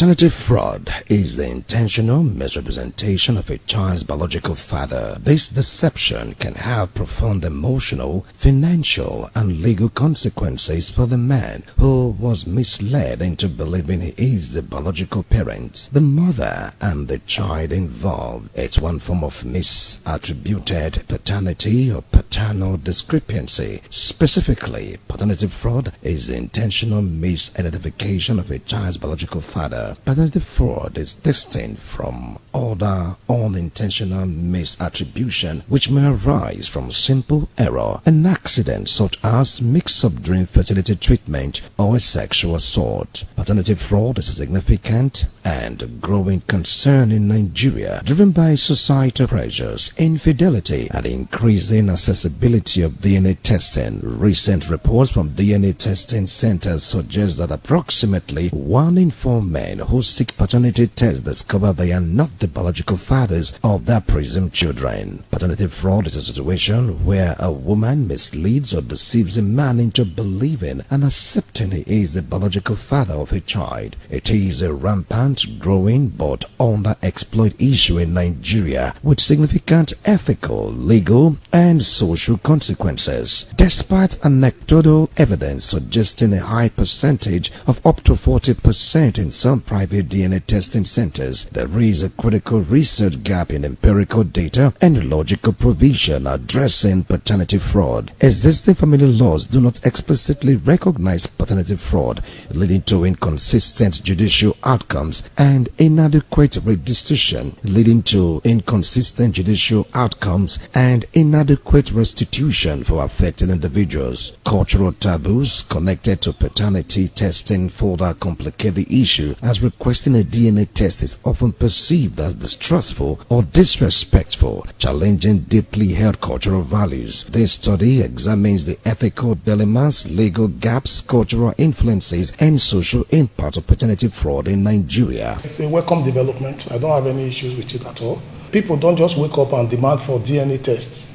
It is based on circumstances and issues around relationship and trust. And that is why you see people coming up to say they want to be sure. We've had a whole lot of issues around paternity, both from the male angle and from the female angle. So we've had issues. And the only way you can draw finality or conclusion to it is when you ask for a DNA test. Now, the good thing about DNA test is that it is either 99% or 0%. So it's very easy to know that this is my child and this is not my child. Very easy. And I want to say that for me, I don't have any issues, I don't have any problem. I encourage it, particularly when there are doubts around the issue of birth. I don't see any reason if there are circumstances and you are demanding for paternity test. If there are no issues, then why are you afraid of it? You shouldn't be afraid when you know your hands are clean. So on the issue of breakages of marriages, of course it will happen. If it happened that it's negative or it's positive, I mean, and it happened that your suspicions are correct, certainly it will lead to either divorce or separation, basically. I don't think that is a social problem at all, but it will also give you rest of mind to say, yes, either this is my child or not. We must begin to live faithfully with each other. I think that is it. If you know you are not faithful, also you should also know that you can be cut out. Basically, that there is a way we can identify and find out if you were faithful in your marriage. And all these things leads to succession as well, property rights and succession rights. So it is not just only paternity issues. It goes a long way when it comes to property devolution, as well as other areas of social issues that we must also look at. You do not want another person's child to inherit your property. So those are the things. You see, it's not something that just end up with the man and the woman. It goes further than that. And you will also recall that late MKO Abiola, before he died, insisted that the majority of his children should be tested. And that happens. And you all know the result of that test. A lot of those kids or a lot of those children were not his at all. And because of that, they were denied the rights of property inheritance. You see, but of course, he would have done that probably when he was alive. So I don't see anything wrong with it. It should be encouraged in society, and it should be encouraged globally. It has become a thing that people now practice it because of some reasons. Otherwise, before now, it's assumed that once a woman is pregnant and she's married, that pregnancy belongs to her husband, and eventually the child belongs to the husband.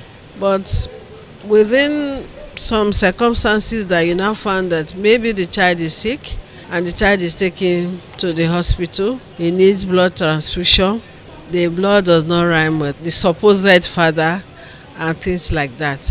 I think that's where the idea of doing DNA came about. And you and I know that it can be so disappointing that you are raising a child only for you to discover that that child is not yours.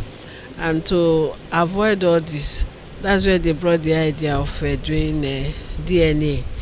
And also, when they want to travel out, well, there are also issues there. So you go to embassy with so much confidence, and at the end of the day, you find that the children you have taken to embassy to get visa, they are not yours. So it's really disheartening. But I want to advise my fellow women, let us be truthful to our husbands. If you know you can't stay with the man, instead of jumping around, just get out of the marriage so everybody know that you are single. Instead of pretending to be married, and yet you are more of a single person. And at the end of the day, you bring other men's children for the man to take care of. And at the end of the day, there are issues. So instead of putting yourself in that disgraceful manner, just stay on your own, and they know that you are not married. And you can do whatever you want into your life. Nobody is going to ask you, why are you doing that? In every action, there are always consequences. So everybody should stick to what belongs to them, so that the children you have will know that they are yours and things like that. But even the men, they do it with recklessness, except when the man eventually dies. You see people coming from every angle that this man was my father and all that. And I think that is not healthy. So let us believe morally. God says, if do not fornicate. So, and you know the punishment of fornication. So let's just avoid it and be faithful to our partner. Findings reveal that economic insecurity, societal pressure on women to bear children, and restricted access to affordable DNA testing contributes to the problem. Key causes of paternity fraud include marital infidelity and concealment. Women may hide that a child was conceived with someone other than their partner to avoid divorce or abandonment. This can also happen when a woman gets pregnant, probably for her ex. In order to save her marriage and family reputation, she will cleave to an unsuspecting innocent loving partner, especially when the wedding date has been fixed. It does happen when the woman's husband lives abroad for greener pasture. Perhaps he stays out of the country for a couple of years and occasionally comes to visit once a year or once every 2 years to 5 years, leaving the woman lonely and vulnerable to temptations from other men. These ladies sometimes sleep with their house help or security guards. The brothers or best friend of the said man abroad may be lured into their net if they are not careful. Another factor is financial motivation. A desire to secure child maintenance, inheritance, or financial support from a financially stable man. Sometimes desperate ladies go a long way to tie the man of their dreams with pregnancy. They know fully well that the pregnancy does not belong to the said man. Due to the financial stability, they can get pregnant for any man of their choice to remain relevant in the scheme of things. In our mother's days, they don't even know what is called DNA. Because when you are married, you are married. You live with your husband and your children. It's one family. There's no looking out. And if you look out, they have punishment for it, grave punishment for it. So that was like a standard control that our parents used to sustain friendship in marriage, to sustain respect in marriage, and to sustain oneness in marriage. But these days, it's so unfortunate that young people no more take marriage very seriously, no more take relationship very seriously. They no more take oneness of the family very seriously. And all our culture and traditional effects of such misbehavior is no more in practice. So the best option is to go for DNA. And now we show anything that is not made by God may not be 100% correct. That is the truth about life. Anything that is not made by God is not 100% correct. So even the DNA, how we show is 100% correct. The person that is doing the test in the lab, any little mistake will give a bad name to a dog in order to hang it. So the way forward is that all those our cultural practices, traditional practices that are healthy should come back. which will affect it. What is important is your heart, your mind, your conscience before looking at deterrent from outside. In marriage, your heart, your mind, your conscience. This will guide you in order for you not to go astray, either as a man or as a woman. Then when these virtues are lost, then we begin to call for DNA. Of course, that's the last resort that will solve the problem. If a woman is accused innocently, then the woman can confidently say, let's go for DNA. And that woman will be vindicated. That's the last resort for now that we have. People are ready to go and swear. Even if you say go and swear, people are ready to go and swear. After swear, they go and do other things to counter this swear. If it is done sincerely, it brings sanity to preserve marital vow. And at the same time, if a man and a woman knows at the end of their journey, something will come suddenly like this, everybody will check his or herself. And the word integrity will prevail. Even nowadays, nobody cares. Nobody wants to know or care about integrity. And that is why sometimes, before you marry in those days, our parents want to know from which family do you want to marry. They go deep into it. If it's a family where you are hit and run, they will not allow. But a woman who has no manner or a man who cannot really preserve, go from one place to another, just bringing babies. And when you find out most of the children, they are sick, you don't need the cause. It's because Fanta face and Coca-Cola body. You find out the father is from another person, the mother is from another place. So how do we go about it? So it's in order to allow integrity to prevail in marriage, I think it is very good and better. And also people should always know that anything you do in secret will come up one day. So I think I personally encourage it. You don't start what you cannot end. When you don't want your house to be broken, we must allow the truth and the honesty. Where your marriage is tailored by your parents, they pay your dowry.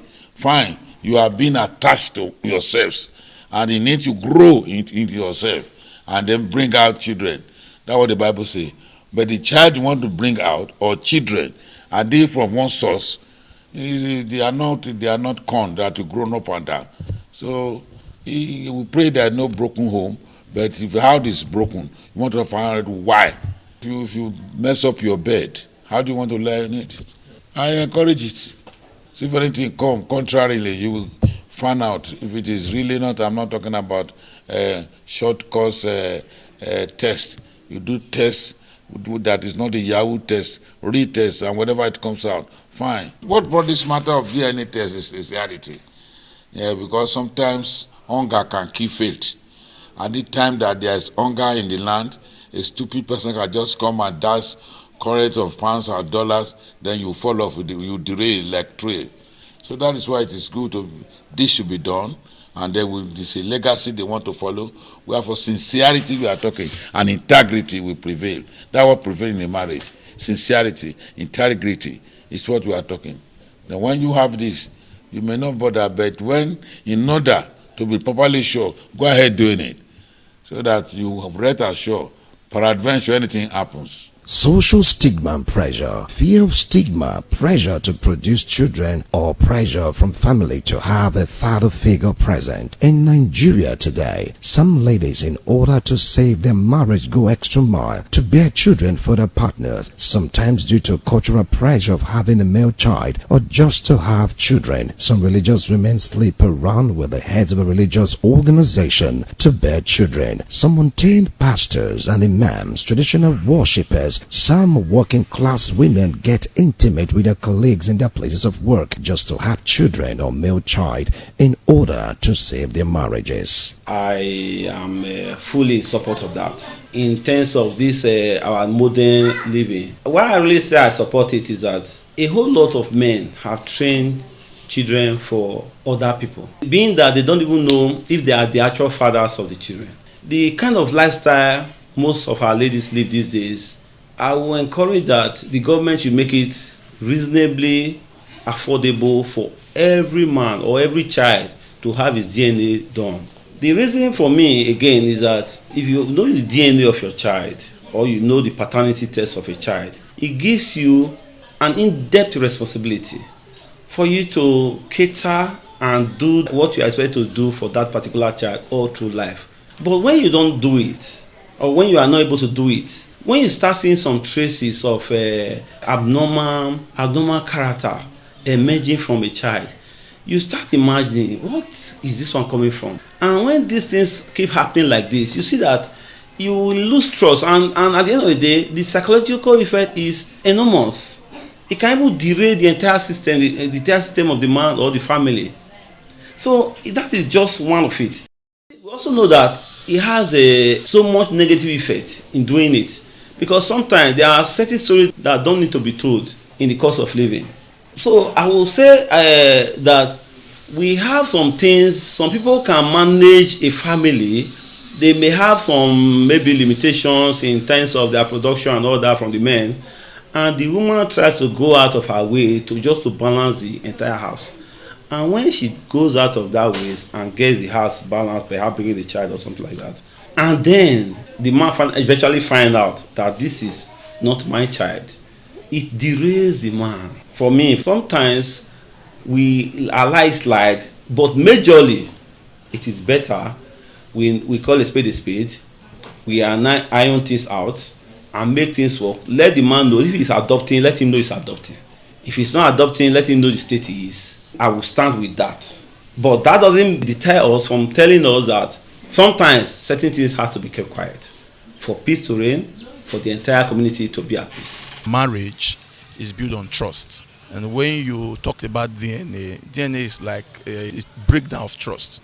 When there's no breakdown of trust, DNA won't come. The reason why DNA cannot be ruled out, because you are living with human beings. You cannot also rule out the issue of trust and distrust. So it is there to clear doubt. So DNA naturally should not be compulsory for everybody. DNA test should not be compulsory for everybody. It should not be optional. When there are issues of doubt, then DNA cannot clear that doubt of paternity questions. So the point I'm making is that DNA came to solve a particular situation where people had doubt on the paternity position of their kids. And we find out from results that most time the DNA prove 99.9% no paternity. So we have also found out that DNA comes out to say that paternity correct. So the point I'm making is that DNA should not be made compulsory by government. DNA should be the last resort to clear doubt when there are issues of trust. It's very important. Okay, so that's the reason why we encourage couple. This extramarital activity can actually lead to this issue of doubt. When there is trust in marriage, you've married your wife, you have cohabited and begin to raise children, the issue of DNA will never come up. Yes, but when there are this issue of cohabiting extramarital activities, you will discover that when there are issues, that will come in. Secondly, we have seen that, a child is sick, come and donate blood. And at the end of the day, the blood is not matching. What do we do? Then those are questions of that. So we have also seen situations. This guy was sick. The child, 5 years old, took the child to the hospital. The father was to donate blood. They tested the blood is not matching. It was questioning.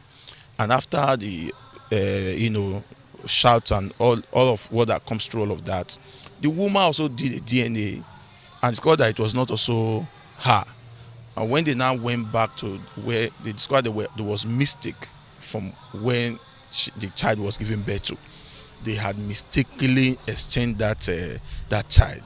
And because the woman knew herself, the woman insisted and went through all the rigorous, and they were able to find those people who they gave birth same time in that same facility, and they find her own child.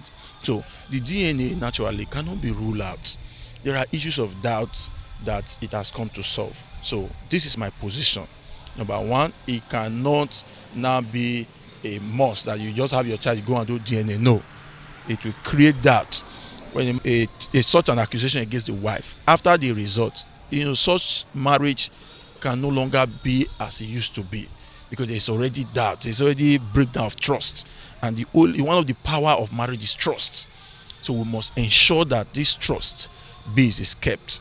It is only when the trust is no longer there, then the paternity test becomes very important. Emotional relationship security. The intention to trap a partner, keep a relationship together, or create a two-parent household. This is where the woman picks on any man of her choice that she felt will be able to stand the test when she gets pregnant, not minding that she's already in a relationship with another man that she intends to get married to, or she's already a married woman living in her husband's house. This may not be the same for every woman, because we have most women in Nigeria that respect relationship and of course respect the tenets of marriage, irrespective of the pressure built upon by society and family to bear male children or still to have children. Other case is uncertainty and concealment. In case where the mother is unsure of the biological father, she may choose a partner to be the legal father. This goes for women with multiple sexual partners. They may not know the guy that got them pregnant. On realizing they are pregnant, they choose from the region of sexual partners, especially the one they feel is financially stable and responsible, to be the father of the unborn child. Cultural factors. Pressure to have children, particularly male children, in some cultures can drive women to hide the true paternity. This can happen in traditional setting when the line of succession must be maintained.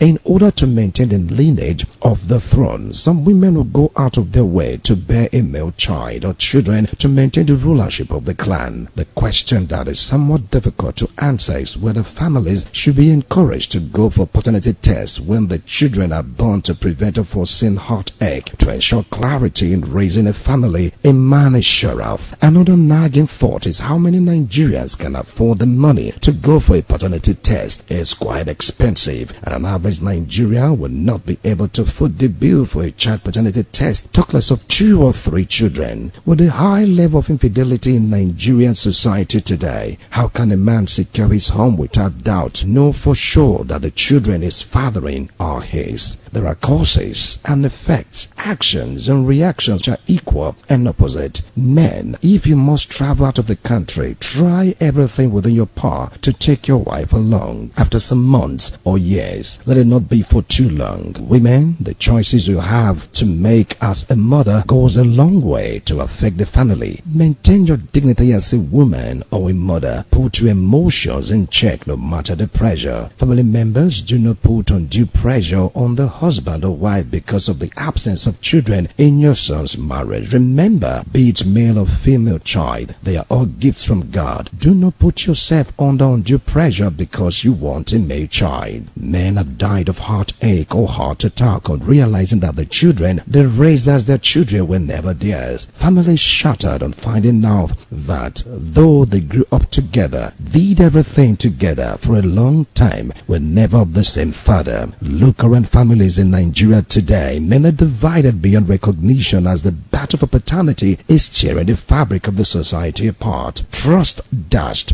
love thrown out of the window, husbands and wives of dagger drawn, children confused on how to relate with the man they once called father. In all of this commotion, some men do not mind if the kid is theirs as long as they were the ones that the child gets to call father. Men have died of heartache or heart attack on realizing that the children they raised as their children were never theirs. Families shattered on finding out that though they grew up together, did everything together for a long time, were never of the same father. Look around families in Nigeria today. Men are divided beyond recognition as the battle for paternity is tearing the fabric of the society apart.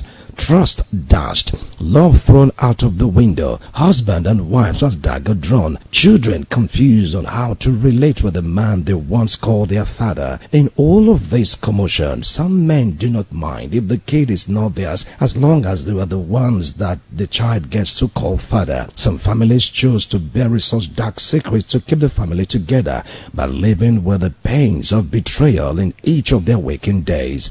As for the ones that cannot take it, they head to court for divorce or return the bride price of the woman if the wedding was based on tradition. Look at that son or daughter of yours. Is he or she truly your blood as a father, as a mother? Look at him or her very well. Is he truly the son or daughter of your husband? That man you call father, is it truly your father? Don't you think it's better to go for paternity tests? Who's your daddy? Who's your dada? Who's your pappy? Don't you think as a child you need to know who your father is? Wilson Omasha reporting.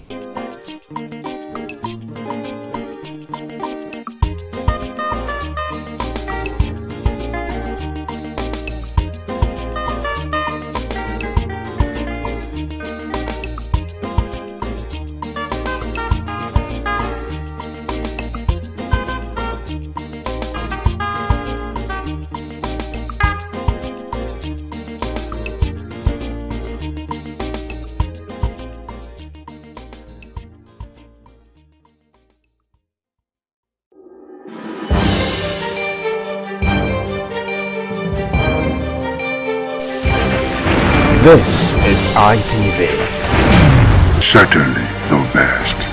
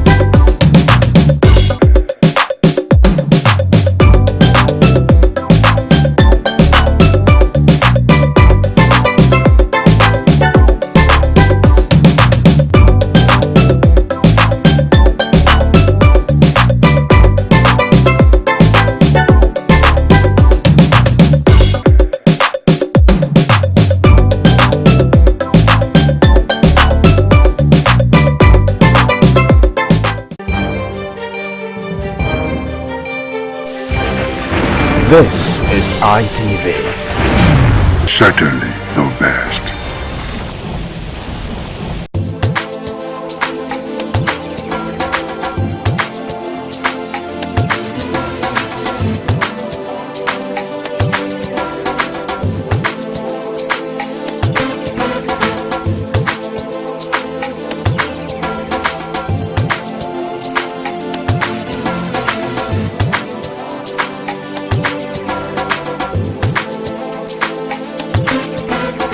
Welcome to Market Survey, your weekly guide to the pulse of trade here in Benin City. On this edition of Market Survey, we're taking a closer look to the cost of fresh tomatoes and pepper here in the market. Fresh tomatoes and pepper are among the most consumed food ingredients in Nigeria. From homes to restaurants and food vendors, they're used almost every day. However, the prices of these products often change due to different factors such as planting cost, transportation, weather conditions, and market demand. This market survey examined the journey of fresh tomatoes and pepper from planting to the final market stage, while also explaining the factors that influence their prices.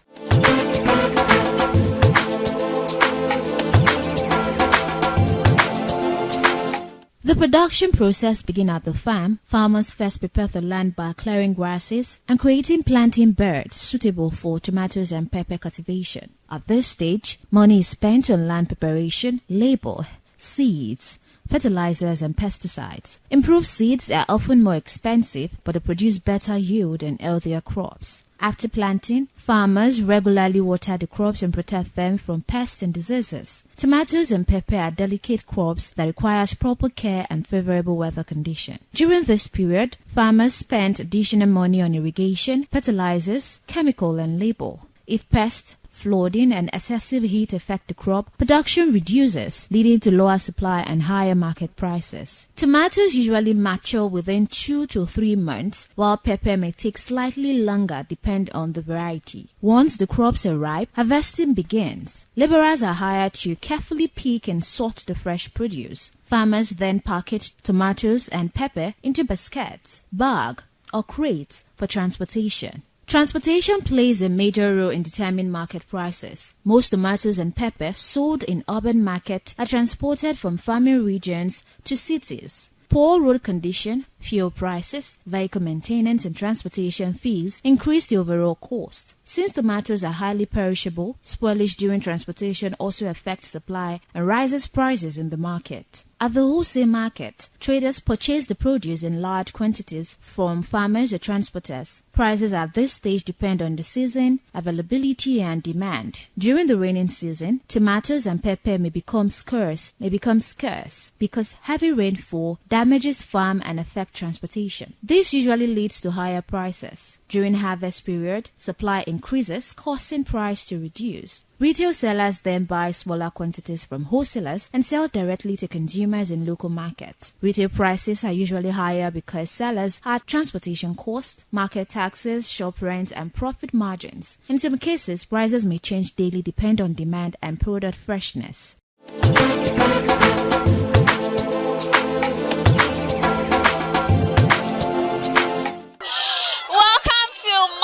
Survey. On this edition of Market Survey, of course, we're currently in the market to get to know the current price of fresh pepper and tomatoes here in the market. I am Stephanie Notoriwa, and I'm going to be taking you through the market to get to know the new price. Stay tuned.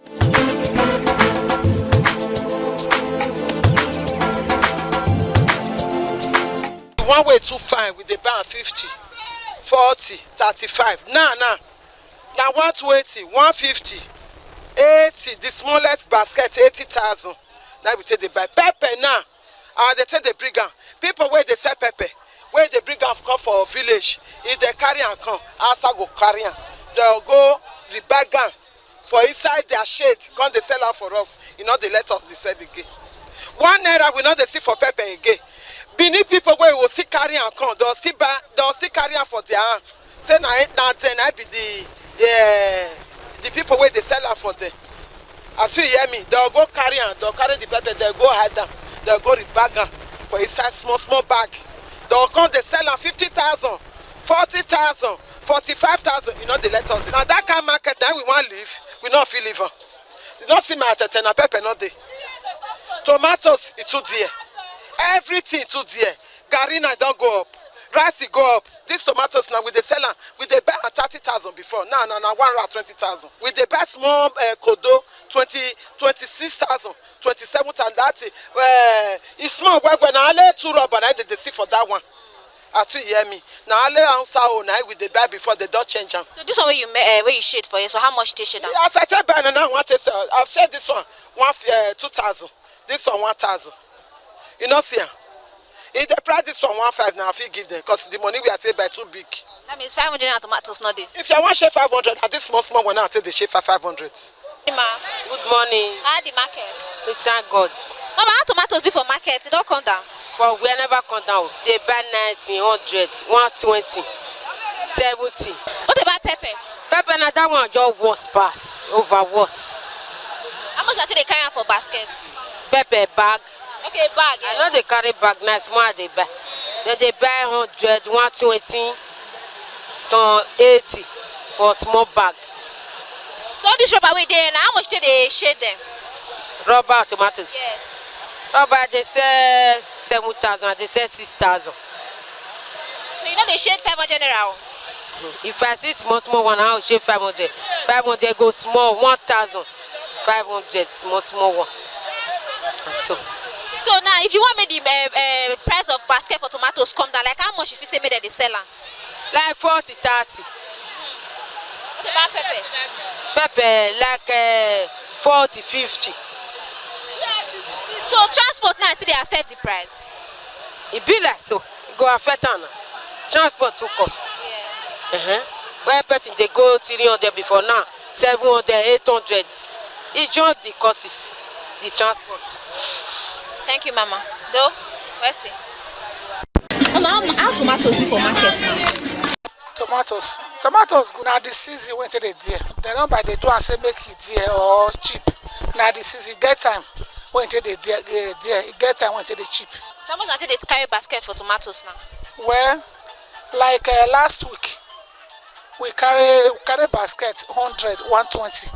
But now we are now buying 60, 55 now. So that's how we say not a deal like this. How much until they carry the basket? That way they shorten. Sometimes 25,000, 30.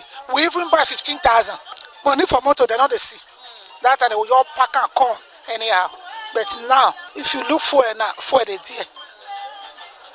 As they see they sell it like this now, only God know whether they see the money. Because as we see they sell for market now, they don't they buy. They say too dear. What about fresh pepper? Fresh pepper still drying. Fresh pepper, that one was pass. That one they dear, but I don't they sell pepper. You still go meet people when see they sell pepper. So these tomatoes now are different type and different price. No, now Zaria. They come from Zaria, Gadawa, Jos. Okay. So Jos now they use a small basket till they bring them. That one they find where they dear. Okay. All this one they see so na Zaria. So that's how it be. Thank you, Mama. But the day when tomato dear, not be anything cost. Okay. Tomato get your season. Okay. It no be like food when no get season. It no be like rice. It no be like other things. Tomatoes, pepper get their own season. Now the season to dear, now it dear so. Time they come before 93 mustache, you go cheap, reach down. You go come be another normal level. The price go cut down, go low. But not be like other thing when you go there, to cut that could become problem. Transport go up. People don't for cut that transport no cut that. You go they go up, they go. Tomatoes no be like that. Tomatoes now your season there, so now time to dear now it dear. Because now time to plant. Now we there, so that they plant. This one you they see so it time they call go break. You know go see them again. After 2 months time, another new set it go come out. When that new set come out, the price go down. As so be tomatoes, you should both pepper. So they don't follow other taste. Other taste they go up where they refuse to cut that tomato no be like that. You know me say tomato there now because of fuel, no. You know me say tomato there because of rice, no. Now time to plant. When time to plant come, it go be like form of break.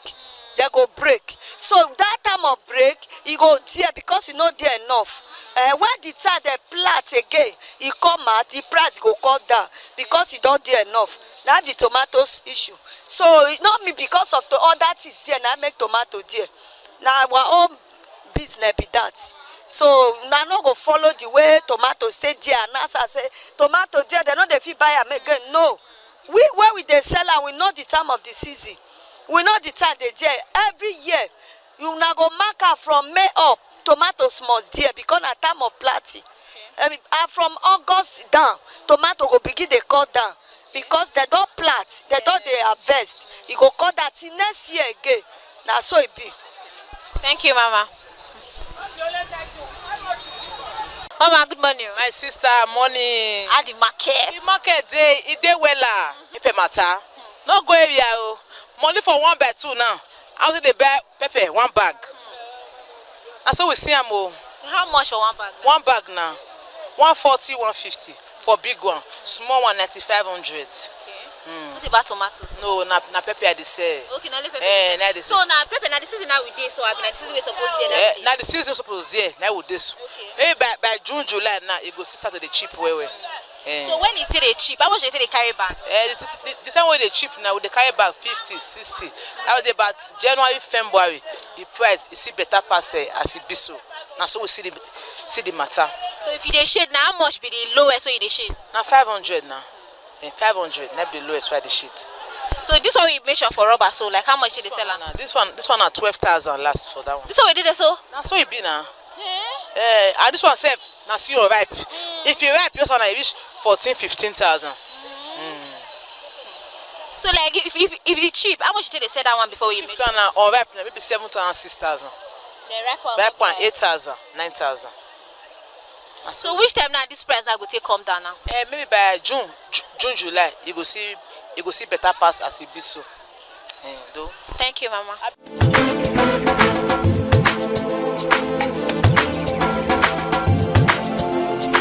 In conclusion, the price of fresh tomatoes and pepper is influenced by several stages, beginning from planting and ending at the market. Cost of farming materials, labor, transportation, weather conditions, spoilage, and market demand all contribute to the final selling price. Understanding these factors help consumers and traders to better understand why prices change frequently in the market. The market survey carried out on fresh tomatoes and pepper shows that the price of tomatoes is currently on the high side because it is not fully in its season. During the survey, many traders explained that the supply of fresh tomatoes coming into the market is lower than usual, which has caused prices to increase. Since tomatoes are highly seasonal crops, their availability changes at different time of the year. At the moment, farmers are producing fewer tomatoes because weather conditions are not favorable for large-scale production. Excessive rainfall, heat, pests, and plant diseases have affected many farms, reducing the quantity harvested. As a result, fewer baskets and crates of tomatoes are supplied to the market daily. When supply becomes low and demand remains high, the market price automatically increases. The survey also revealed that transportation costs are contributing to high price of tomatoes. Most tomatoes sold in urban markets are transported from northern farming regions to cities and local market. Due to the high fuel prices, bad roads, and vehicle maintenance costs, transporters charge more to move the produce. Traders then add these extra costs to the final selling price. During the market inspection, it was noticed that customers still purchase tomatoes regularly despite the increase in price because tomatoes are essential ingredients in many meals. The steady demand keeps the prices high even when consumers complain about the cost. Some buyers now prefer to buy smaller quantity to substitute tomatoes with more pepper or dry alternative to reduce expenses. The survey further showed that traders expect tomatoes prices to reduce once the main harvest season begins and supply increases. During peak seasons, more farmers harvest tomatoes in large quantities, leading to a better supply in the market and lower prices of consumers. The market survey generally confirms that the high price of tomatoes is mainly due to seasonal scarcity, poor weather conditions, transportation expenses, and spoilage during distribution. Since tomatoes are not fully in season, supply remains low while demand continues to rise, resulting in the current increase in market prices. With that, we've come to the end of today's edition on Market Survey, and we've got to understand that the current price of fresh pepper and tomatoes here in the market is a bit on the high side because it is not in its season. And we also get to understand that most of the prices are being influenced by the hike in transportation and the hike in fuel prices. With that, we've come to the end of Market Survey. I am Stephanie Notoriwa, thanking you so much for staying tuned.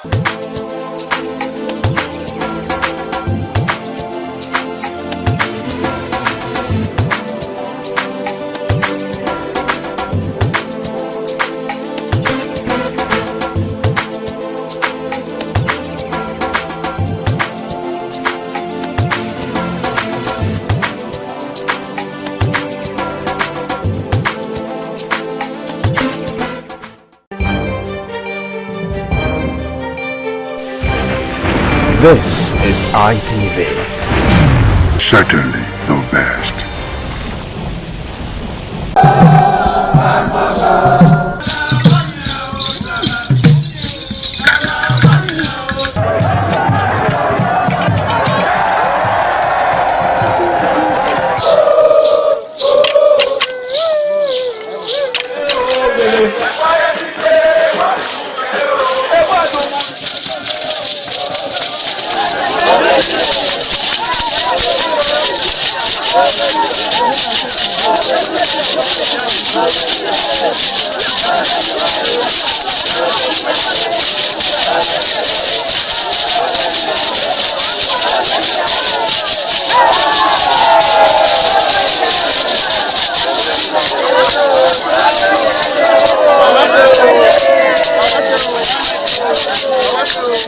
Top on the list of the initiates was the eldest son of the Esama of Benin and former governor of Edo State, Chief Lucky Nosakare Igbenedion. 11 of his siblings, namely Bright Ayamekwe Igbenedion, Honorable Charles Osenwike Igbenedion, Peter Osawari Igbenedion, Dr. Fred Osanwi Igbenedion, Barrister Mike Osare Igbenedion, Efosa Douglas Igbenedion, Ukponwa Enes Igbenedion, Osawe Igbenedion, Edosa Igbenedion, Dr. Daniel Omorige Igbenedion, Agbon Steve Igbenedion, as well as the Executive Director Operations, ITV and Radio, Chief Elder Ugbeide Nwonse.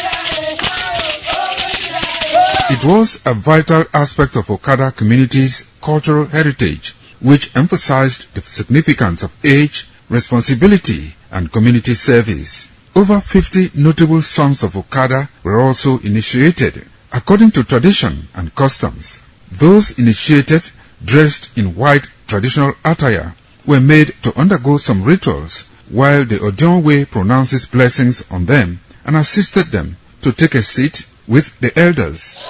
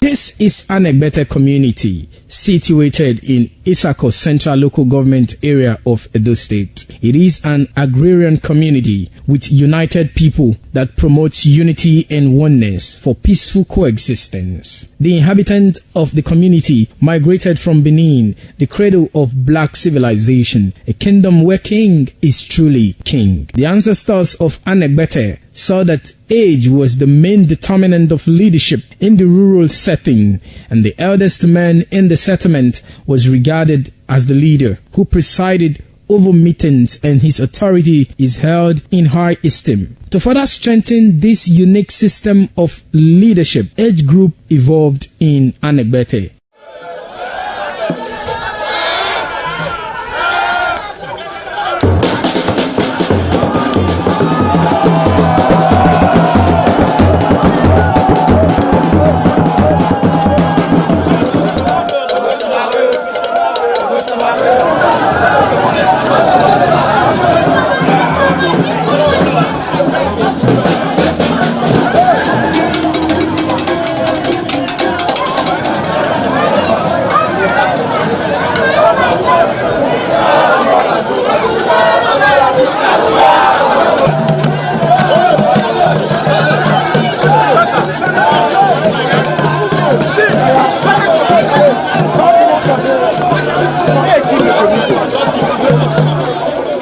In Anegbete, age group is categorized into two, that is, the common and the noble. Anegbete is rich in cultural heritage, as the community at noon saw the commitment of the festival with the first set roll out in beauty colors to showcase their might and strength, indicating their feet and ready for the responsibilities behold on them. The streets in the community with a feed up of young men and women adorned with the festival. Later, the royal family takes the stage as their children fight out royally and work in the community to showcase their might and fitness.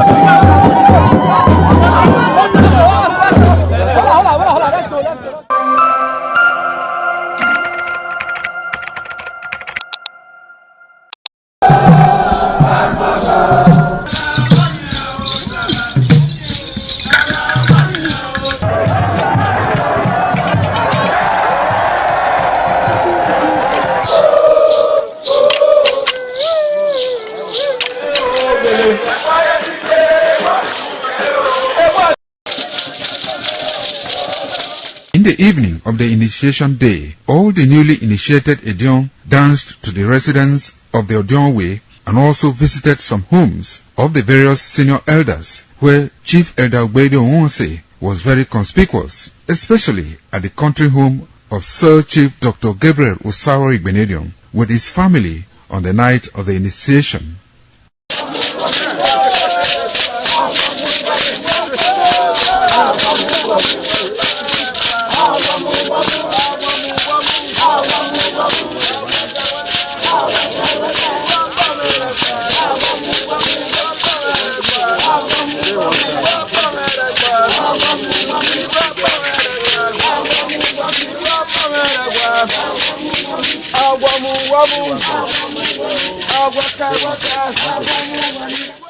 On the following morning, as part of the rite to be performed by the newly initiated Edion in Okada town, the initiates, led by Chief Elder Ogbede Onwonse, visited the Esama of Benin, Sir Chief Dr. Gabriel Osawo Igbenedion, at his Okada country home residence to pay homage and appreciate him for all he has done in the development of the community, which has placed Okada in world map. They also thanked him for his role in the success of their ceremony. They commended the Esama of Benin as a custodian of Benin cultural heritage and for revitalizing the age-long tradition of the age-grade ceremony.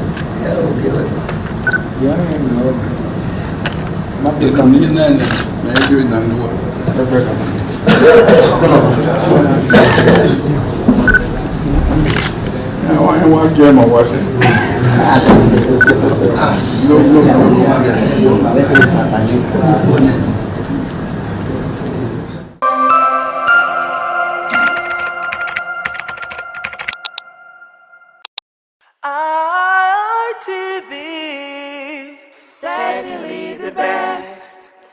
Hello everyone, thank you for joining me on this week's edition of the program Environment Watch on Independent Television. It's a program specially designed to bring to you all you need to know in the world of environment, the problems, the challenges, the circumstances, and what action can be taken either at the level of government or at the individual level so we can find lasting solution. One of the environmental menaces every time is the challenge of flooding. Sometimes they are man-made, sometimes they are as a result of the nature of the environment where such floods emerge from. In today's program, our focus is going to be on the flood water that is emerging, resurfacing on the Benin-Lagos-Ugbowo Expressway just by SRT Junction. This flood some years ago wasn't there. It came out, and then, of course, efforts were made just to ensure that the water was removed. But in recent times, the flood water is back again. Why is this so? It shows that commuters and motorists plying this Ugbowo-Lagos road, particularly at this section, they're going to have a hectic time navigating through this flood, because most times when it rains and the water is at its full capacity, be rest assured that there's traffic gridlock and all of that. So we'll take a look at why this water has resurfaced here, despite efforts to try to remove it in the past, and what can be done to ensure that the water never returns again. Welcome on board the program Environment Watch on Independent Television. I'm Sonny Duke Okosun.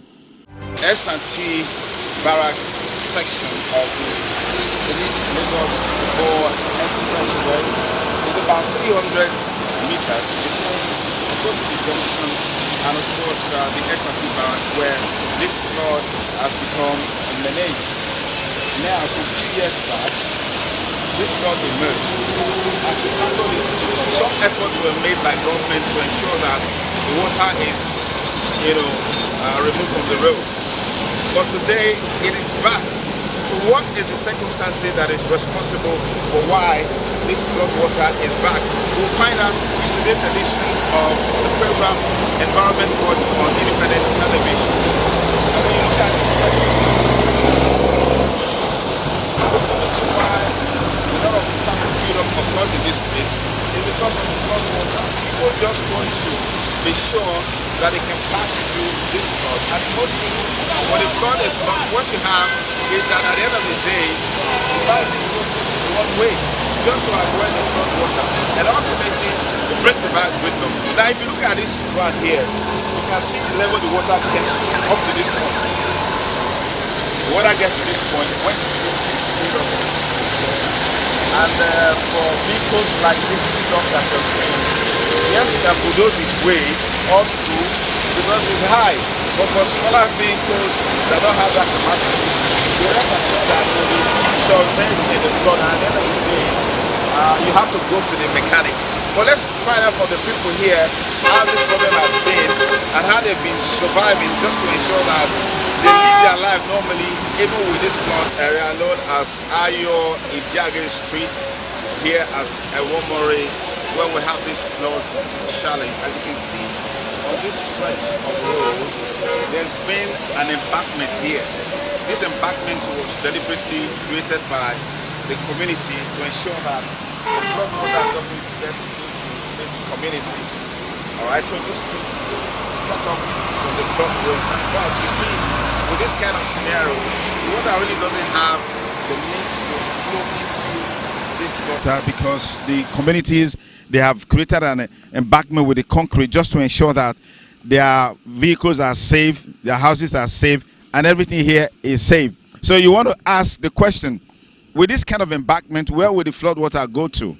That's why they say water will always find its level. The water can't get into this community because to this street, because apparently there are no drains, and then the community have also the residents of this street, they've carefully ensured that the water can flow into this street, because if it does, that means they can't come out.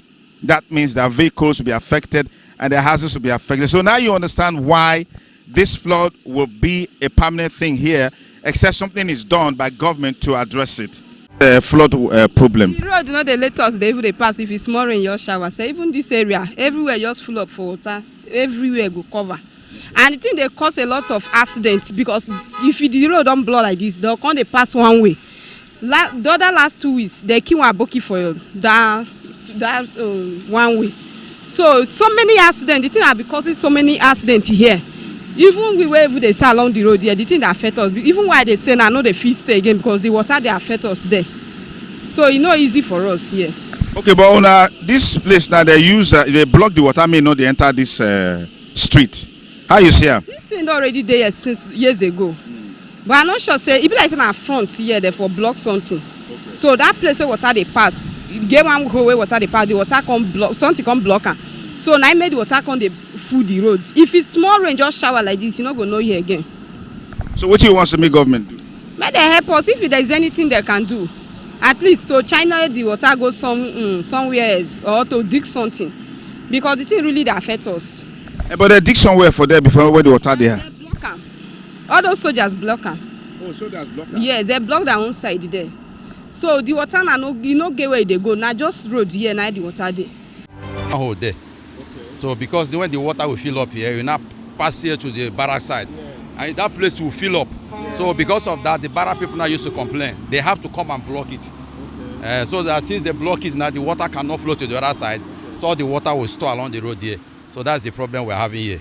So we are begging if the government can come and help us, if they can open the hole back. And what the soldiers are saying now, if government can come and open that place and drain all the sand away so that they have enough space, so that the water will store, or build another one there.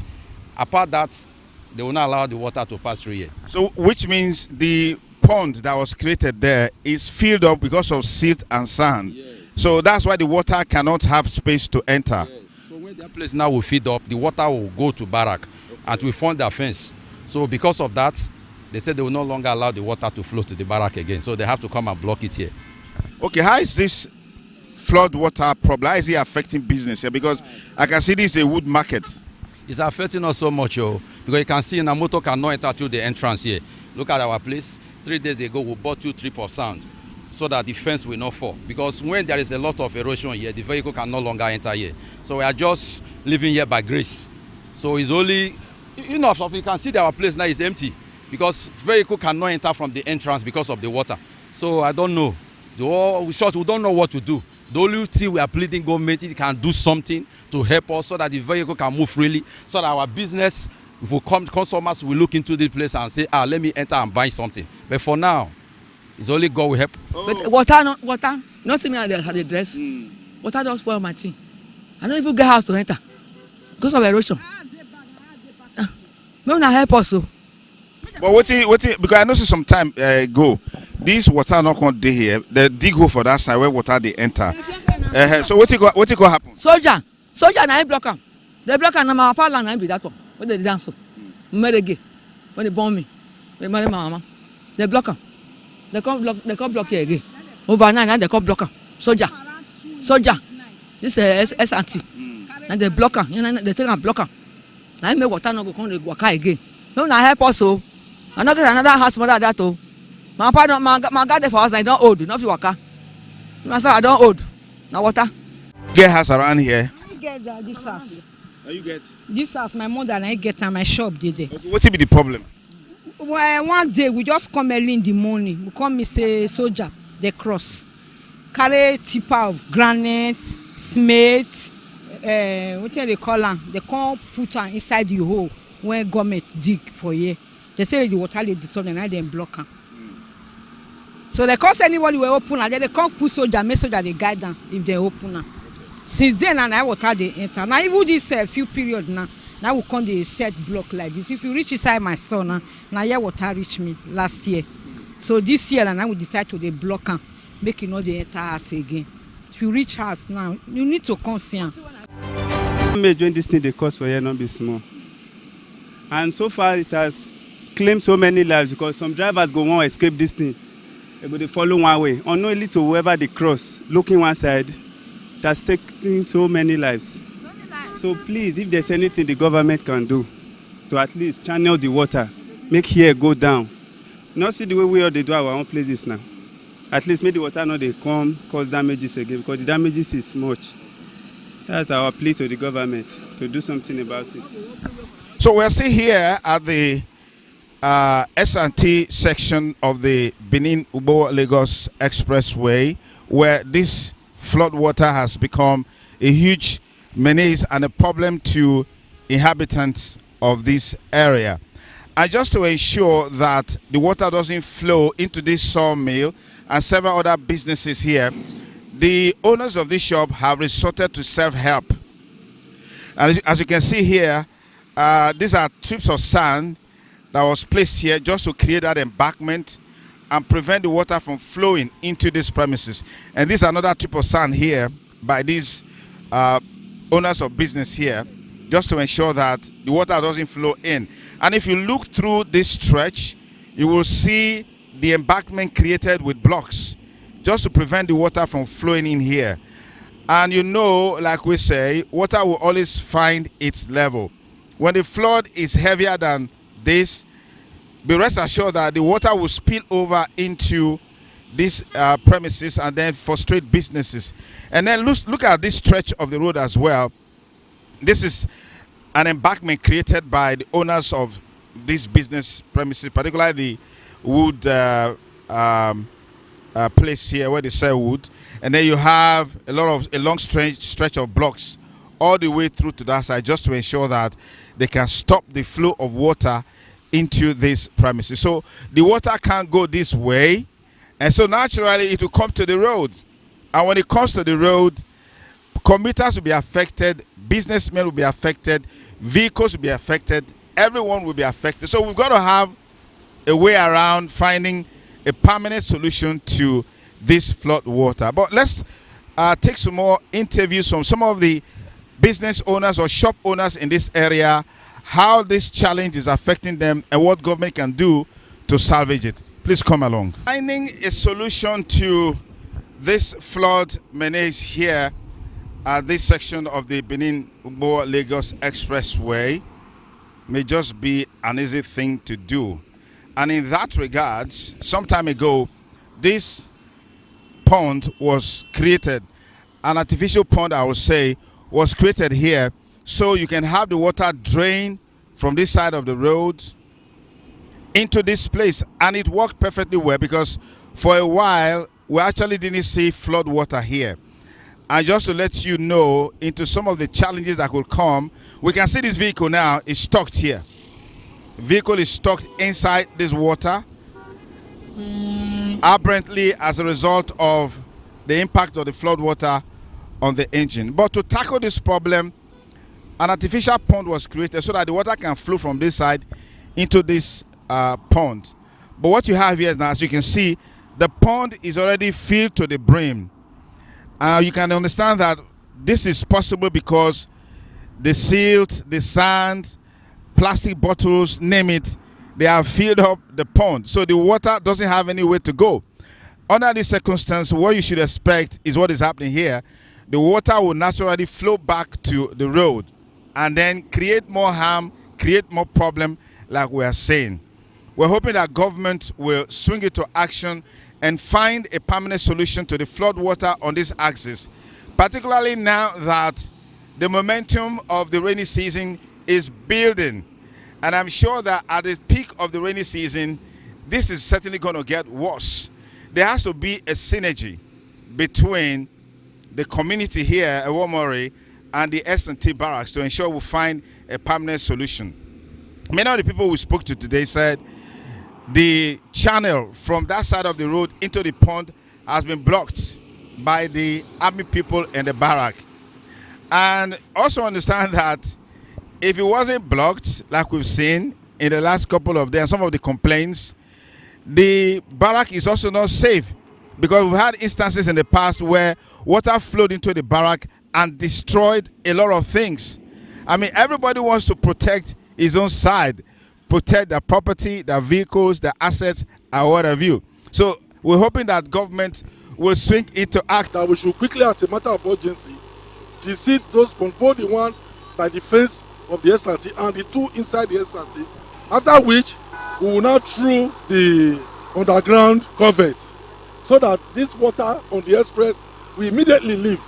And when it rains, you can't see water here again. We have the full cooperation of the military. The commandant and his men and officers have been very helpful.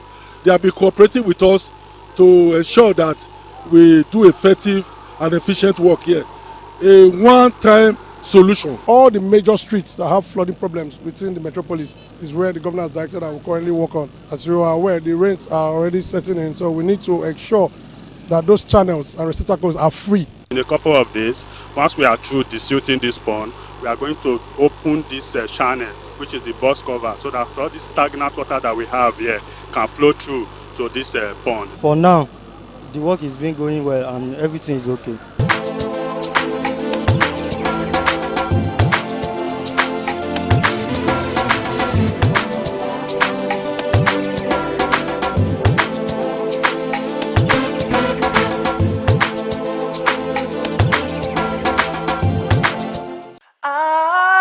ITV, certainly the best.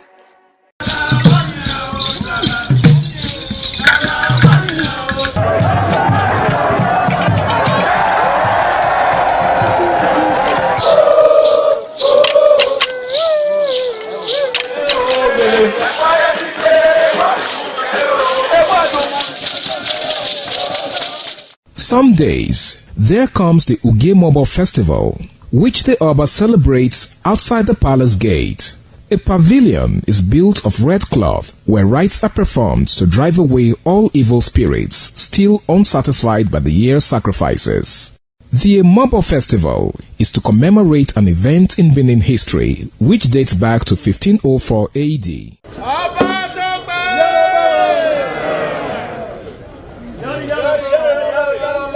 Yari yari, Ọba Tope.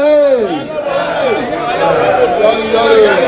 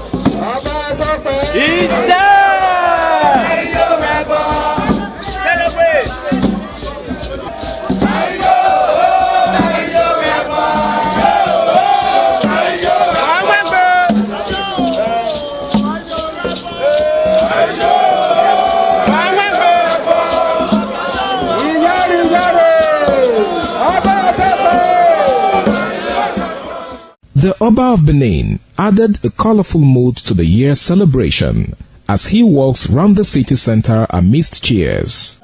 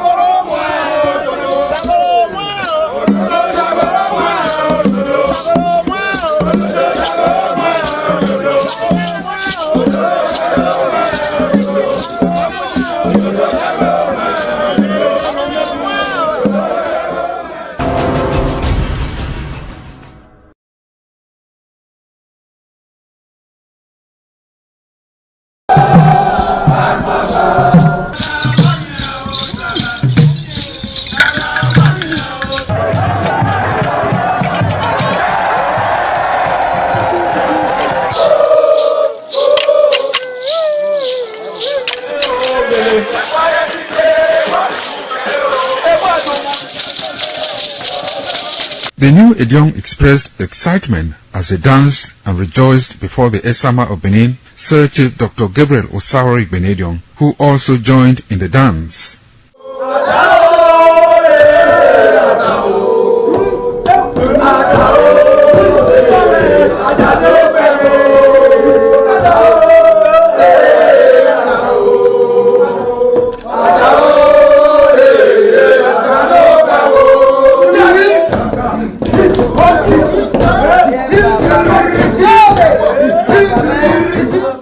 As visiting and paying of homage to various homes of senior elders continued, the initiates spent 7 days performing diverse kinds of rites as required by tradition. They were furnished with rules and regulations regarding their new office as Edion.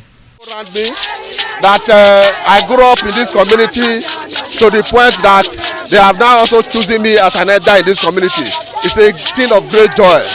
All thanks to the Esama of Benin, my people, my family, everybody, all Okada community for this great honor. I am very, very grateful. Well, this is my brother. I'll call him my uncle because he grew up with my father. I'm so proud of him because we are doing the same rituals as the Edions of the Okada. It is our duty for us to make this place a greater place, for outsiders to come and see the goodness of God in Okada. And I'm proud of every one of us here. So shall it be to each and every one of us in Jesus' name. Waya waweso Odion ma Okada zima Esama zima Odion Ebona zima Odion Obala zima Odion Marawe Mari Esama Odion na Bimado pon Esama Bimado gbeken Esama e ma Odion wa na Esama magbekenene osabo obuyo bitone baba no get turn maga no dia mi maga mani do gbekene de na ima yafe ima ato ima yafe ima ato ima agbo oropa ewudori ima agbo oropa ewudori ima adi awogene o be ti ima adi awogene o be ti agbo ya no we mi maga me ni Jesus Christ no mi afa in this summer in our father's house, in respect of our initiation to elders Edion level. As tradition demands, we are here today to come and also pay our homage to him, for him to also pray for long life and prosperity. The climax after 7 days was paying of homage again to the Edion way, where he gave the initiate the full rights to function and to henceforth participate in meetings with Edion. It will go down in the history and minds of Okada community, Ovia people, Edo State, and Nigeria in general.